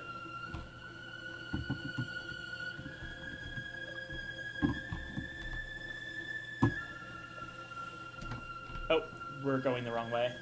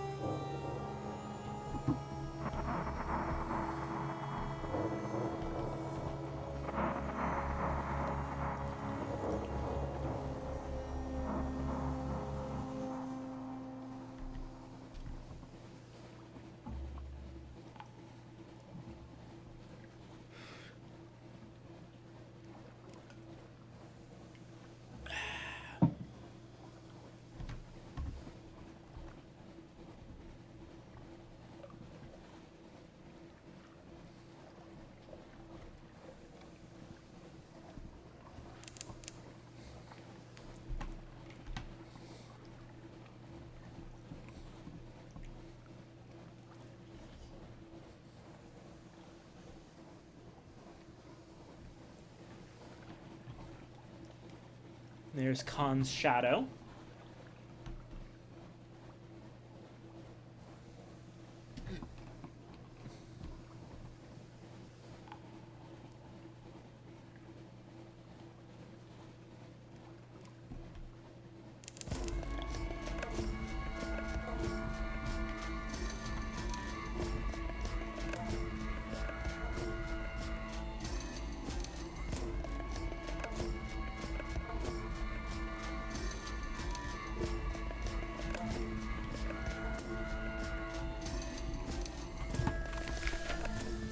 The city that swam.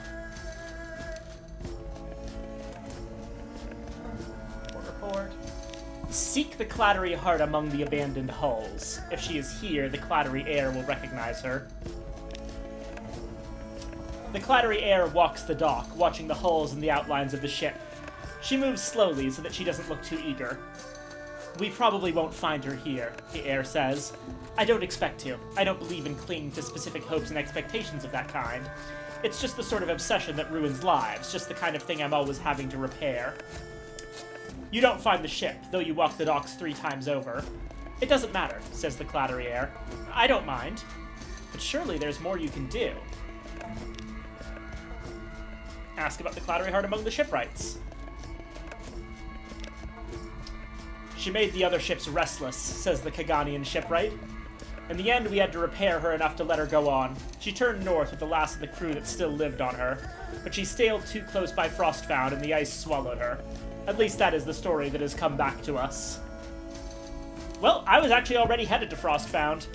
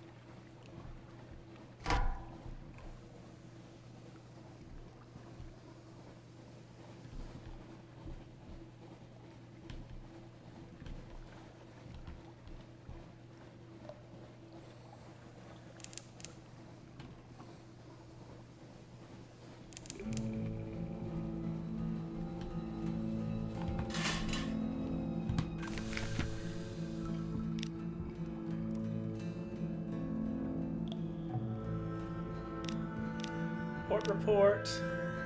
Tea with the squatters. There, in the ice! The searchlight catches what might be a hull or might be a very large gizzard.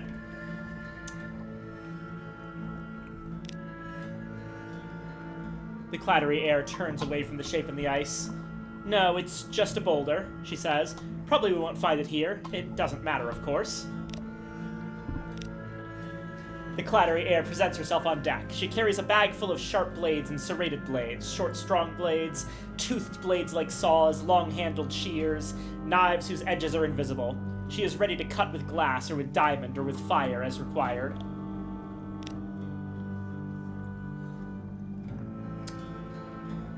The clattery air has sliced away great blocks of frost-found ice and piled them into a wall. Behind them, the shape of the clattery heart is evident, but the hull flesh is blue with cold. It is shocked, she says, and numb. It will need a cure. The clattery air builds a fire. She whistles an infuriating popular tune. She massages the hull flesh with brandy and piles otter pelt over its raw, frostbitten flanks. She speaks to it in the native tongue of the first city, a language clustered with velar stops. In the 5th hour of these rituals, the heart begins to thrum again. It wants to be free of the ice. It wants to move. It wants to swim. South, says the air. Wait for us in Port Carnelian. It isn't safe to change ships here. The heart beats twice before taking a new heading. For now, the clattery heart awaits in Port Carnelian. If you wish to make it your ship, you will have to go there and come to some agreement with the air.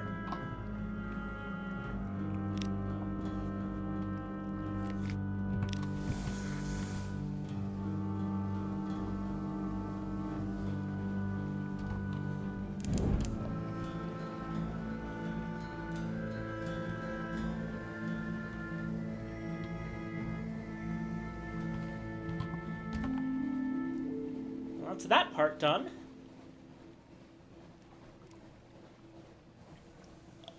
If we go to the Ragged Crow,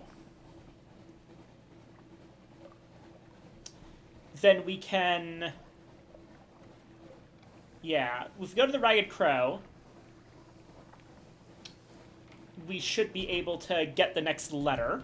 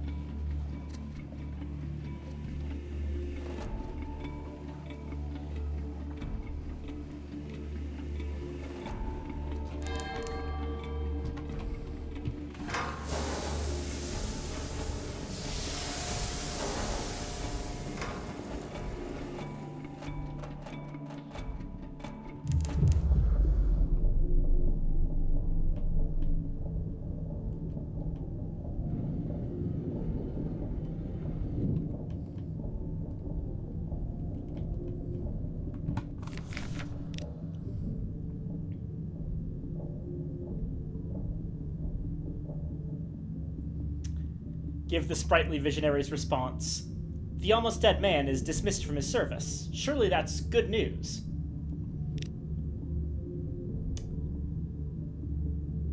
The almost dead man asks to describe his commander's response in maddening detail. He only desists when an attempt to return the Kaganian salute results in a spasm of pain. As the incomparable Aurelian offers him some water, you watch his ribs rise and fall like the keys on a pianoforte.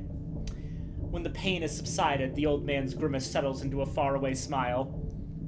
He still wears the ascot I gave him.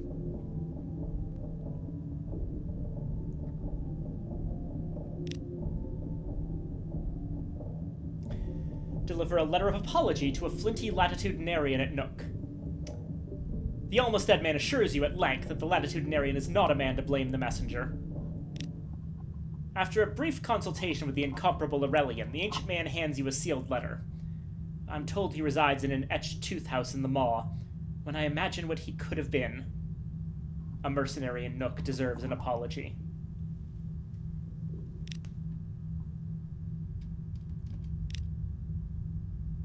Port report.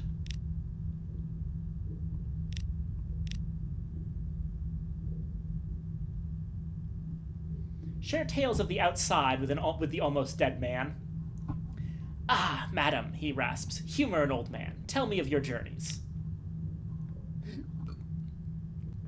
Though the almost dead man is not easy to impress. Though the Aurelian goggles at your tale, his mentor only gives a grizzled nod. Not bad, he allows. Saw a thing or two myself in my youth. The desert of eyes, the listening desert, the desert of delights. Nida on the mountain's side with her domes of basalt and porphyry. There's Nida again! This is probably one of those people that we're actually looking for.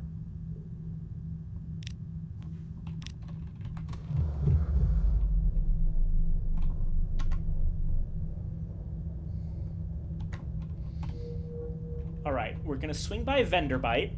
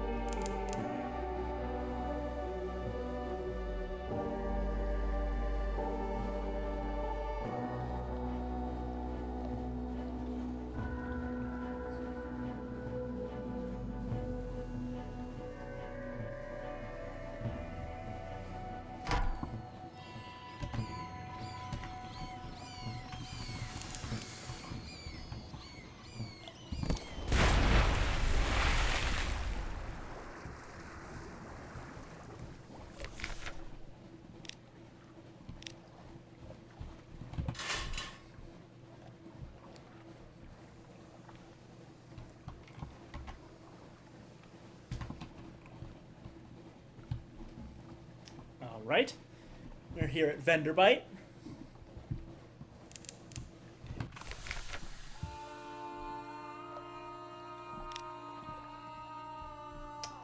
Lure the ancient captains to rack.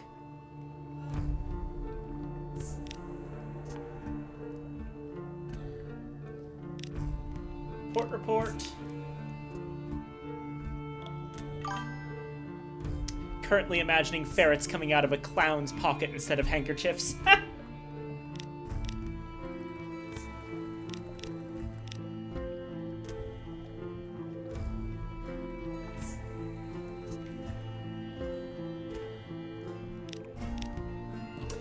The builders of this place worked with great slabs of Neathwall stone, carved with blank-eyed, unsmiling faces, and blocky, stoic serpents.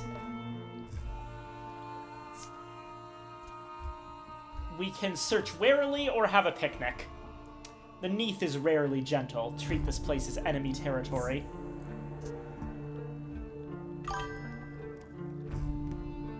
Hits the ground and starts running out. This place was deserted long ago. You find traces of guilt on a shattered altar, remnants of vermilion paint on a rotting ritual mask. Nothing else.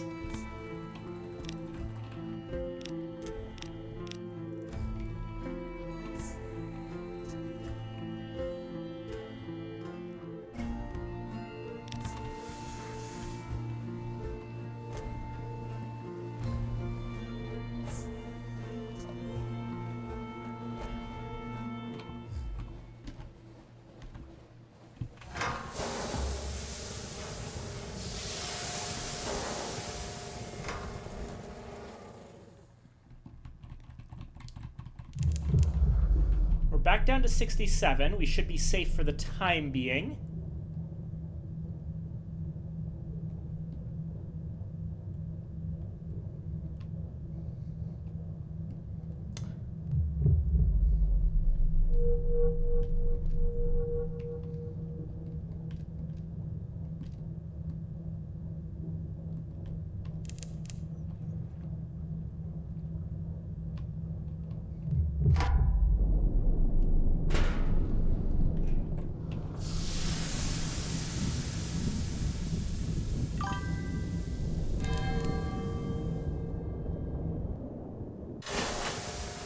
Mod called Ballin' London puts a Yankees cap on all avatars.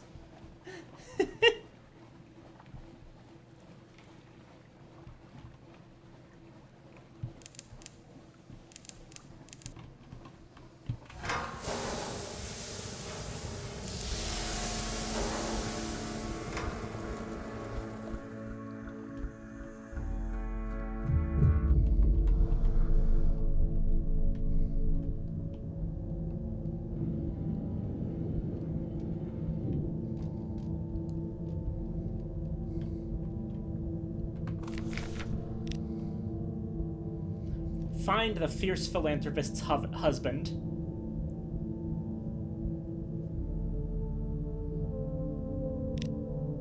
Who is that in the shadows of the apse?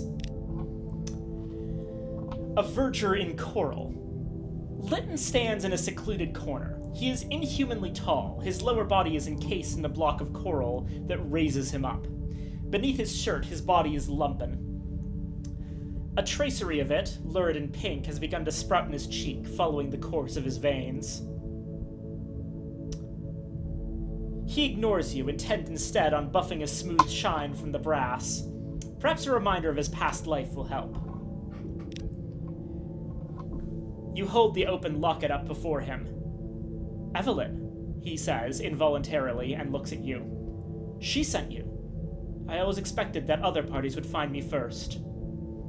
He looks down at the gradual encroachment of coral. I cannot return, for her safety as well as the obvious, but I ask that you withhold the full nature of my condition from her. I wouldn't want to cause her further distress.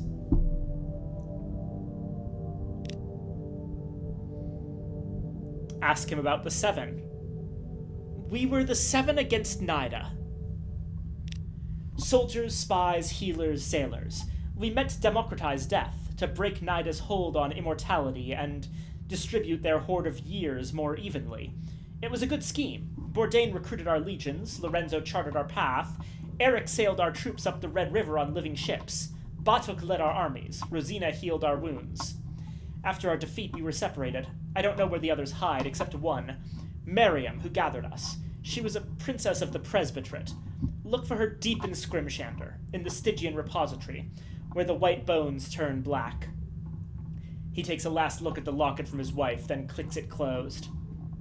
Give her this, so she knows I sent you. So there's some names there. We know that, so we met Rosina last time. She's the woman in Anthe who is dying of animescence. And also, Eric. That's the name of the guy in Hideaway. Is this the prequel to 17776? God. But yeah, our next step is to seek Miriam in the Ivory Archives. What was your role in the Seven? I was their financier. I came from modest means. However, my congregation consisted of industrialists, the gentry, bankers, people with an interest in immortality and the willingness to invest. My doctrine was unconventional. Eternal life in this life, not the next. What became of the endeavor? We failed. We came close. We reached Nida. We breached the Persimmon Gate. But reinforcements came, and the wax wind was invoked. We scattered.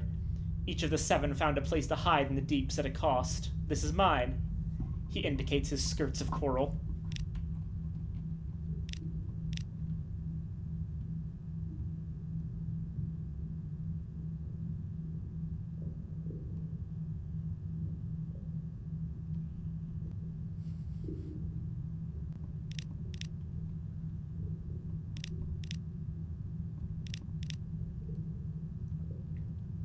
Let's talk about the Undercrow.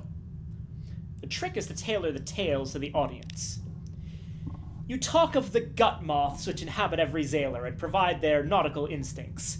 That taste in the throat which heralds a storm front, the ability to digest food even on choppy seas, the welcome fluttering in the stomach at the sight of a sweetheart on shore.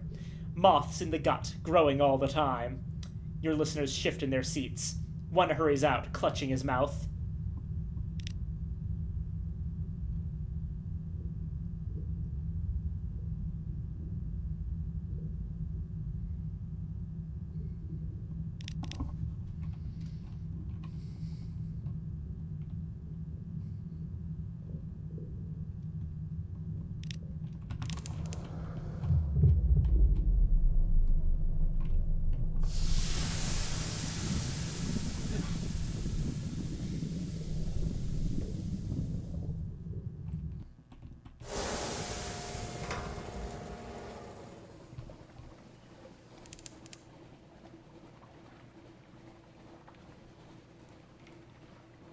So there we go. We've got a goal once again.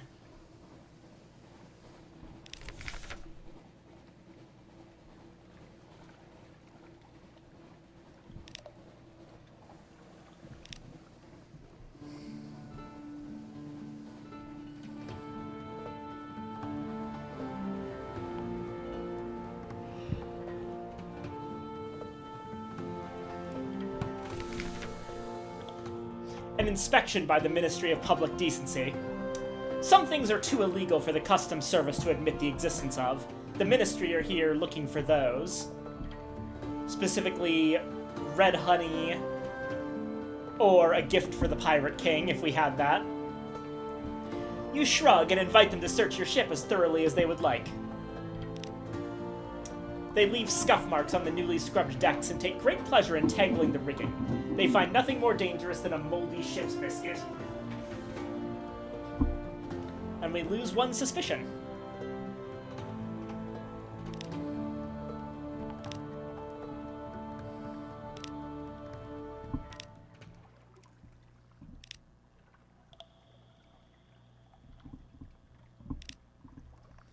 A dauntless temperance campaigner is purchasing live specimens.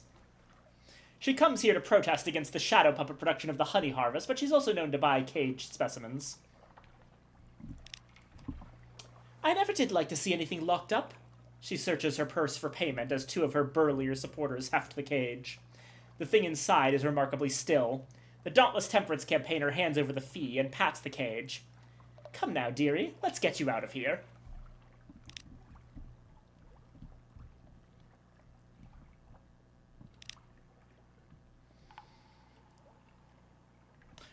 We all know where to find human skulls. I appreciate that it can be difficult to negotiate for them. 500 echoes and no questions asked. 7. It's always 7. I don't know why, but if we are to profit by the scheme, we have to hew to the rules. We're close now. But another thing.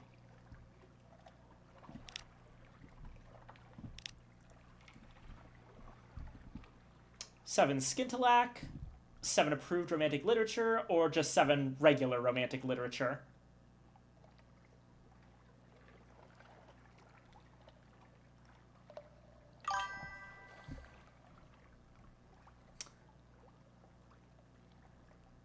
Hey, hi, Copper. Welcome in. Skintalak's probably going to be the easier one.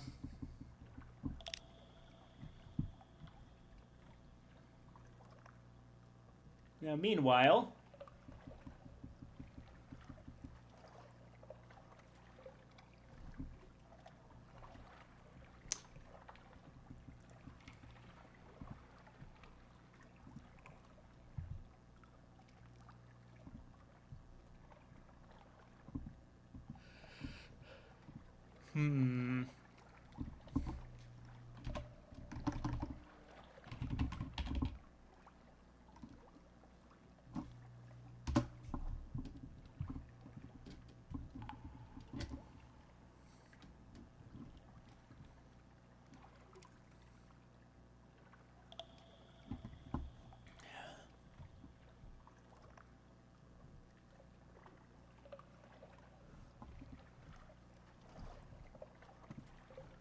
We're going to lose 1 point of every stat, but... we have an eyeless skull now.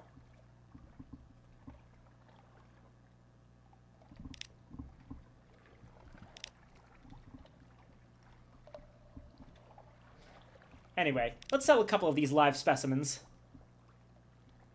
You flick the blanket away, and the creature in the container shrinks away from the light. The scholar clasps hands in delight. Oh, it's still moving. I can think of uses for this.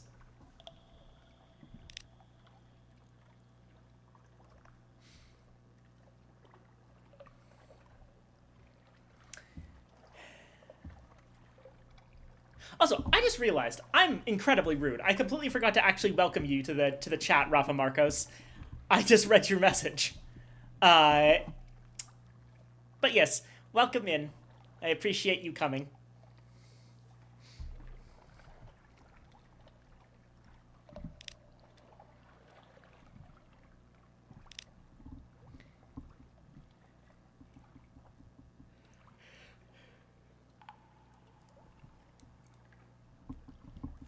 They do take up space in the hold. I think I do want to just sell all of them.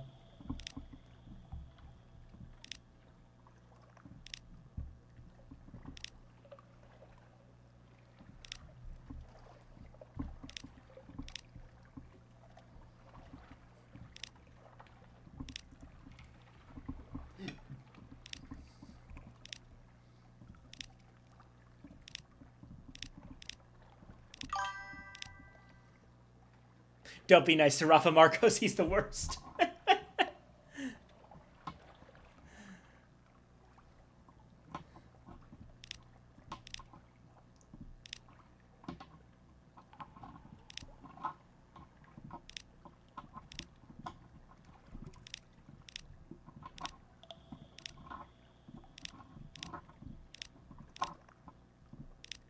On the shadow, that loses us some terror.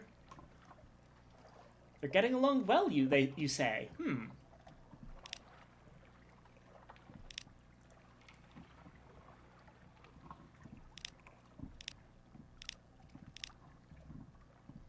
Nook. So, you've been to the Great Maw, have you? No clothes at all, wild orgies, fights to the death and the altogether. The secretary glows crimson as he stares at your report. Tell me everything. Slowly.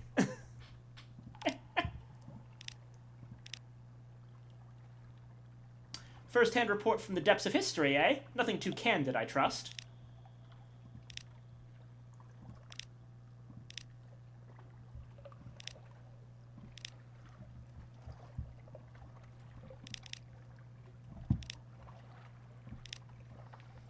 Gained a crew.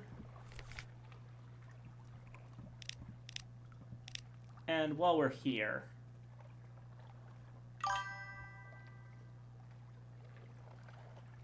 Okay, that wasn't fair to Rafa Marcos. Obviously, you're the worst.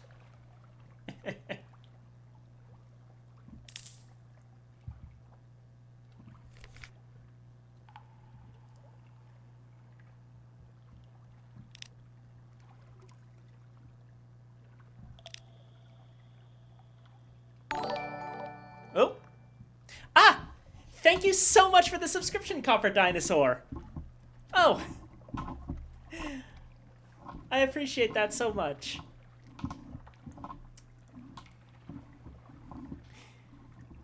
Ah.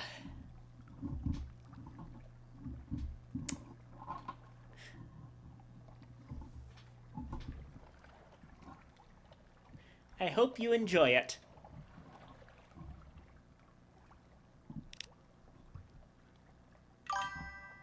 I have terrible taste.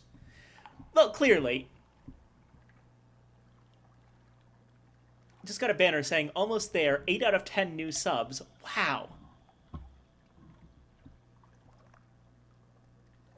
I'm a bit speechless. I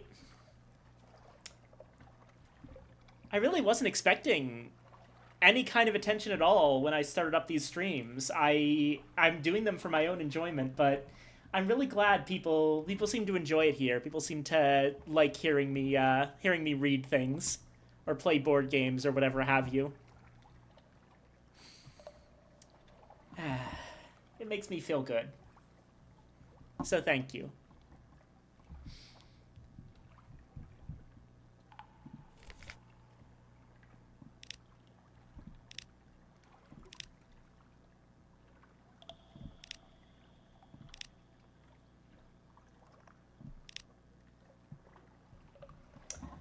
Just enjoy your family's company. An evening in the parlor with your child and your sweetheart, and so to bed. Crumpets and bolete jam, and what happens when you spin a child around so fast they're very nearly sick. Quiet at evening's end, shared stories, bats beating at the windows, and much later, the warmth of renewed passion after the cold salt of the sea.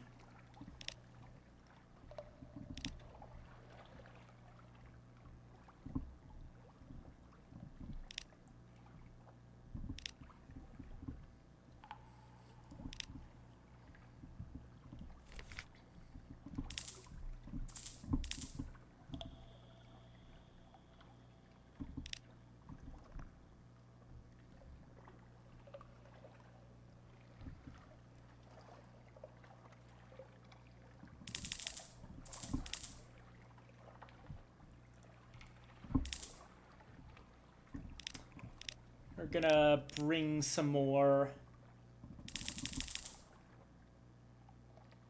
wine for our next go.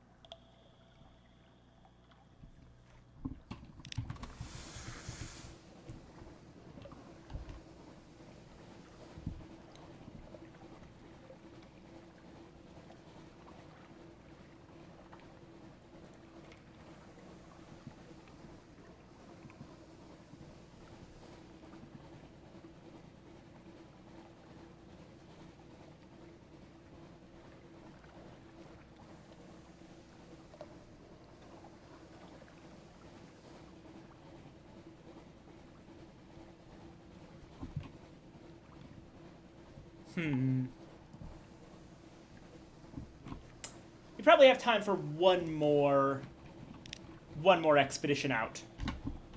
And I think my plan should be okay. We don't want to go to Port Carnelian just yet. Don't think we have quite enough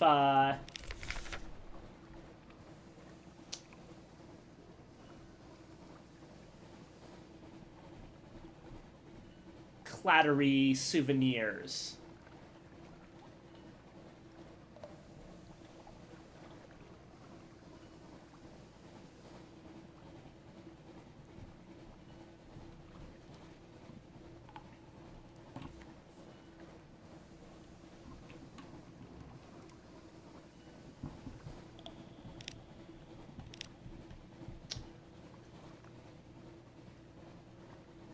Did I actually go for the one in the Cumaean Canal? I know I went for the ones in Port Carnelian and Irem. But I don't think we did the Humane Canal.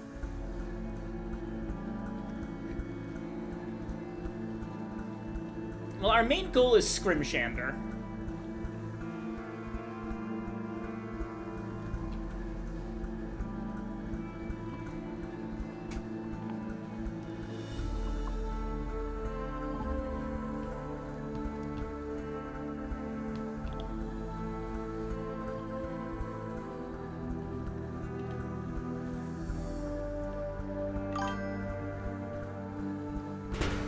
Oh. There's an Isle of Cats. Why would you ever leave there? Listen. The Isle of Cats is not a nice place. Okay?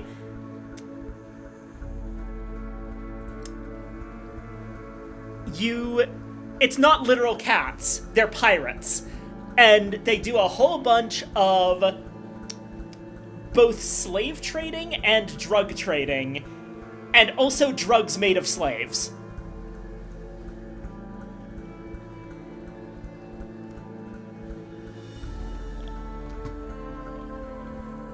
Are they pirate cats? They're not even, they're humans. They're pirate humans. They just call themselves catties. Because the pirate king has a leopard persona.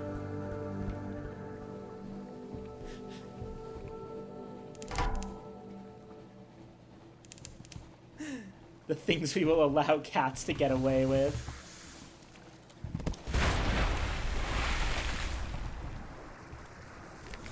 You should sue them for false advertising.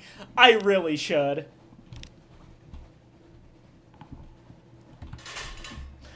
If you want actual cats, you want to go down to Port Carnelian. There are actual talking tigers over here.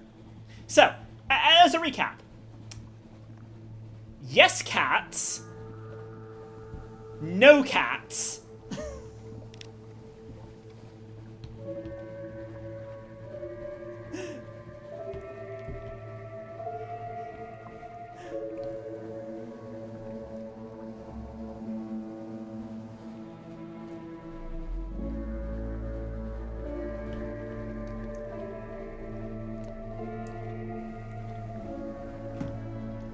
It's even funnier because Port Carnelian doesn't have any carnelians. It was named that for, like, the fact that its coasts were kind of orangish red. And then they found out that actually the place has tons of sapphires. So now it's just completely incorrectly named.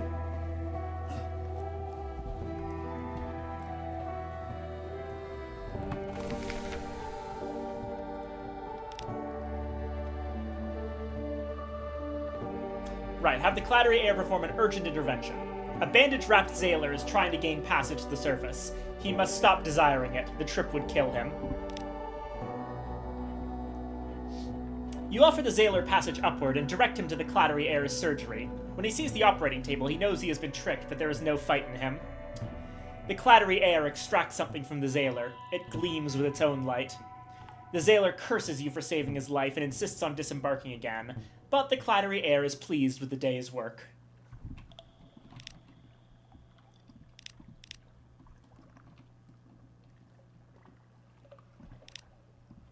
Surface Gossip moves in the Great Game.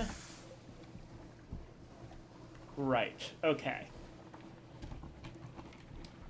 We'll swing by Pigmoat Isle. Down to the Fathom King's Hold.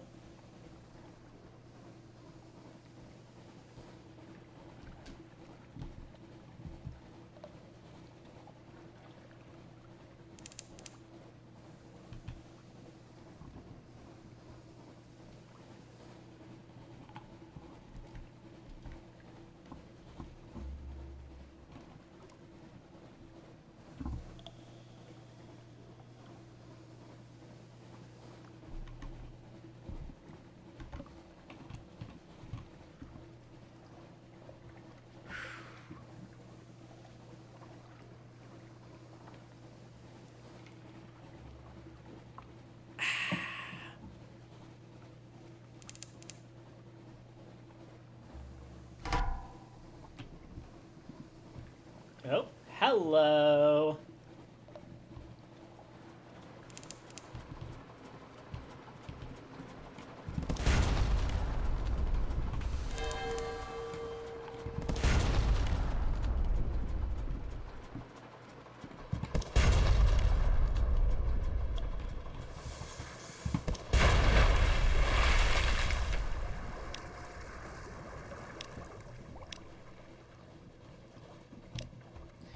Alright, we got supplies and a little bit of extra fuel. Nice.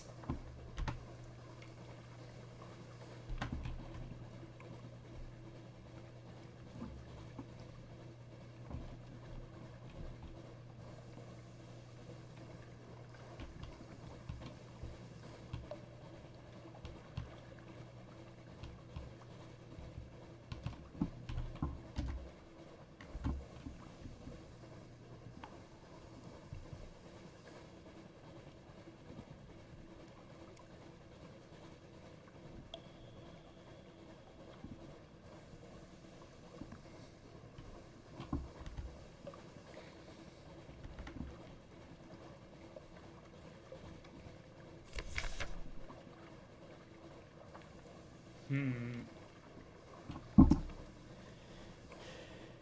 38% chance of success. I'm gonna go for it. Yes! You dive cleanly into the water. It is scalding hot. Your skin peels away like old paper. Beneath you, the eye rises. Your descent will take you directly into its dark, impossible pupil. Your lungs are bursting. You will wake, die, or both. The eye opens all the way, and in its glistening center you see the reflection of the god that lives in the roof.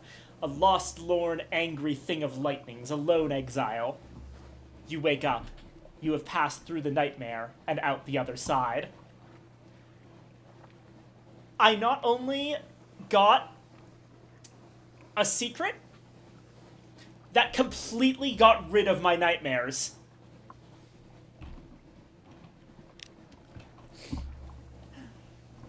I took that fucking giant eye in the sea that I was dreaming of. I sailed straight through it. I did it.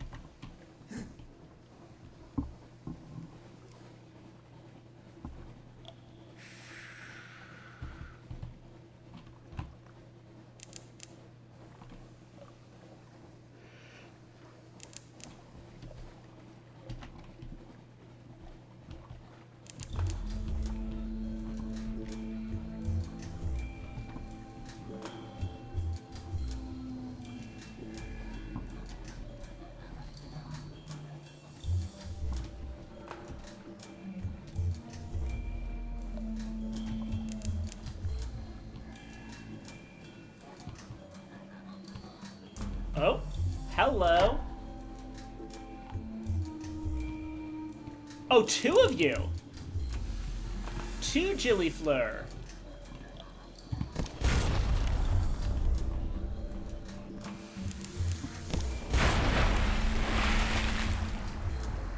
That's actually ideal. Watch its oil rainbow colors fade. It looks very like flourishing of years, the grand shrine face of visage. Something about the eyes, the sternness of the mouth, perhaps only that it stares at the roof just as flourishing of years does. Now it dissolves.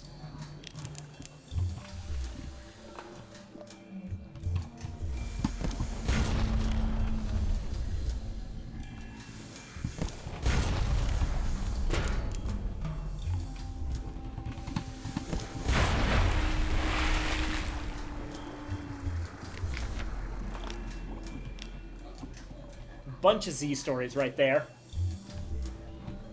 Honestly, really lucky. I was actually just thinking that I'd like to fight a Gillifleur for an extra Z story, and we got two.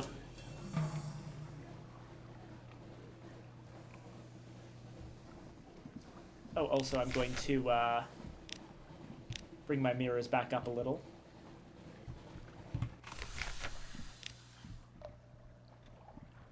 Report.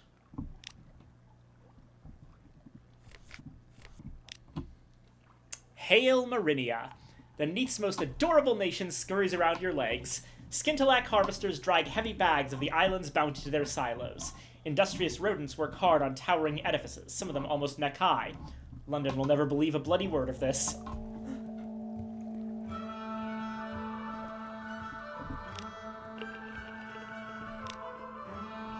A guilty rodent stands, head bowed. The aide pushes him forward. Hairless advisor, this traitor stole food from our stores. To feed a sick child, he claims. Do we show mercy or make an example of the wretch?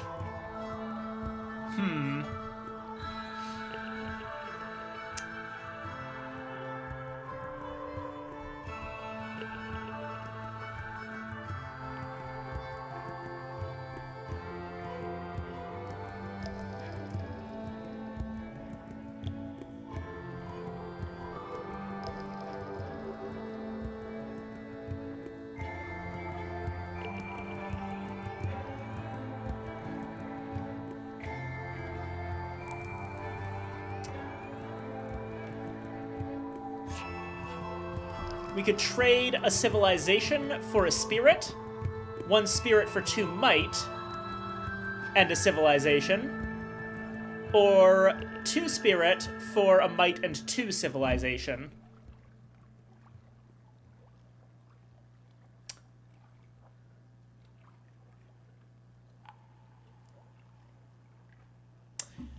I think that, yeah, the unfortunate thing, right, is that advocating mercy is good, but I'm not sure if they can afford that with what's coming up. I think that the best option here is to insist an example be made of him. A new nation cannot afford to set such a precedent. The execution is kept as painless as possible, but conducted in public. Citizens argue bitterly whether what they witness can be called justice, but its impact is clear. Few dare risk theft again. 6 might, argumentative spirit, but rising civilization.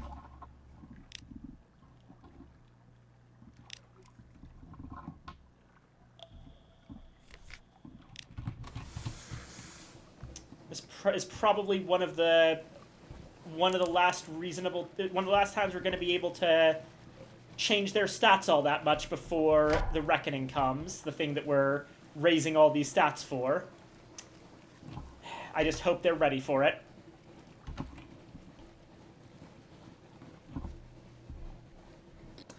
Also, angler crab.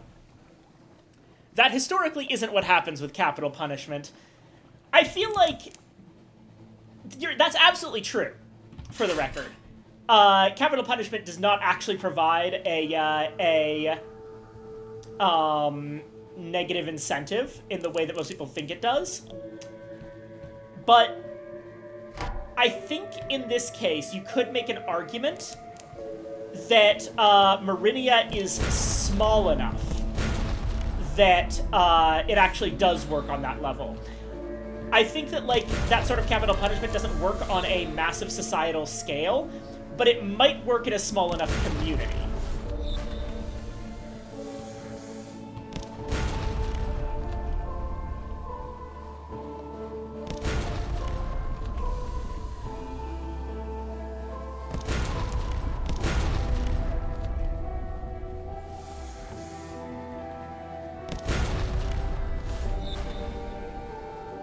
That said, I will say that, for myself, I don't advocate for capital punishment.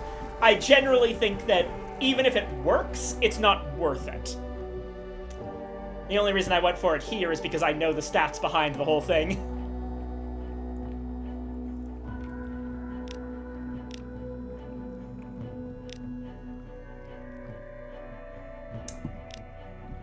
Pirate Poet again, and a firkin of Prisoner's Honey.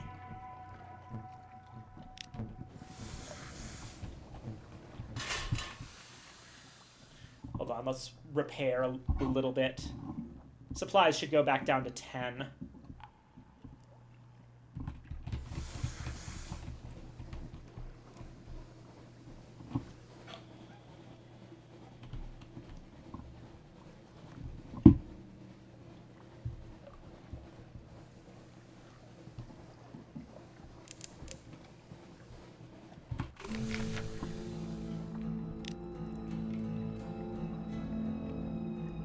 Report.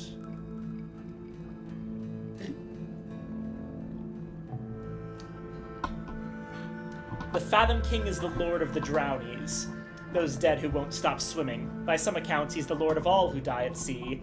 Bring him a story to tickle his curiosity. Deliver the cargo of answers to the Fathom King. The Drownies of Scrimshander asked you... Oh, in my opinion, capital punishment can only be justified if keeping the guilty party alive is a demonstrable public security risk. I'm not even certain about that, honestly. I think that, like... I don't actually think that assuming life imprisonment is on the table, and admittedly, I am also broadly against the prison system, but I don't think it's more effective to kill someone than to imprison them for life.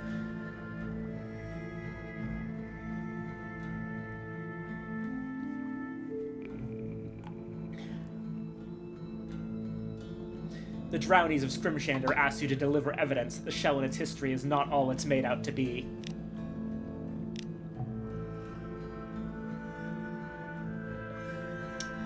The Fathom King examines the box. He runs a pruny finger over the engraved reliefs. He studies the inscriptions about a starving hunter lost at Z, who washed up on a fresh corpse of a giant turtle and founded a settlement. His complexity purses his lips. They told us they were champions. The terms of our agreements were founded on that claim. I must punish them, I think.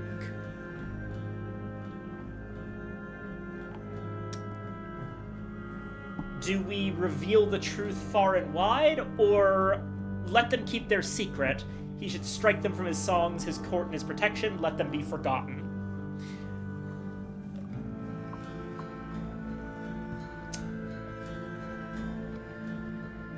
For context, for the people who just came here, the shell in it is a giant dead turtle that people live on, and the people that live on it, they're well known as like great hunters, and part of their founding mythology is that they killed the turtle. But we found evidence that actually the turtle was already dead when they got there.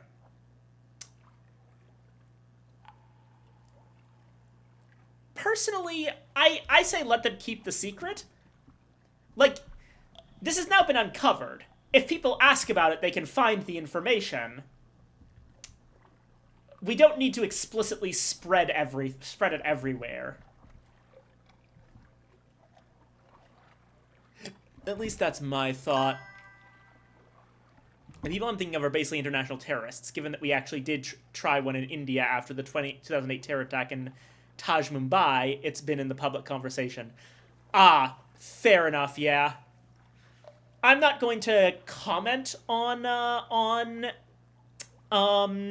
Indian politics because I am woefully uninformed.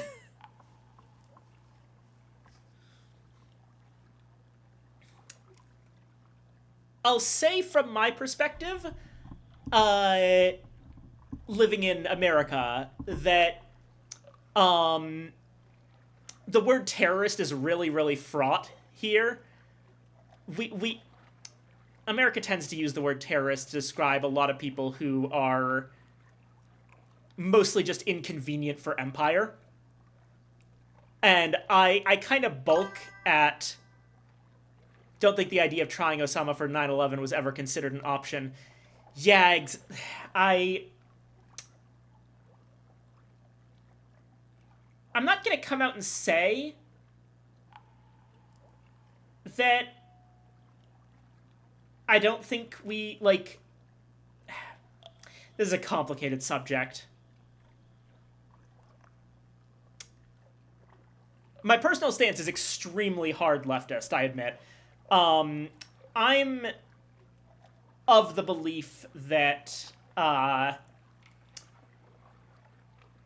the very least, 9/11 was nothing compared to the horrors that the United States has inflicted on the Middle East, and that in some ways it was, if not justified, then understandable. So I don't have a lot of personal hatred towards bin Laden, but I also don't necessarily disagree that, like, he's a mass murderer and probably deserved what happened, but it's a weird thing where, like, yeah, I think that some people deserve to die, but I also don't trust any government in the world with the power to actually carry that out. You know? Like, this is where morality runs into practicality for me. The moment you give any government the ability to decide whether someone lives or dies, I feel like they're going to abuse that power. So I would prefer that, like, it just not be on the table at all. I only support capital punishment for parking violations. You know what? Fair and real.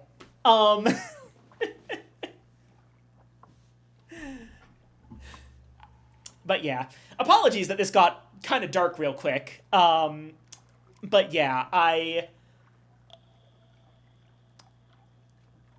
lot of my positions, I don't really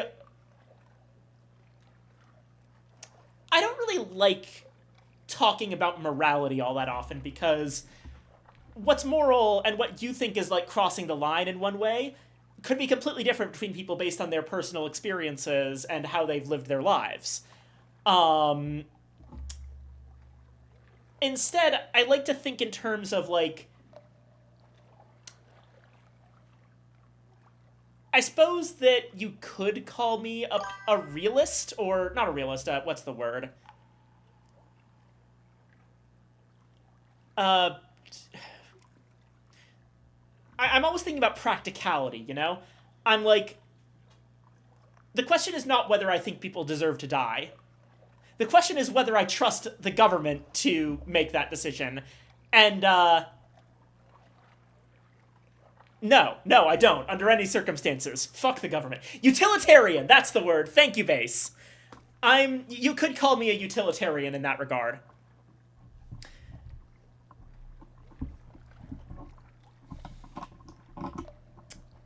I don't trust the government. I don't trust corporations.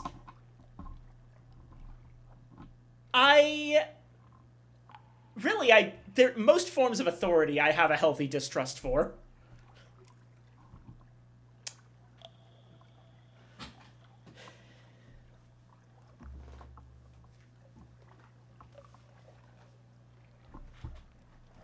Anyway.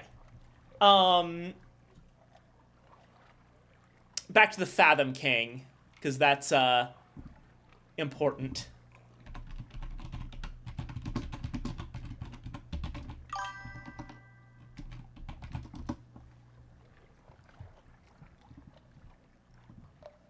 Think we need to kill people who kill people to let everyone know that you shouldn't kill people.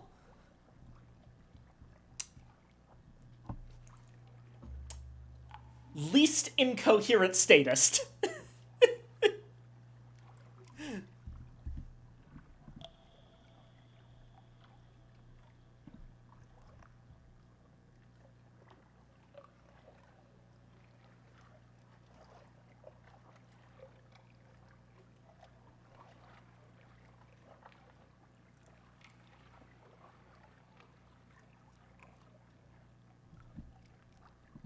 Let's see here.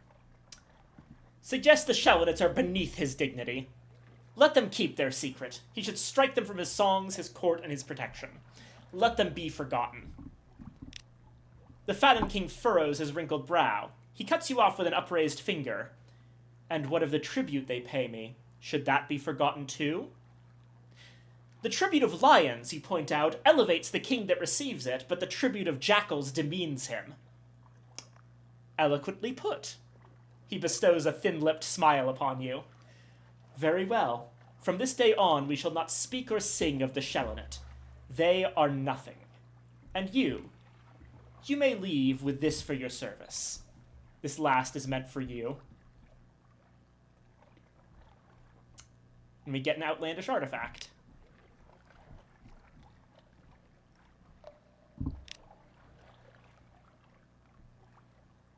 And we can ask a boon of the Fathom King. We get 5 fuel. Excellent.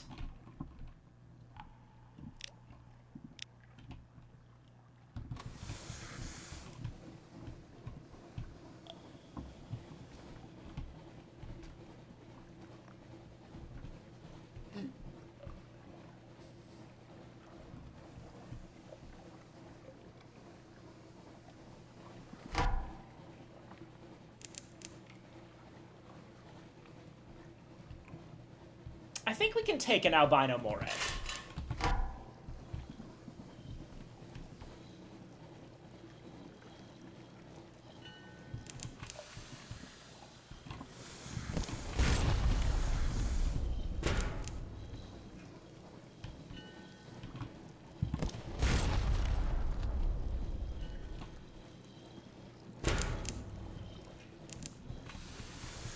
maybe we can't. Hold on.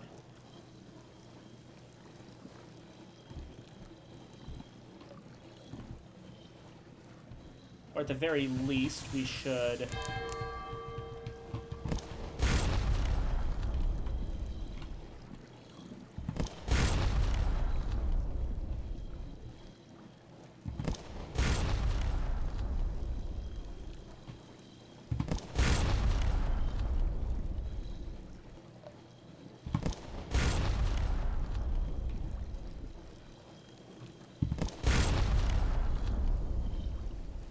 The next shot will kill it.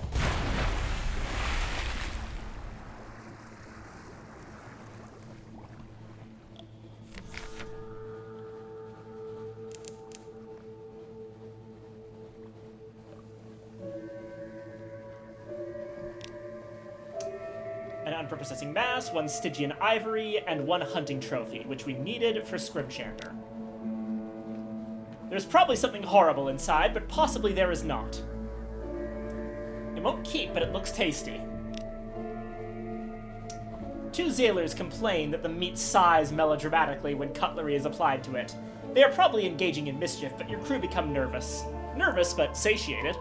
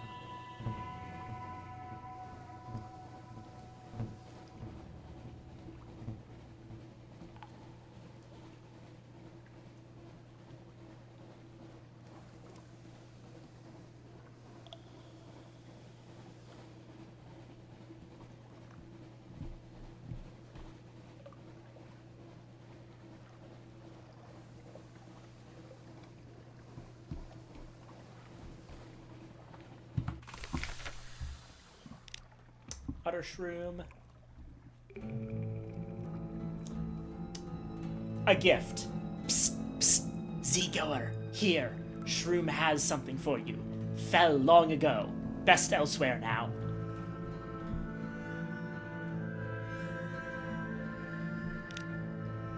A ray-drenched cinder? The shroomer won't touch it with her bare skin. Wise, nor should you. It's scorched and twisted the fungus flesh that it lies on. Its cosmogon glow has dyed the air around it. Mother of Mushrooms is grateful, explains the shroomer.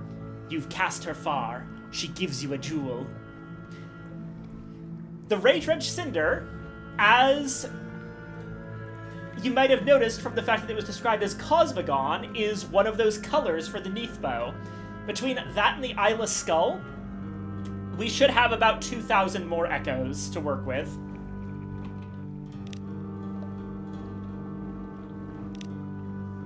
Supplies and another Blubbigan. Gather intelligence. Visit the village for stories.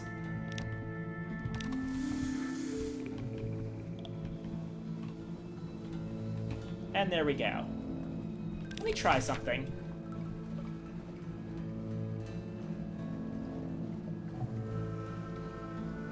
Let the clattery air have a Blummigan. She has expressed interest in discovering how it works. Why does it propagate? Where is its obsession located? 30% chance. Damn. She goes in with knives and glass plates and lenses. She comes out with a heap of minced fungus. It's no good, she says. The motive power is too diffuse within the entity. Unless you want some of this for a stew.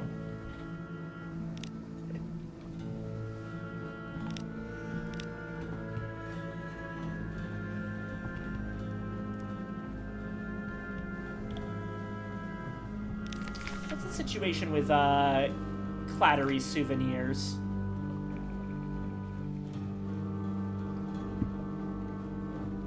You've gotten 4 treatments.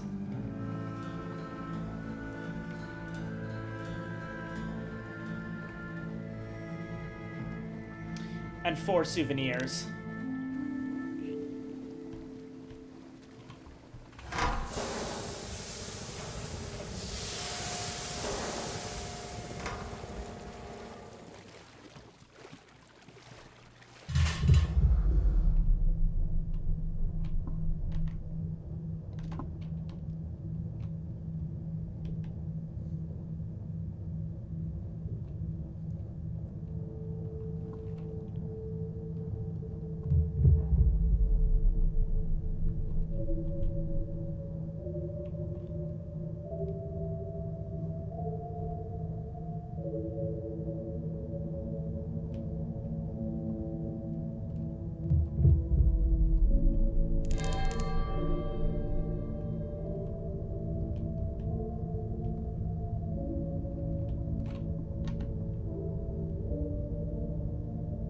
After we go to Igel, we'll go straight north to Scrimshander.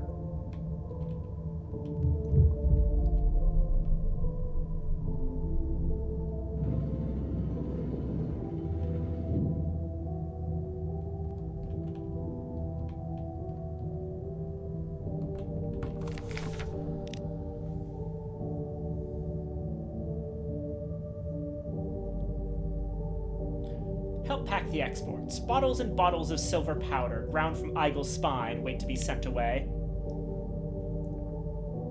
The tomb colonist hands you bottles, and you nestle them in straw. Don't worry too much if you touch the powder, the tomb colonist says.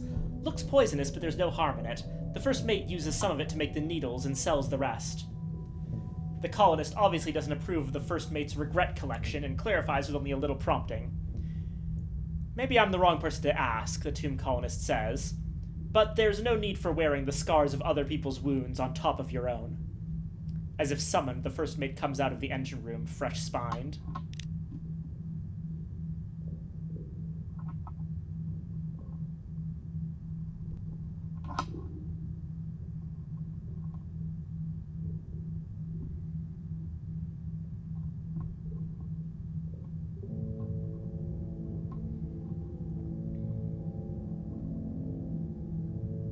The first mate does not want an accurate report to reach the Admiralty. They will reward you with extra needles, they say.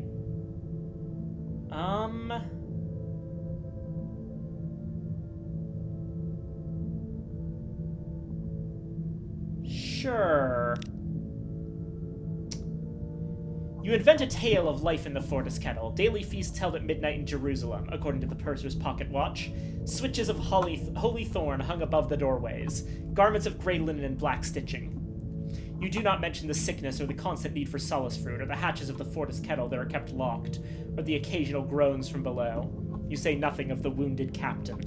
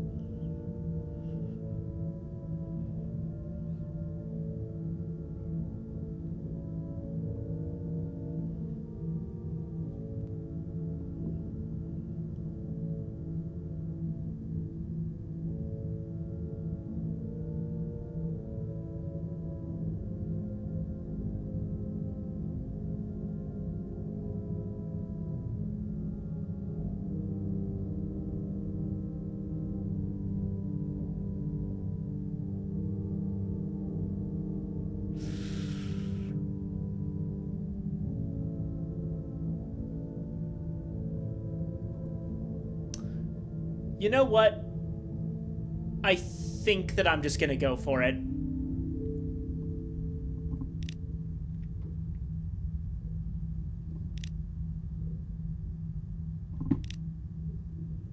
The skin of the tunnel is rubbery. The rubbery men do not do what they are supposed to do. We try to improve them. Among humans, they are sad. We should have made them with more teeth. Among flukes, they disobey. We should pierce them with more spines.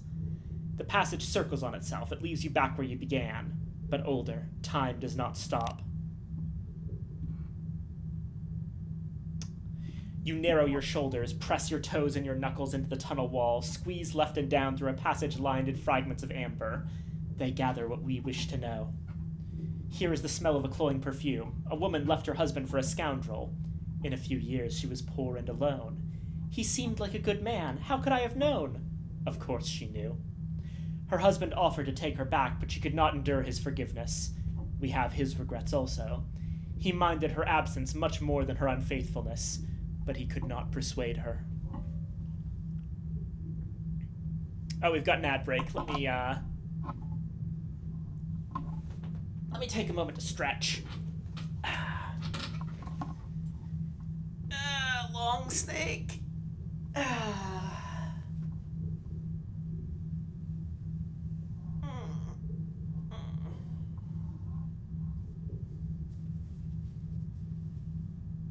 So,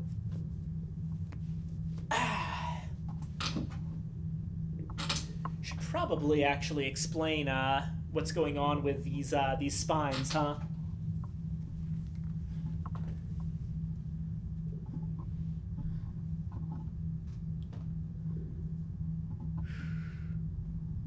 Another 30 seconds to go.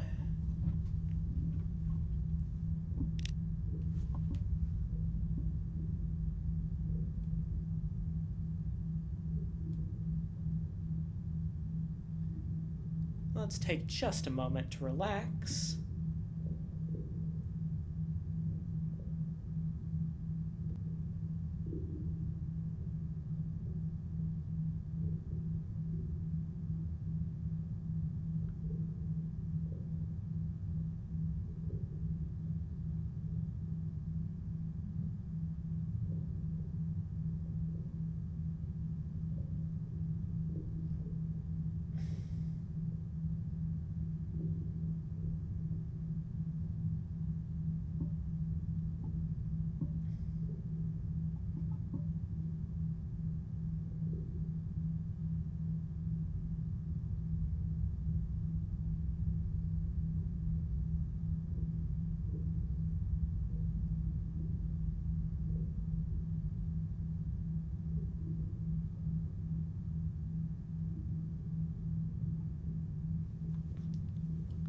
Right.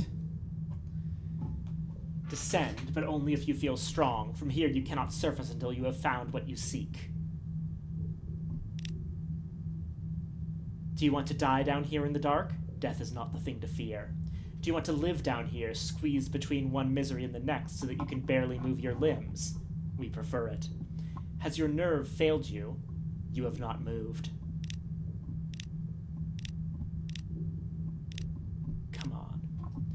You intend to move, and the tunnel moves you. A fresh red memory. She stood still when she wished to go. She answered questions from the man with the knife-shaped smile. She was afraid of him. She pretended his questions were questions a sociable person would ask. She was more afraid of being discourteous. He did not kill her. After, she was angry at herself anyhow for having her fears out of order. She had a new tongue installed in her mouth. In the presence of trespassers, the new tongue says, I dislike you, I fear you, I wish you would go, whether she bids it to or not.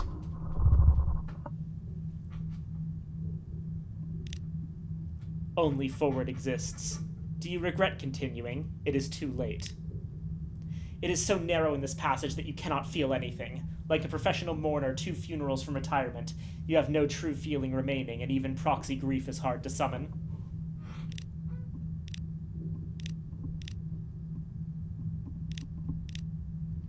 A recollection the length of a hairpin. It would have been a baby. Oh no.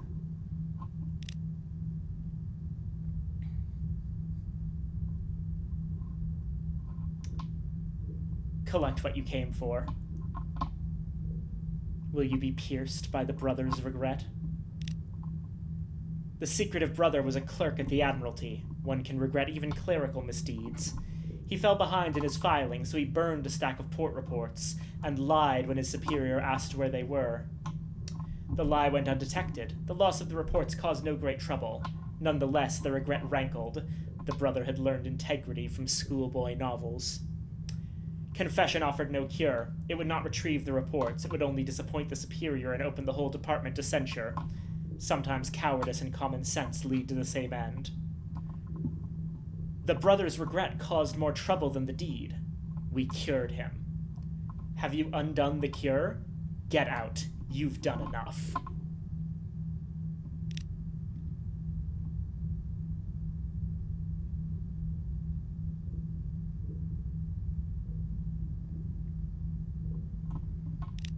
Ponder how best to deliver your message to the imperious sister. She should know what you have decided. She said she'd wait for you at Hunter's Keep. She will want some kind of proof of her brother's regret. Your words alone will not do. You could go there directly and give whatever message you think best, or you could send her a dream by way of Irem. You've heard they make dreams there. Or perhaps there is a way by the Isle of Cats, not that that would be an easy or sensible method. Grow the brother's regret into a spine. It is possible, given certain rubbery rituals and preparations. The first mate can show you how. You grow a spine just next to your thumb. It is challenging to clip off, but you manage, and then file down the spur. There is a little blood and some itching, and the spot remains sensitive. Alright. So I should probably explain what the hell is going on with this, this whatever the heck is going on. So, that sea urchin looking thing with all the spines, that's what we call a fluke. It's a type of being, basically a big, spined alien sea urchin. And I say alien in the most literal sense. It comes from the high wilderness, outer space. The rubbery men, if I haven't said it already, a rubbery man is like what the Nacreous outcast is. They're around in Fallen London. They're just, they're basically squid-faced creatures. They're kind of, second-class citizens. So, they were created by the Flukes as a way to effectively interface with humanity, to communicate with them in some way. But it didn't work. Humanity didn't accept the rubbery men, fundamentally. The Flukes are very, very old, very alien, and absolutely filled with regret. Just all the time. And that's this whole thing. Like, this is a very big, sedentary fluke. It can send messages to us while we're touching it, and this one in particular takes people's regrets and grows them into spines.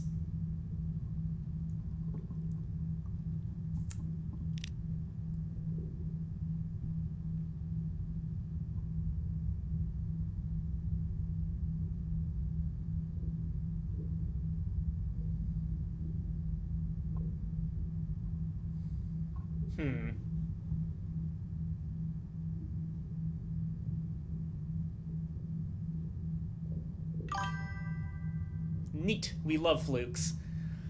There's a phrase associated with the flukes in the Fallen London universe.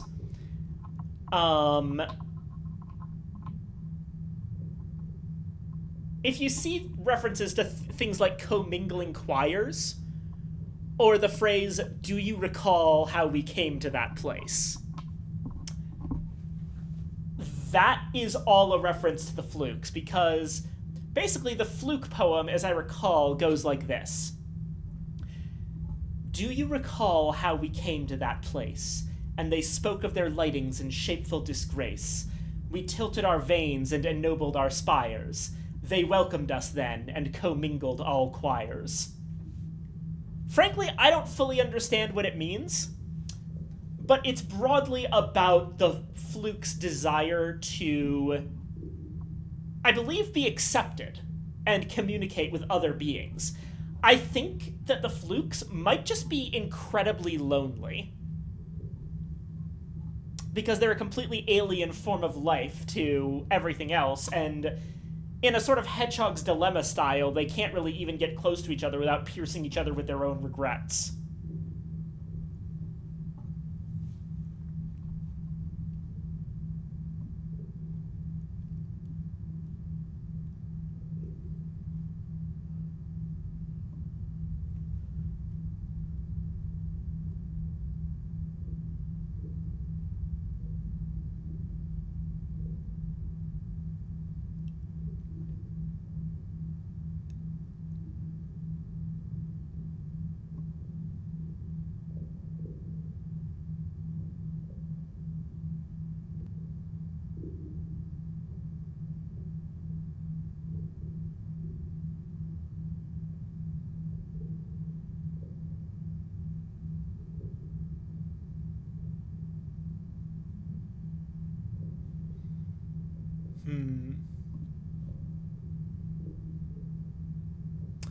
I'm checking to see if I should share the brother's regret with the first mate.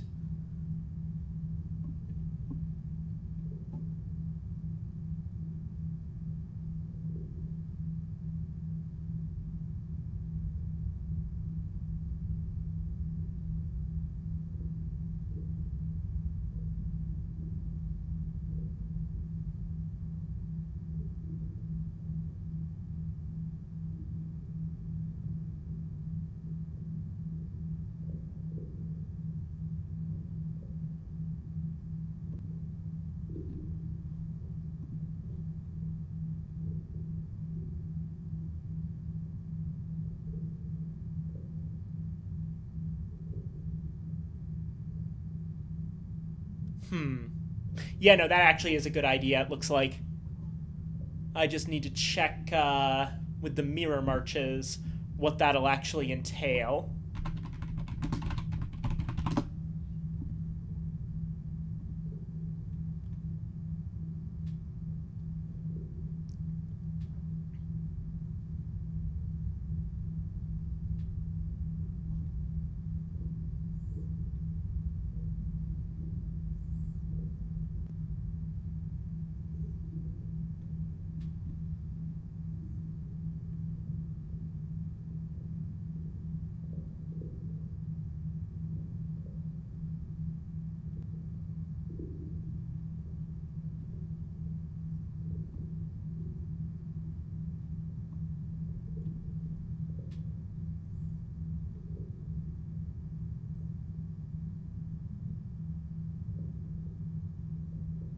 Oh, that's super easy. Yeah, okay.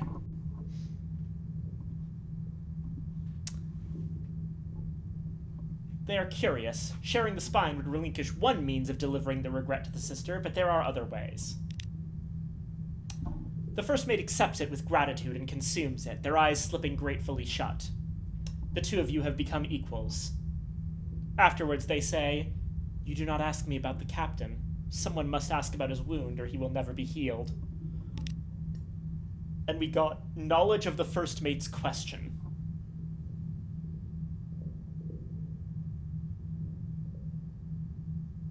What happens if we consume a needle of Fortis? Press the spike into your own flesh. Know what it knows. Little worse than a tattoo, surely. Do you remember? A woman who had persuaded herself into a marriage. She never fell in love with someone else, or betrayed her husband, or did any of the usual things. She lived a dusty life and wondered whether she even had any appetites to satisfy. Faintly overlaying this is the first mate's reaction. Pity, annoyance, and a tangle of feelings about a different broken relationship between themselves and the wounded captain.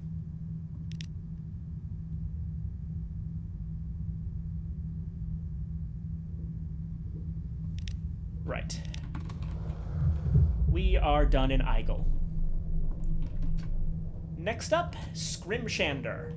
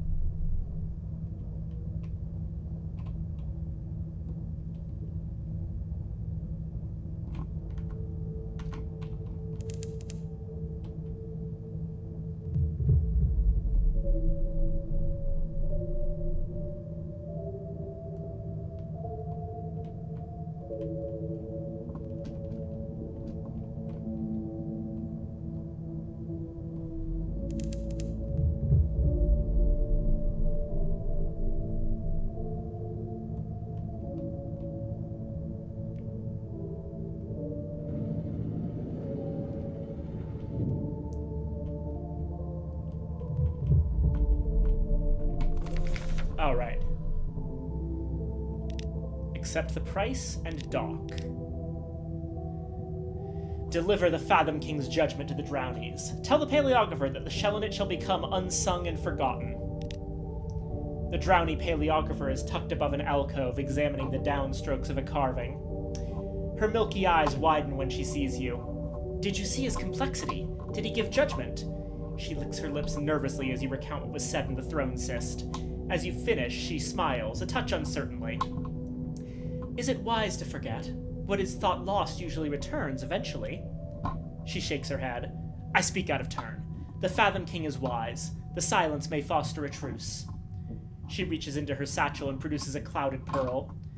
This was taken from, well, it's dead now, but there is no other like it. You have earned this. And we get a captivating treasure, and we have settled the history of the Shellonet.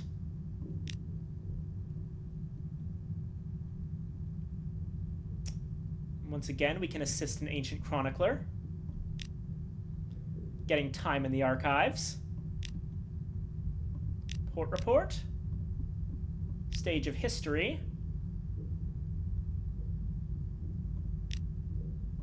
And we can trade a decent amount of wine for time in the archives.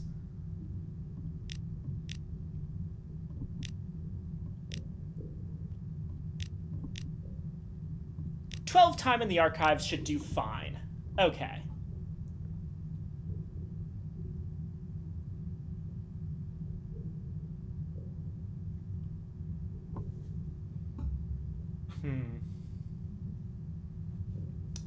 Agree to search the ivory archives for a pattern.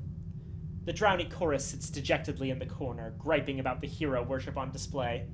They'll pay well if you can research the societal context of the figures on stage.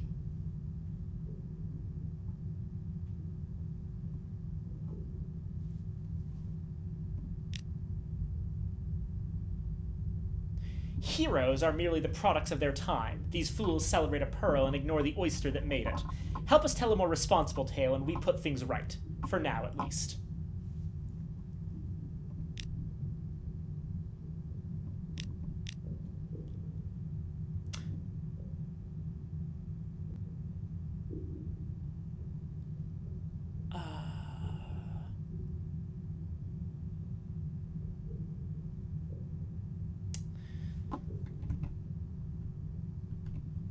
I'm sorry. I'm gonna need everyone to briefly excuse me. Something's come up. Hold on.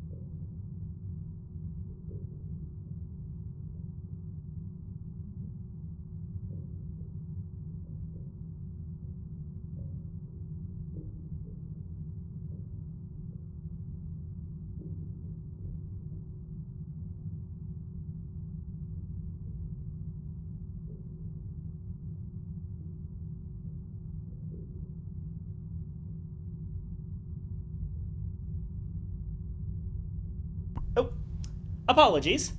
Right. I was muted. I am back. Sorry about that. And, let's get back to it. We were at the Ivory Archives. The Ivory Archives are a wealth of history, with ages of visitors' stories carved into the bone pillars that build the Citadel. It's something between a library and an ossuary, but less inviting. You will want enough time in the archives to explore and return afterwards. At least 5 points is recommended, but more will allow deeper explorations. Do not overstay your welcome. It will not be pleasant. The monks grudgingly allow you to enter, but warn you that staying longer than your allotted time will incur significant penalties. They refrain from going into details, but you notice that their bone quills are significantly larger and sharper than their fellows.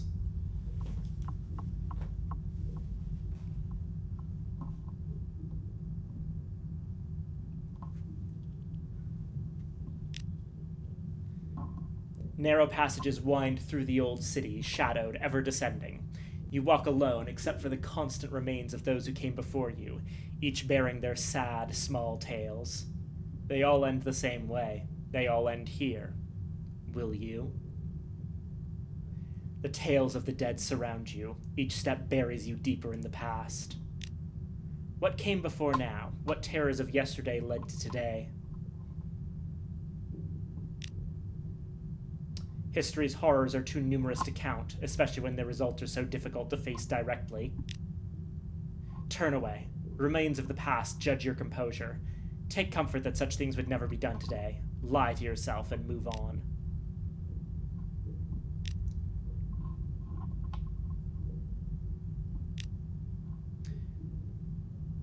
My master's name is cheered throughout the land, but none must know of his terrible secret.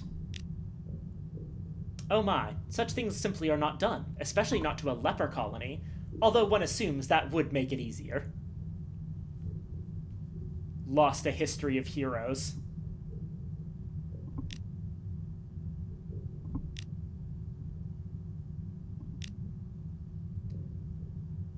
Travelers of all eras from across the Neath have been brought here to rest. Perhaps something can be synthesized from their collections. It was said that a flower in the Z grew within the Z, one that any true lover would pluck for their beloved. If nothing else, it was proof of bravery, devotion, and diving talent, all conventionally attractive qualities. Many dived, many died, but a few found the flower, and found that it was not what they expected.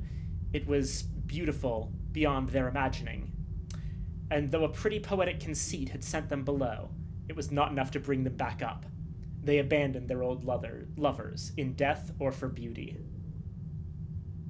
Ooh, interesting. 1 second. In death. Okay, yes, audio's good. Continue downwards.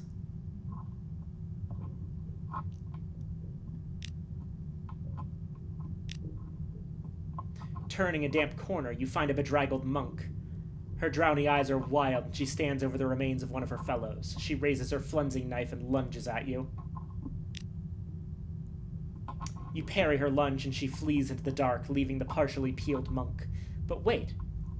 Its bones have already been inscribed, even where the flesh has only just been stripped away. Through the viscera, you can read an account of the poor soul's final moments.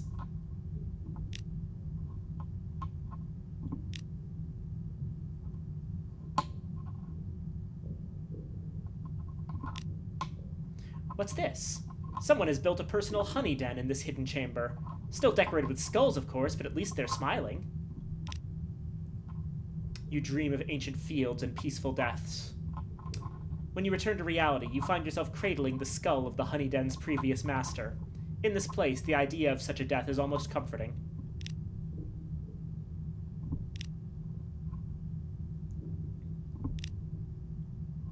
This far down, you should expect anything, but the carved remains of a rubbery man will always be a little surprising.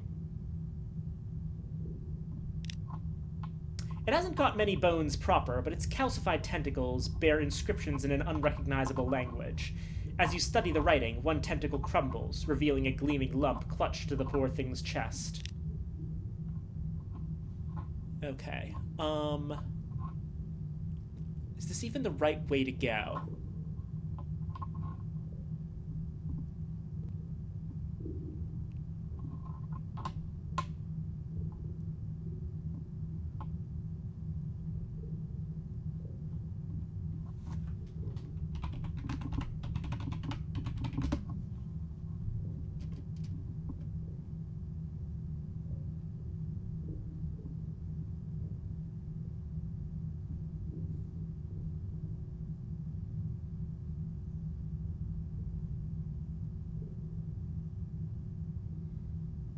Hmm.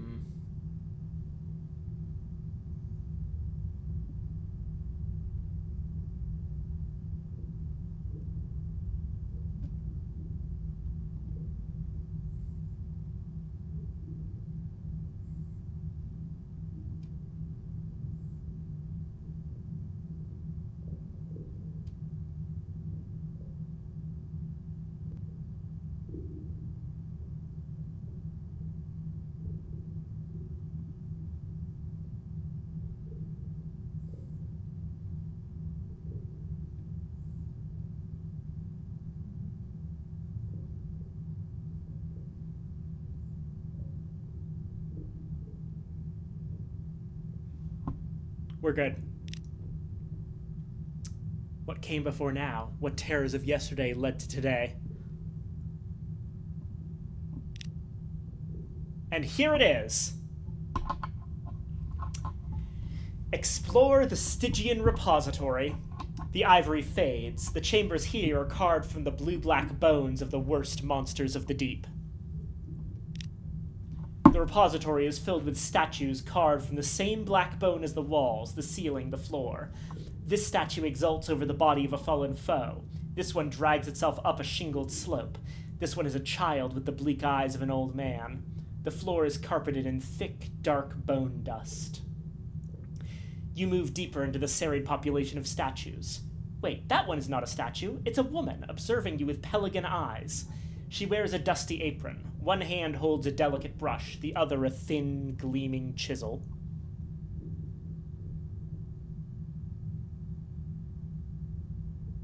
Oh my god, we're doing an ad break. Hold on, I'll read that again.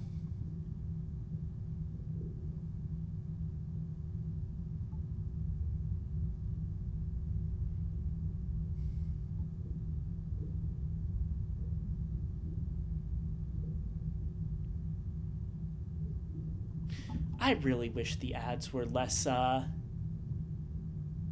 constant.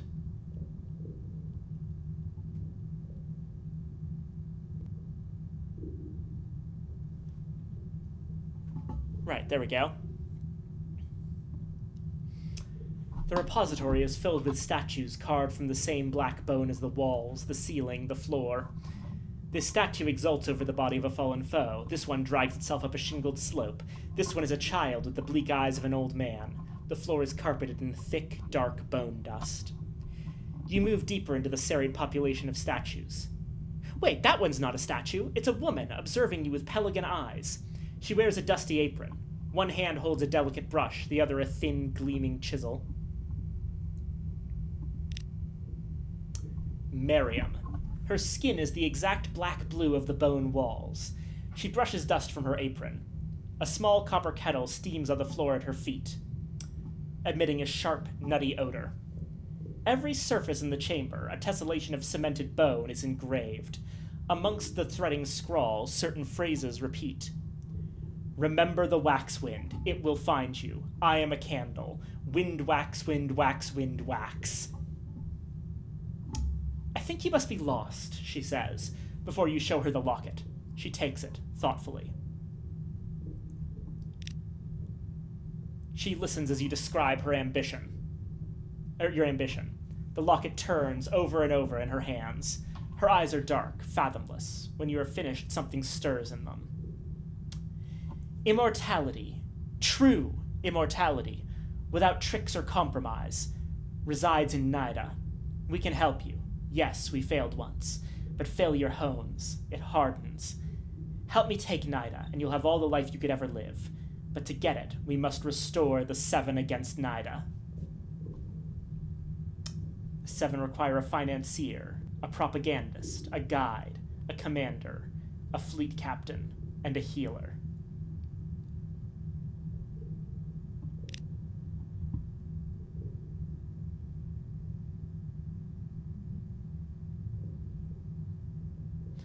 Ask who she is. She hesitates and turns to the wall, reading the writing there to refresh her memory. Yes, I was the presbyter's daughter. She speaks hesitantly, following the memories like breadcrumbs.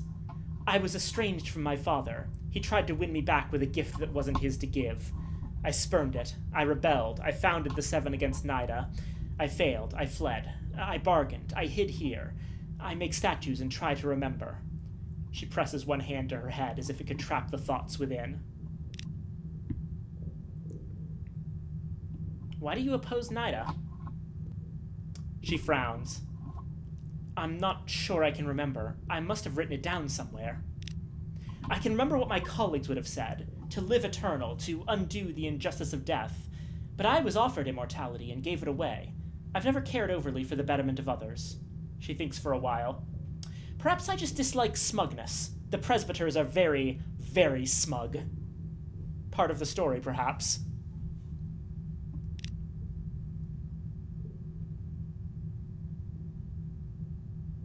So what does she know of the presbyter?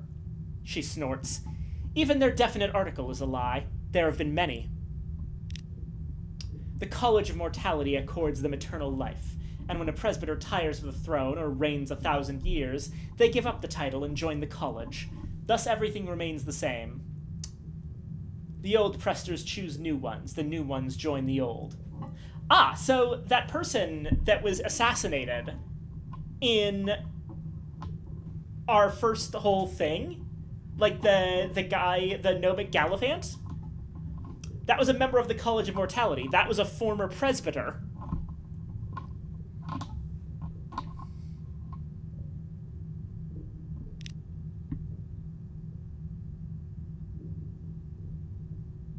What was your role in the Seven?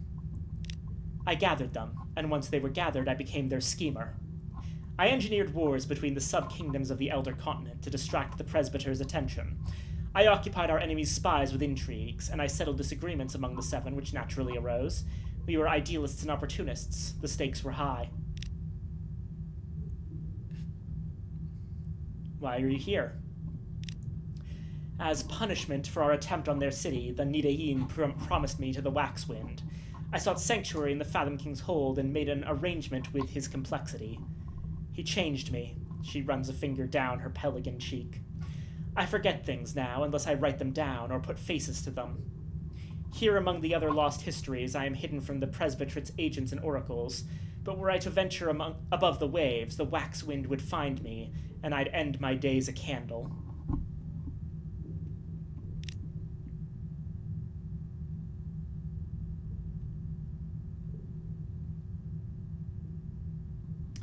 Provide Marion with information so she can suggest alternative candidates if the original members of the Seven are unavailable or unsuitable.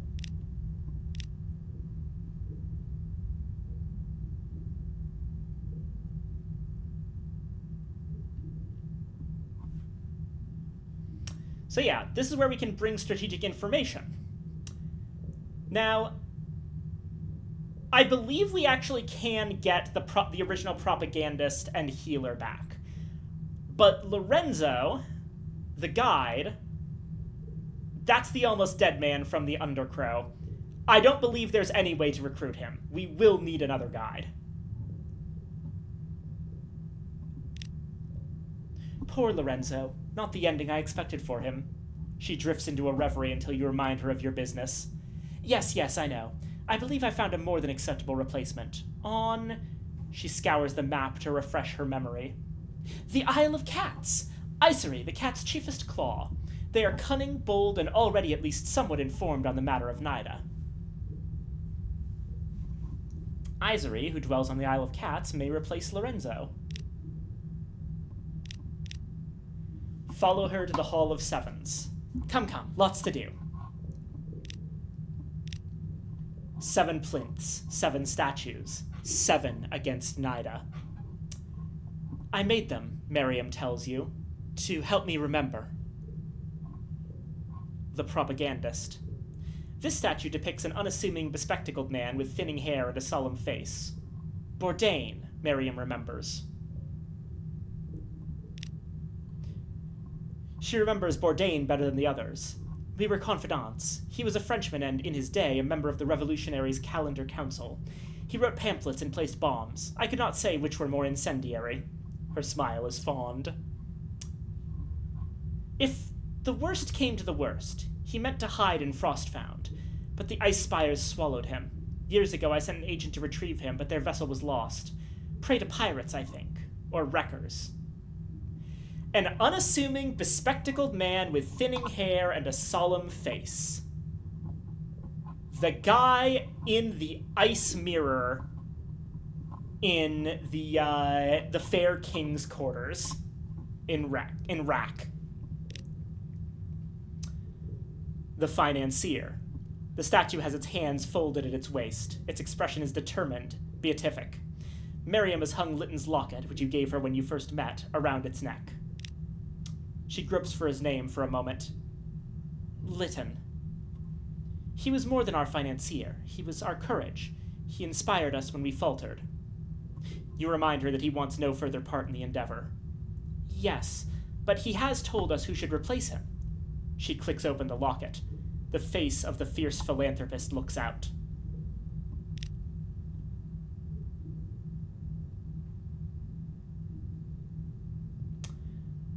The soldier. A well-built man in late middle age. His head is bald. His beard is near. Batuk, Miriam says, pleased that she could remember. I'm rather proud of this one.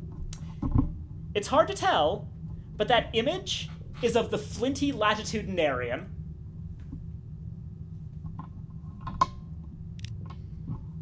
Miriam examines the words she once carved on the statue's plinth. Yes, Rosina's cousin. He was one of the Presbytery's border guards, the Gracious, but they discharged him when he allowed an explorer access to the interior. An explorer. She taps her teeth, thinking. Lorenzo? Afterwards, Batuk became a mercenary and joined our number.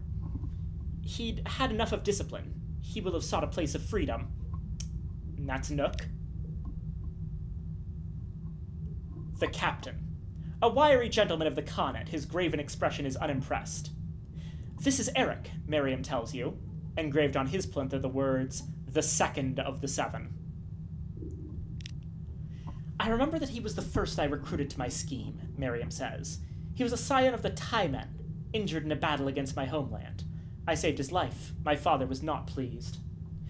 Eric seized the polythremy vessels we needed to navigate the Red River. He commanded our fleets.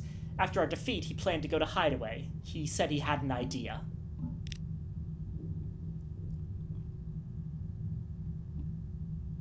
The healer. The statue is of a woman of advancing years, a daughter of the presbyterate, clad in a priestess's robe. Our healer, Rosina. She was the abbess at the hospital in Adam's Way and petitioned Nida on several occasions to afford her patients additional time. Then Nidaheen ignored her. I did not. Miriam rubs her temples, struggling to remember.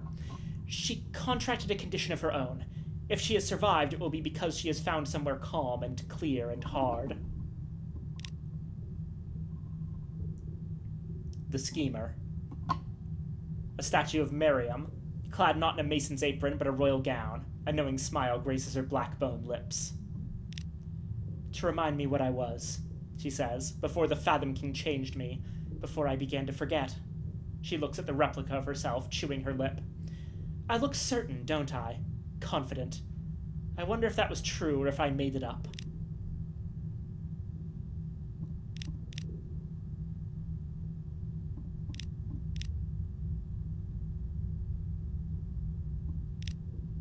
You know the way now and will be able to return more easily.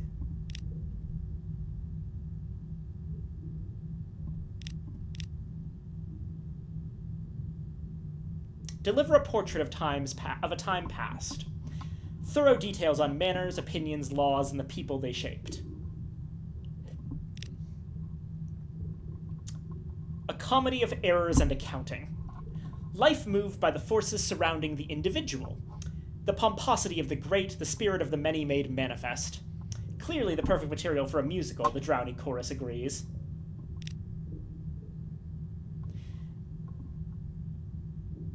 The drowning chorus presents a sweeping historical opera, with a 2-drink minimum. A surprisingly brisk epic. A city rises and falls in a matter of hours, with cast members playing a dozen roles each over the years. The dance number at the end is a crowd pleaser. Afterwards, the drowning king assures the crowd that the dancing was strictly allegorical.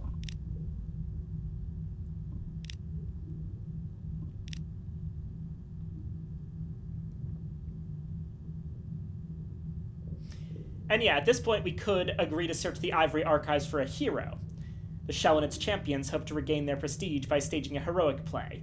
Assist their research in the Ivory Archives and they'll give you a hero's reward.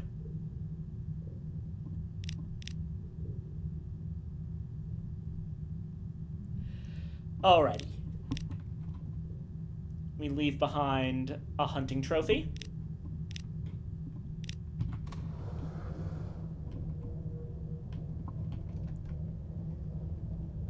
And now we're on to the main part of the immortality ambition. Tracking down the 7.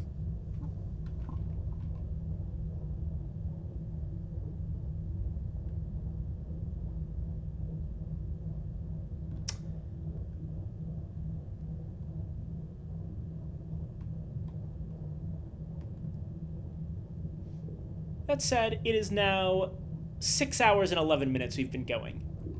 I think that that's good for now. We'll head back to London and set up for next time.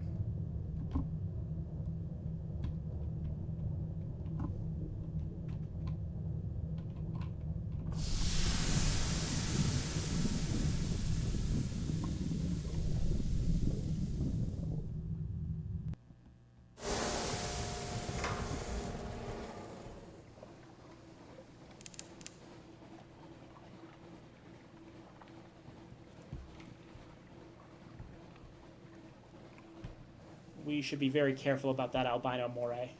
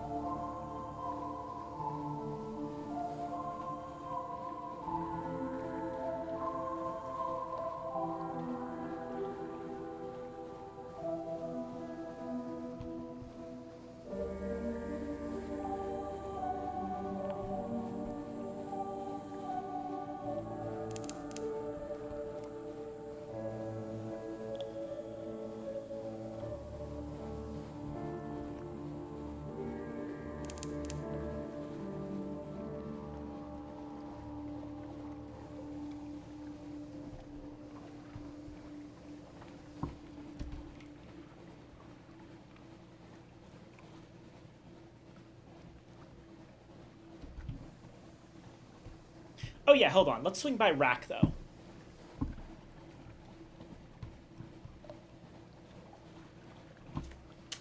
And Venderbite, now that I think about it. Yeah, Rack and Venderbite.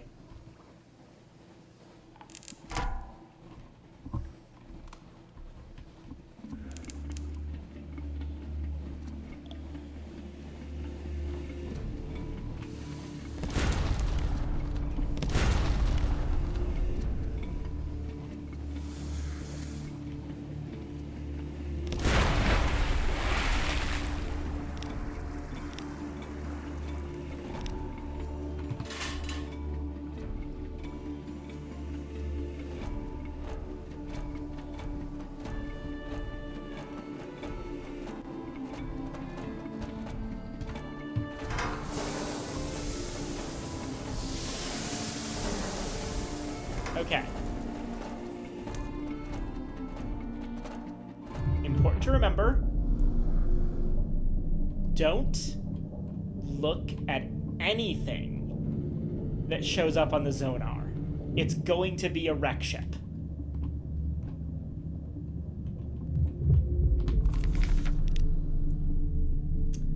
Alright, new place to go wrecking. Guider's Morn. Port report.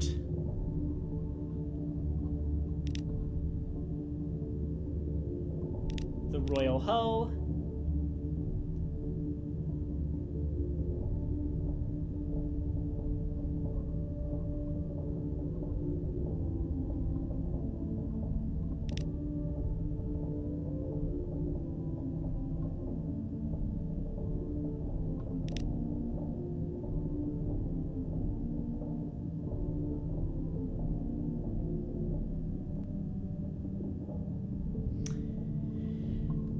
Asking the Fair King for the mirror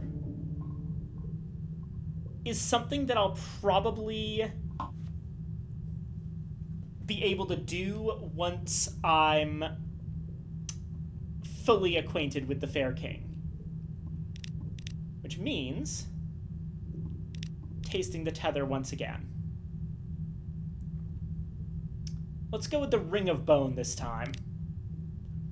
It almost fits you, like a fiancé's best guess. The matron leads you to one of the many doors. You follow her into the darkness beyond.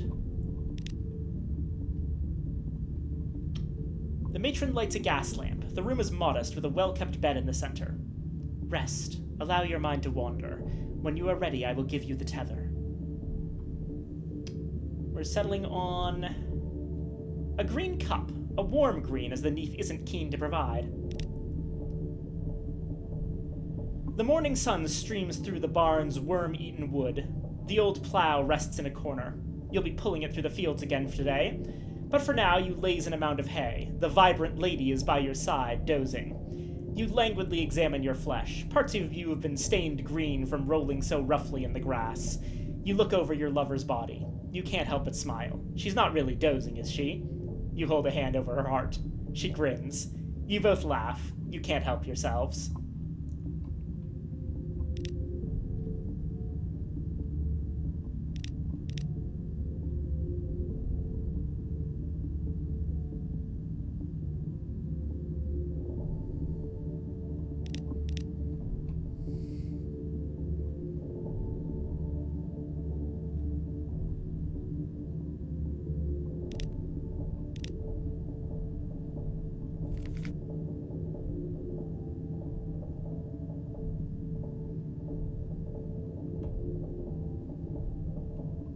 By one fuel.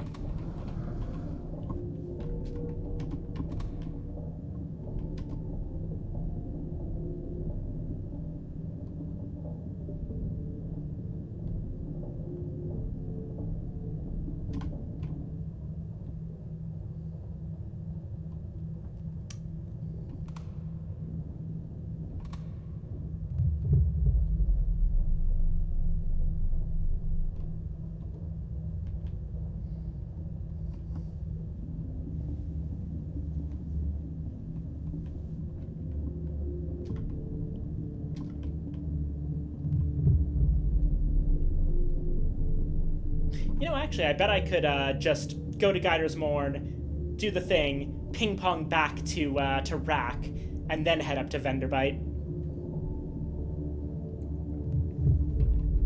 That would let me essentially cheat 2 tether tastings out of this.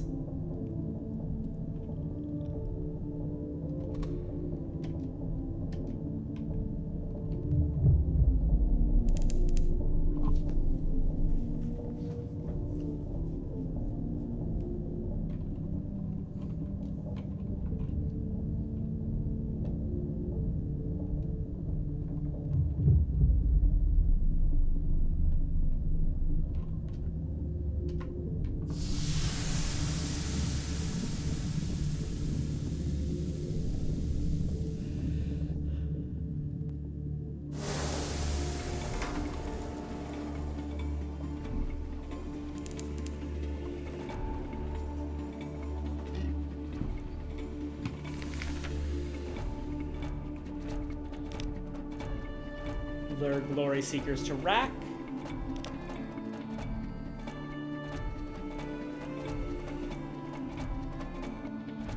Gather intelligence. Success. Explore the morn.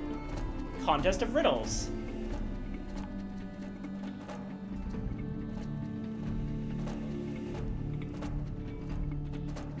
One echo for a simpler riddle. That's the cat's shadow, and that got me a level up. Excellent.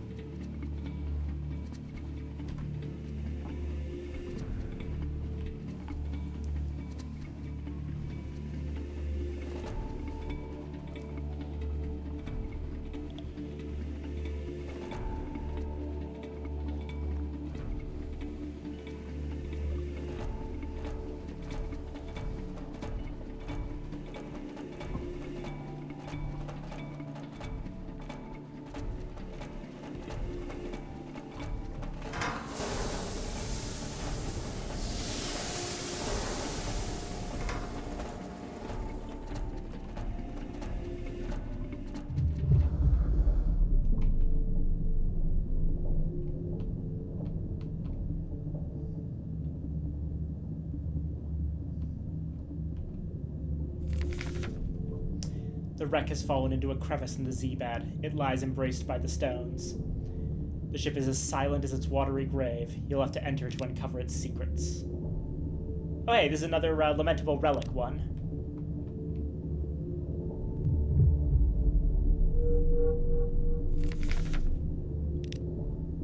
And there's supplies.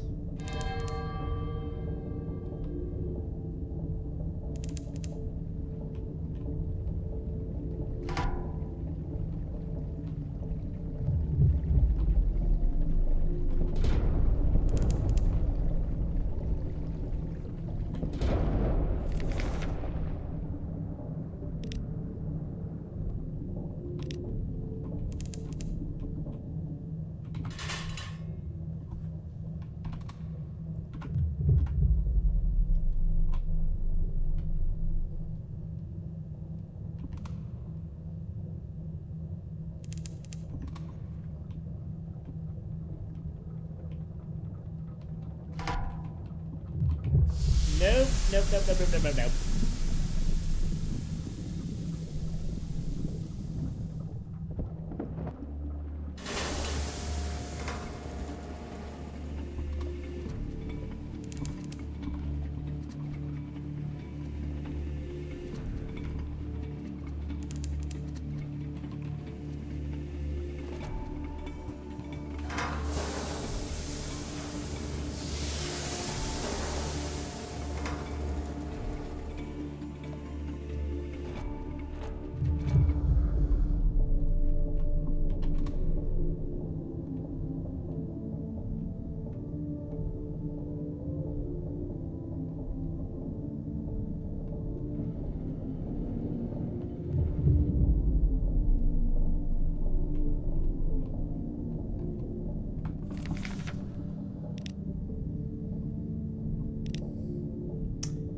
Vendor bites next. Nice, we were already going there.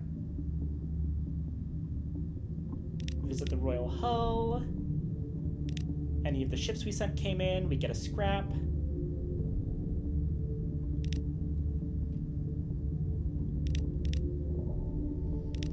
Taste the tether.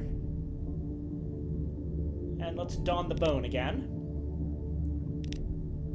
White walls. They're almost glowing in the light.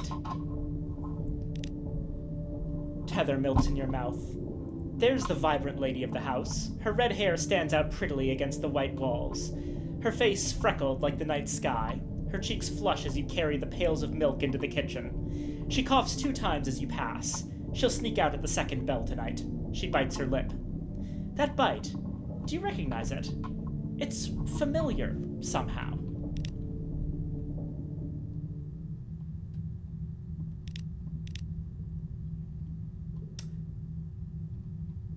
The vibrant lady bit her lip, just as the king does. Didn't she? Didn't he? The fair king slowly bites his lip. Like that. He wheels closer to you and touches your wrist.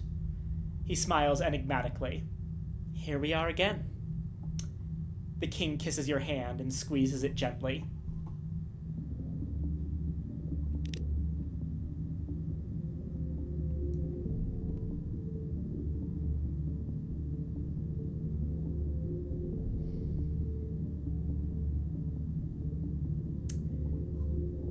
The fair king's question. He looks at you, searchingly. You've found me, haven't you? In many times and places. But today, what are we?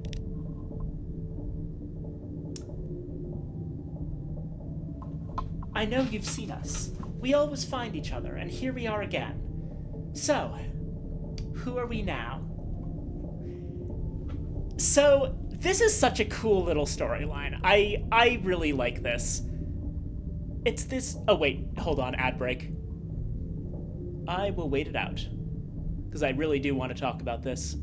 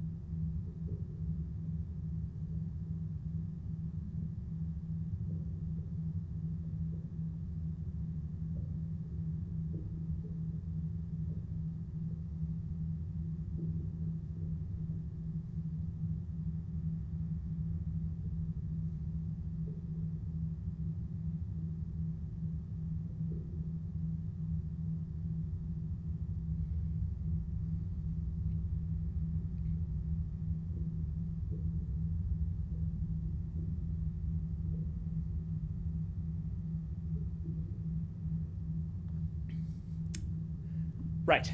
Okay. Ad's over. Or it should be over. Never know quite what exact times. But yes, I really like this storyline.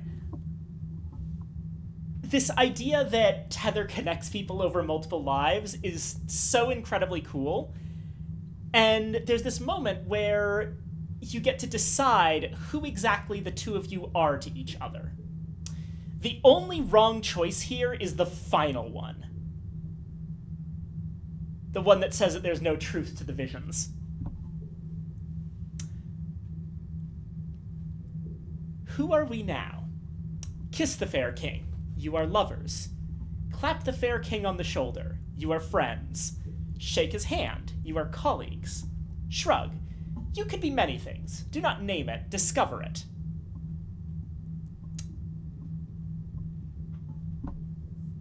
I say...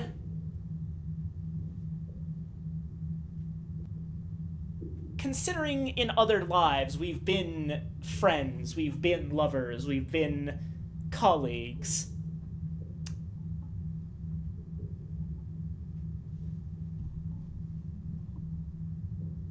I think focusing too much on what we were in the past you know. Um...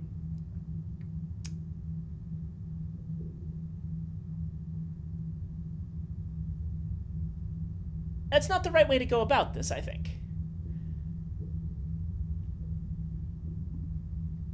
It's...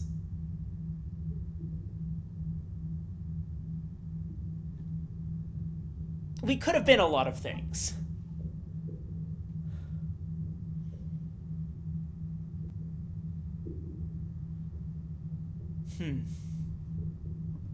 I'm second guessing myself because there is something to be said for reminiscence. This is a hard choice.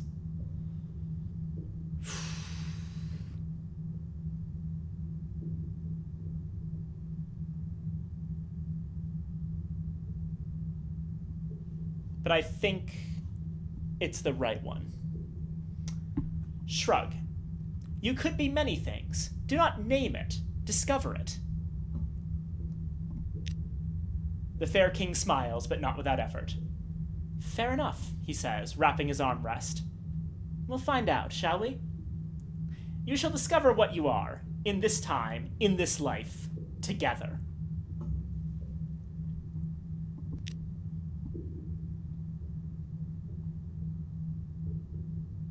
Get to know the king. Perhaps one day you can revisit the question of who you are. Rack is all the king has known. He was born here after his mother's ship sank. The old queen, childless, took him in as her own. She thought she'd found a daughter, he laughs. He was tutored in matters of poetry, mathematics, engineering, biology, oceanography, and jurisprudence. Some of Rack's citizens were educated before they sank. And of course, you can learn much from tether visions. The king smiles and smooths his shirt. A straightforward affair. The queen died, and I have ruled since. What about you? What brought you here?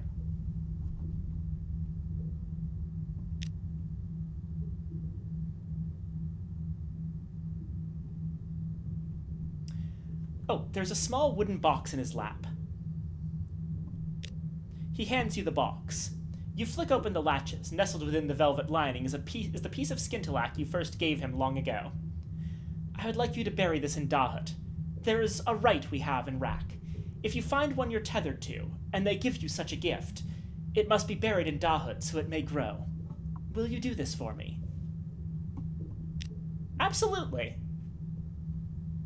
Ambition. Can you have the mirror? You recognize the reflection inside from Meriam's statues. This is Bourdain, the Seven's propagandist.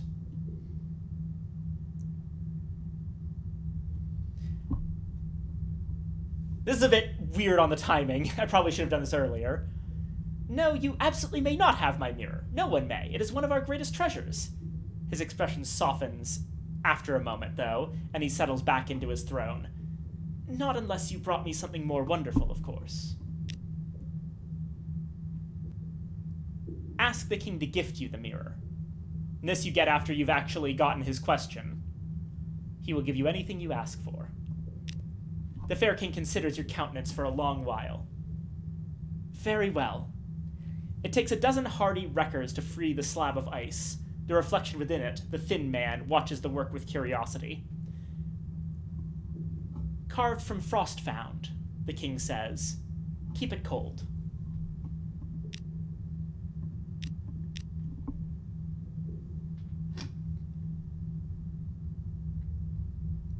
And there we go.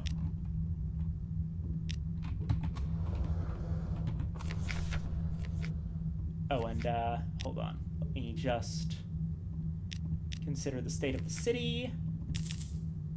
Get a couple of fuel.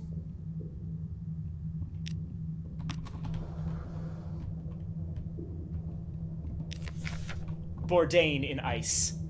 He watches you through the chipped, frosty surface. When you ask if he can hear you, he nods curtly. Invite him to rejoin the Seven as their propagandist. He leans forwards, the ice distorting his reflection, and opens his mouth. Is he trying to say something? There is no sound. He repeats the gesture. Does he mean... You lean in and breathe on the ice, fogging it. Bourdain gives a minuscule smile. Then he raises a finger and begins to draw a message in the fog from the other side. He writes backwards, which necessitates some deciphering. I never left. It is an awkward method of communication, but over the next few hours you manage to piece together his tale. Bourdain is relatively content with his current state. After the Seven's defeat, he attempted to hide in Frostfound. He failed at the Ruby Room, and this vestige was trapped in the ice. He has a number of agents in the Neath, though, and they are able to communicate with him via... You can't really follow that bit. Suffice it to say, esoteric means. Is he ready to resume the Seven's cause? He writes a final message in your breath. Liberty, equality, eternity. Fuck yeah, Bourdain! We love to see it. I love this dude. He rules.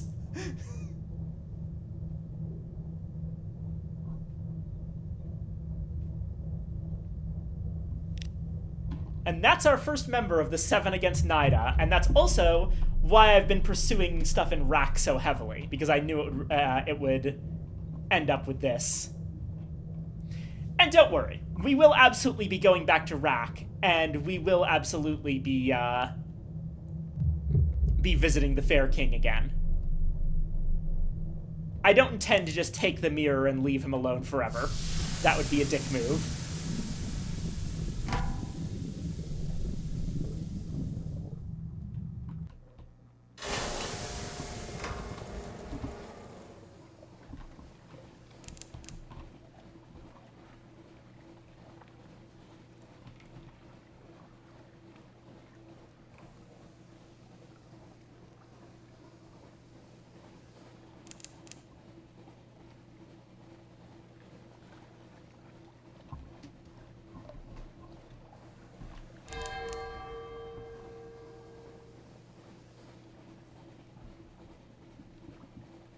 Let me also talk to the navigator. I haven't done that yet. He has an admirable appetite for so slight a fellow. Seconds, then thirds, disappears in small, hasty morsels. He is nervous and not a gifted conversationalist. You do your best to plug the silence. When you ask about his past, he winces. I can't say, madam. This... He taps the livid sigil on his temple, which twitches like a scorpion's sting. Has burned away my memories. I recall I have a brother, but not his name or where he is. I remember the names of the ships I've served on, the Implicit, the Bonnie Swan, but not their crew. How did he come by the sigil? He clutches his head. I don't know. I don't know. Thinking about it is like fire in my skull. He grits his teeth. Someone must have hated me very much to curse me with it, but I can't even remember my enemy. Captain! Captain! My sleep is riddled with dreams, madam. Dreams of bells and candles. I see a lonely house lit by tallow and wick. A bell is ringing. It rings now. Do you hear it? He scratches at his sigil, which has begun to bleed. Do you know this place, Captain? Can I plot a course? A place of candles and bells. The Chapel of Lights, a northern church where no sin is too terrible.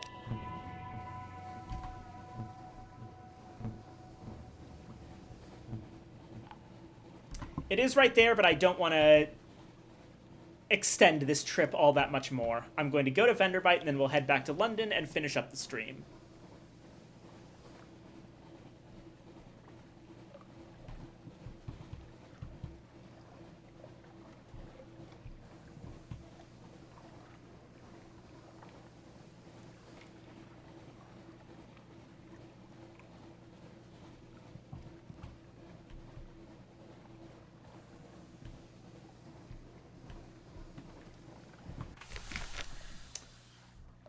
I'll stay here just long enough to get a port report.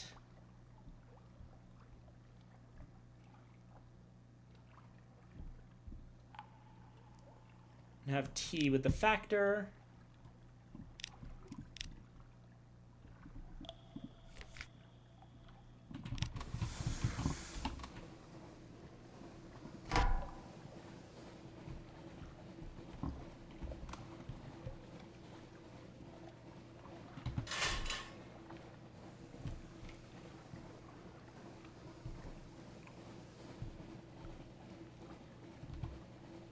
We'll let that one go.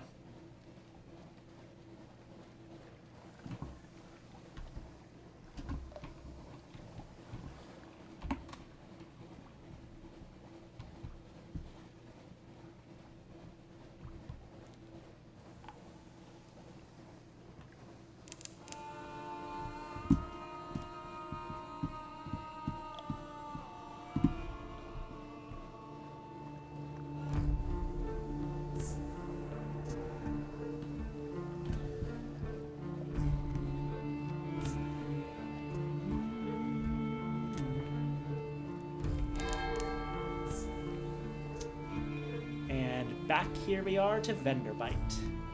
We have a few things to drop off.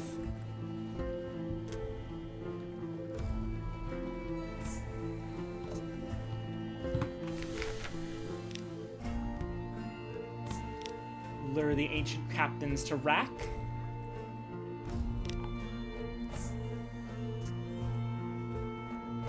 Get a port report. Explore Venderbite. Search warily, and we get a cache of curiosities. You're not the first to come here. Someone's left a long oak casket under a carpet of creepers. A filthy scrap of paper, creased and grimy. It's a page from a journal. Until the sixth candle was extinguished. Now we all watch the flame as it stood up, as if it was on tiptoe, taller and bluer each heartbeat.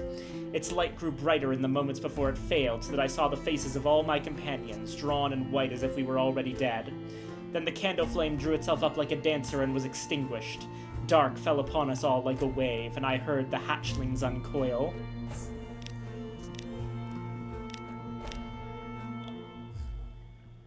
Give it your rage-drenched cinder. There's the first curator again.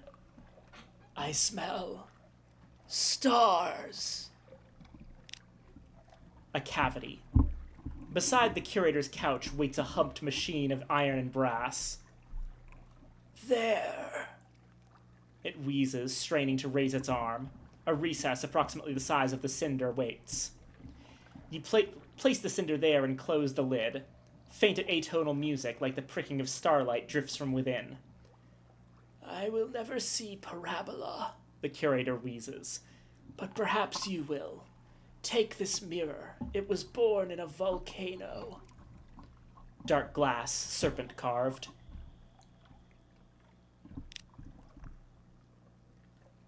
Give it your eyeless skull. Yes. I want to forget. At its direction, you place the skull atop a dripstone pedestal. A stalagmite once, now carved with crockets and grimacing faces. Irigo sparks crawl across it. For a moment, you forget what you were doing. Thank you, the curator whispers. Perhaps you have saved me from the sanatorium, and perhaps the emergence will be less painful. Its chest pulses feebly. You accept a single huge black pearl. The curator's fancies grow worse, but it pays well.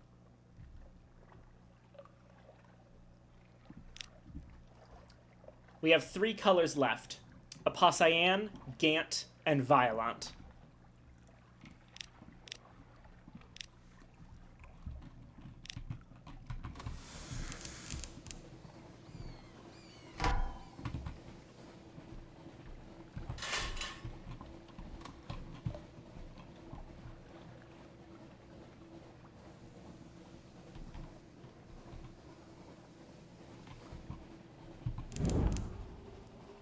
I actually meant to do it this time because I kind of just want to get back to London.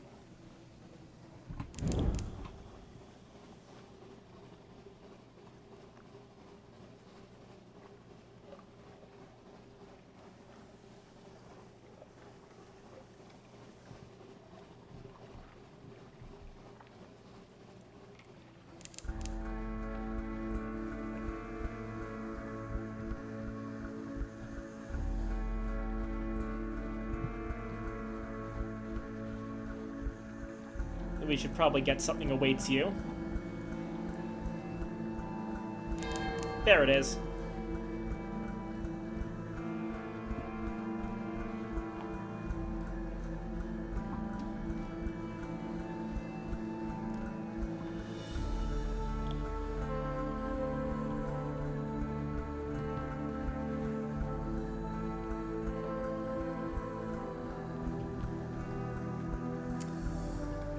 And we make it.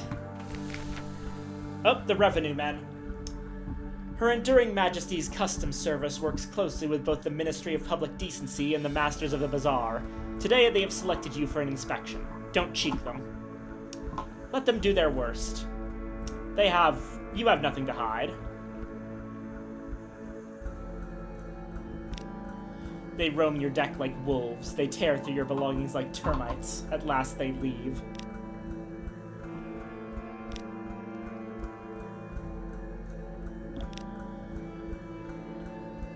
A tingle in the spine. Why not go for a stroll?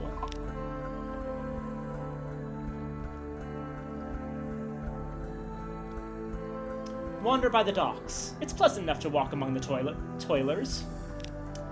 The dockers are engaged in their labor, loading and unloading cargo. You pause by an abandoned warehouse to watch. What's the time? The sun is set. The moon glows. You enter the barn and throw yourself into the hay. The owls are quiet tonight. Maybe the warmth of the day has them tired too. The vibrant lady isn't tired, though. You grin as she opens the barn door and stands full lit in the light of the moon. You wake in a dank warehouse atop an old sack of mushrooms. Your pockets are lighter. Someone has robbed you in your sleep.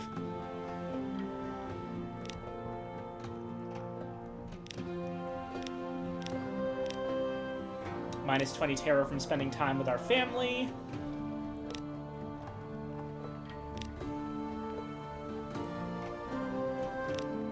The Rose Market. The veteran privy councillor is seeking an outlandish architect. Artifact, not architect. Artifact. He is there surveying curios from distant ports with palace servants in muted slippers. The Empress dislikes loud noises. The veteran privy councillor holds a mirror behind the artifact and examines the reflection. Yes. Inferior to London workmanship, obviously, but it will make an acceptable conversation piece nonetheless. He snaps his fingers at a servant. Pay the captain.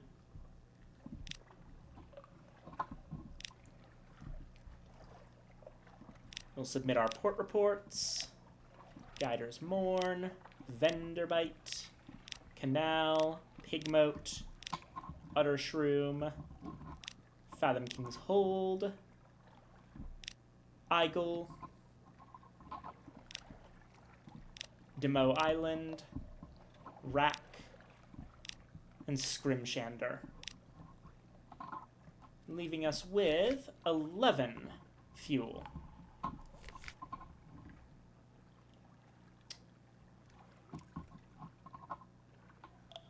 We have one final thing to do here, I just remembered. We'll give the magician what he needs to complete his plan. And let's hope that he survives. 3 secrets and 1 skintillack.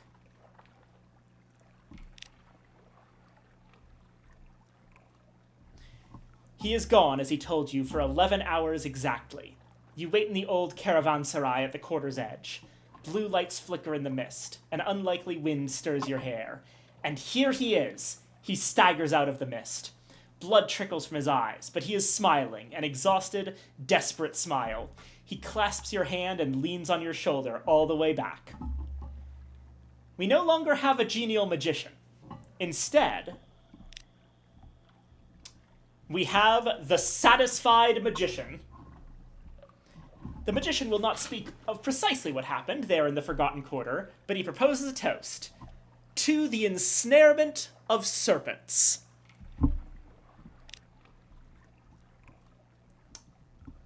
The magician is slower to smile than he was, but the smile, you think, is more sincere. He has no plans to leave the sea, or your service. I owe this victory to you, he says. He looks down at the serpent image, where it sits in his lap. Its wooden eyes seem to brim with furious desperation. And this will permit some partial repayment of my great debt to you. Speak to me later. So yeah, now we have the satisfied magician. He has the quiet smile of a man who has tamped down the earth on his enemy's grave. Construct the serpentine. I have an idea.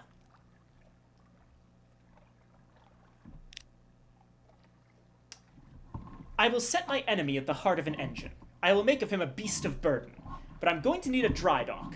And some money. We certainly have those echoes.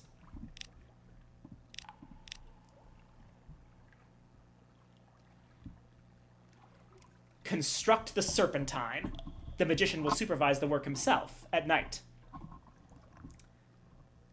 Our current engine, as a reminder, is the Leadbeater and Stainrod Bodica, which is a 1500 engine power engine.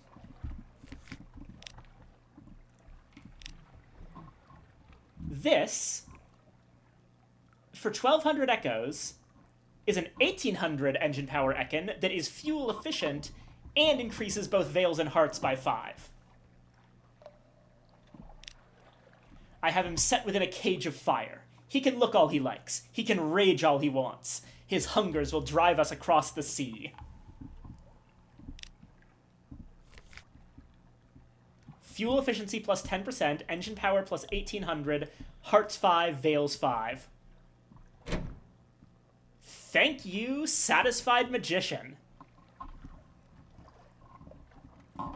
That is a way cooler engine than the one we had. Speaking of which,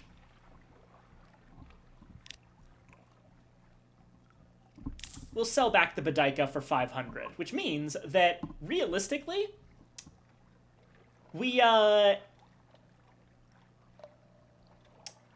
only actually spent 700 echoes on the Serpentine.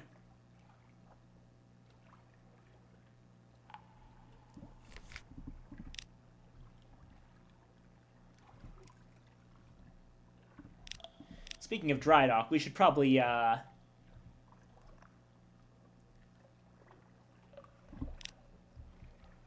repair the ship.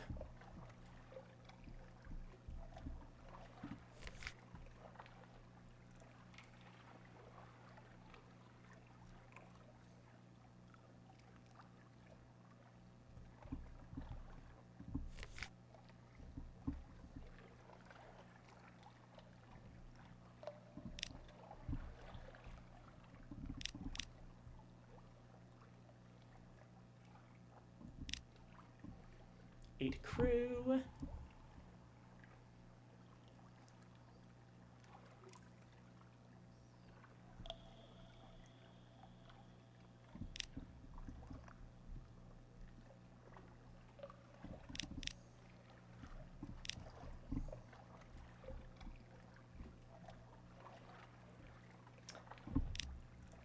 Let's sell a couple of those captivating treasures.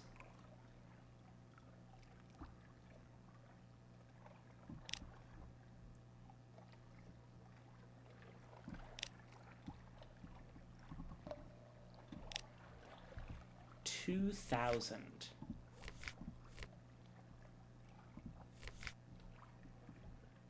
At this point, we could definitely afford the merchant cruiser.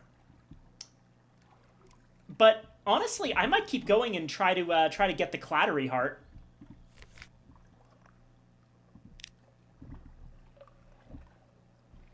That might be the play.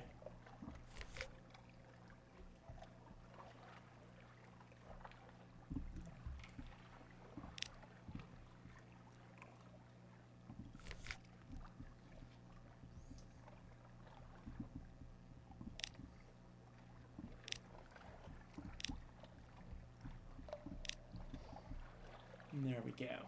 Alrighty. Manual save.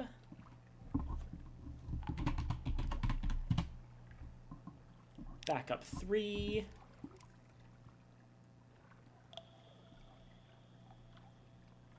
And quit to title screen.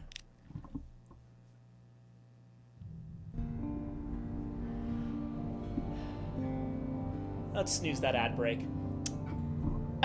Alright, we are good for tonight. Thank you all so much for coming, everyone, and we're going to be raiding into Copper Dinosaur's Cultist Simulator stream. I will see you again this weekend for board games.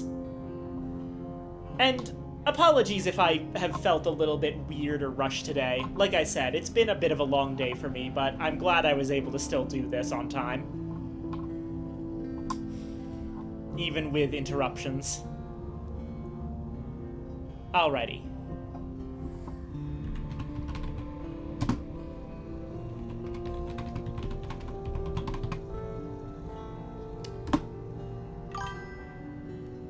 Raiding Copper Dinosaur. Oh, thank you, Saribot.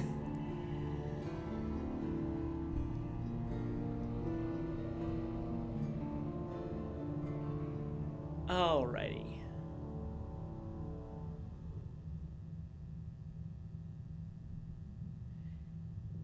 Alright. Have a good night, everybody. Love you all. Bye-bye. Raid.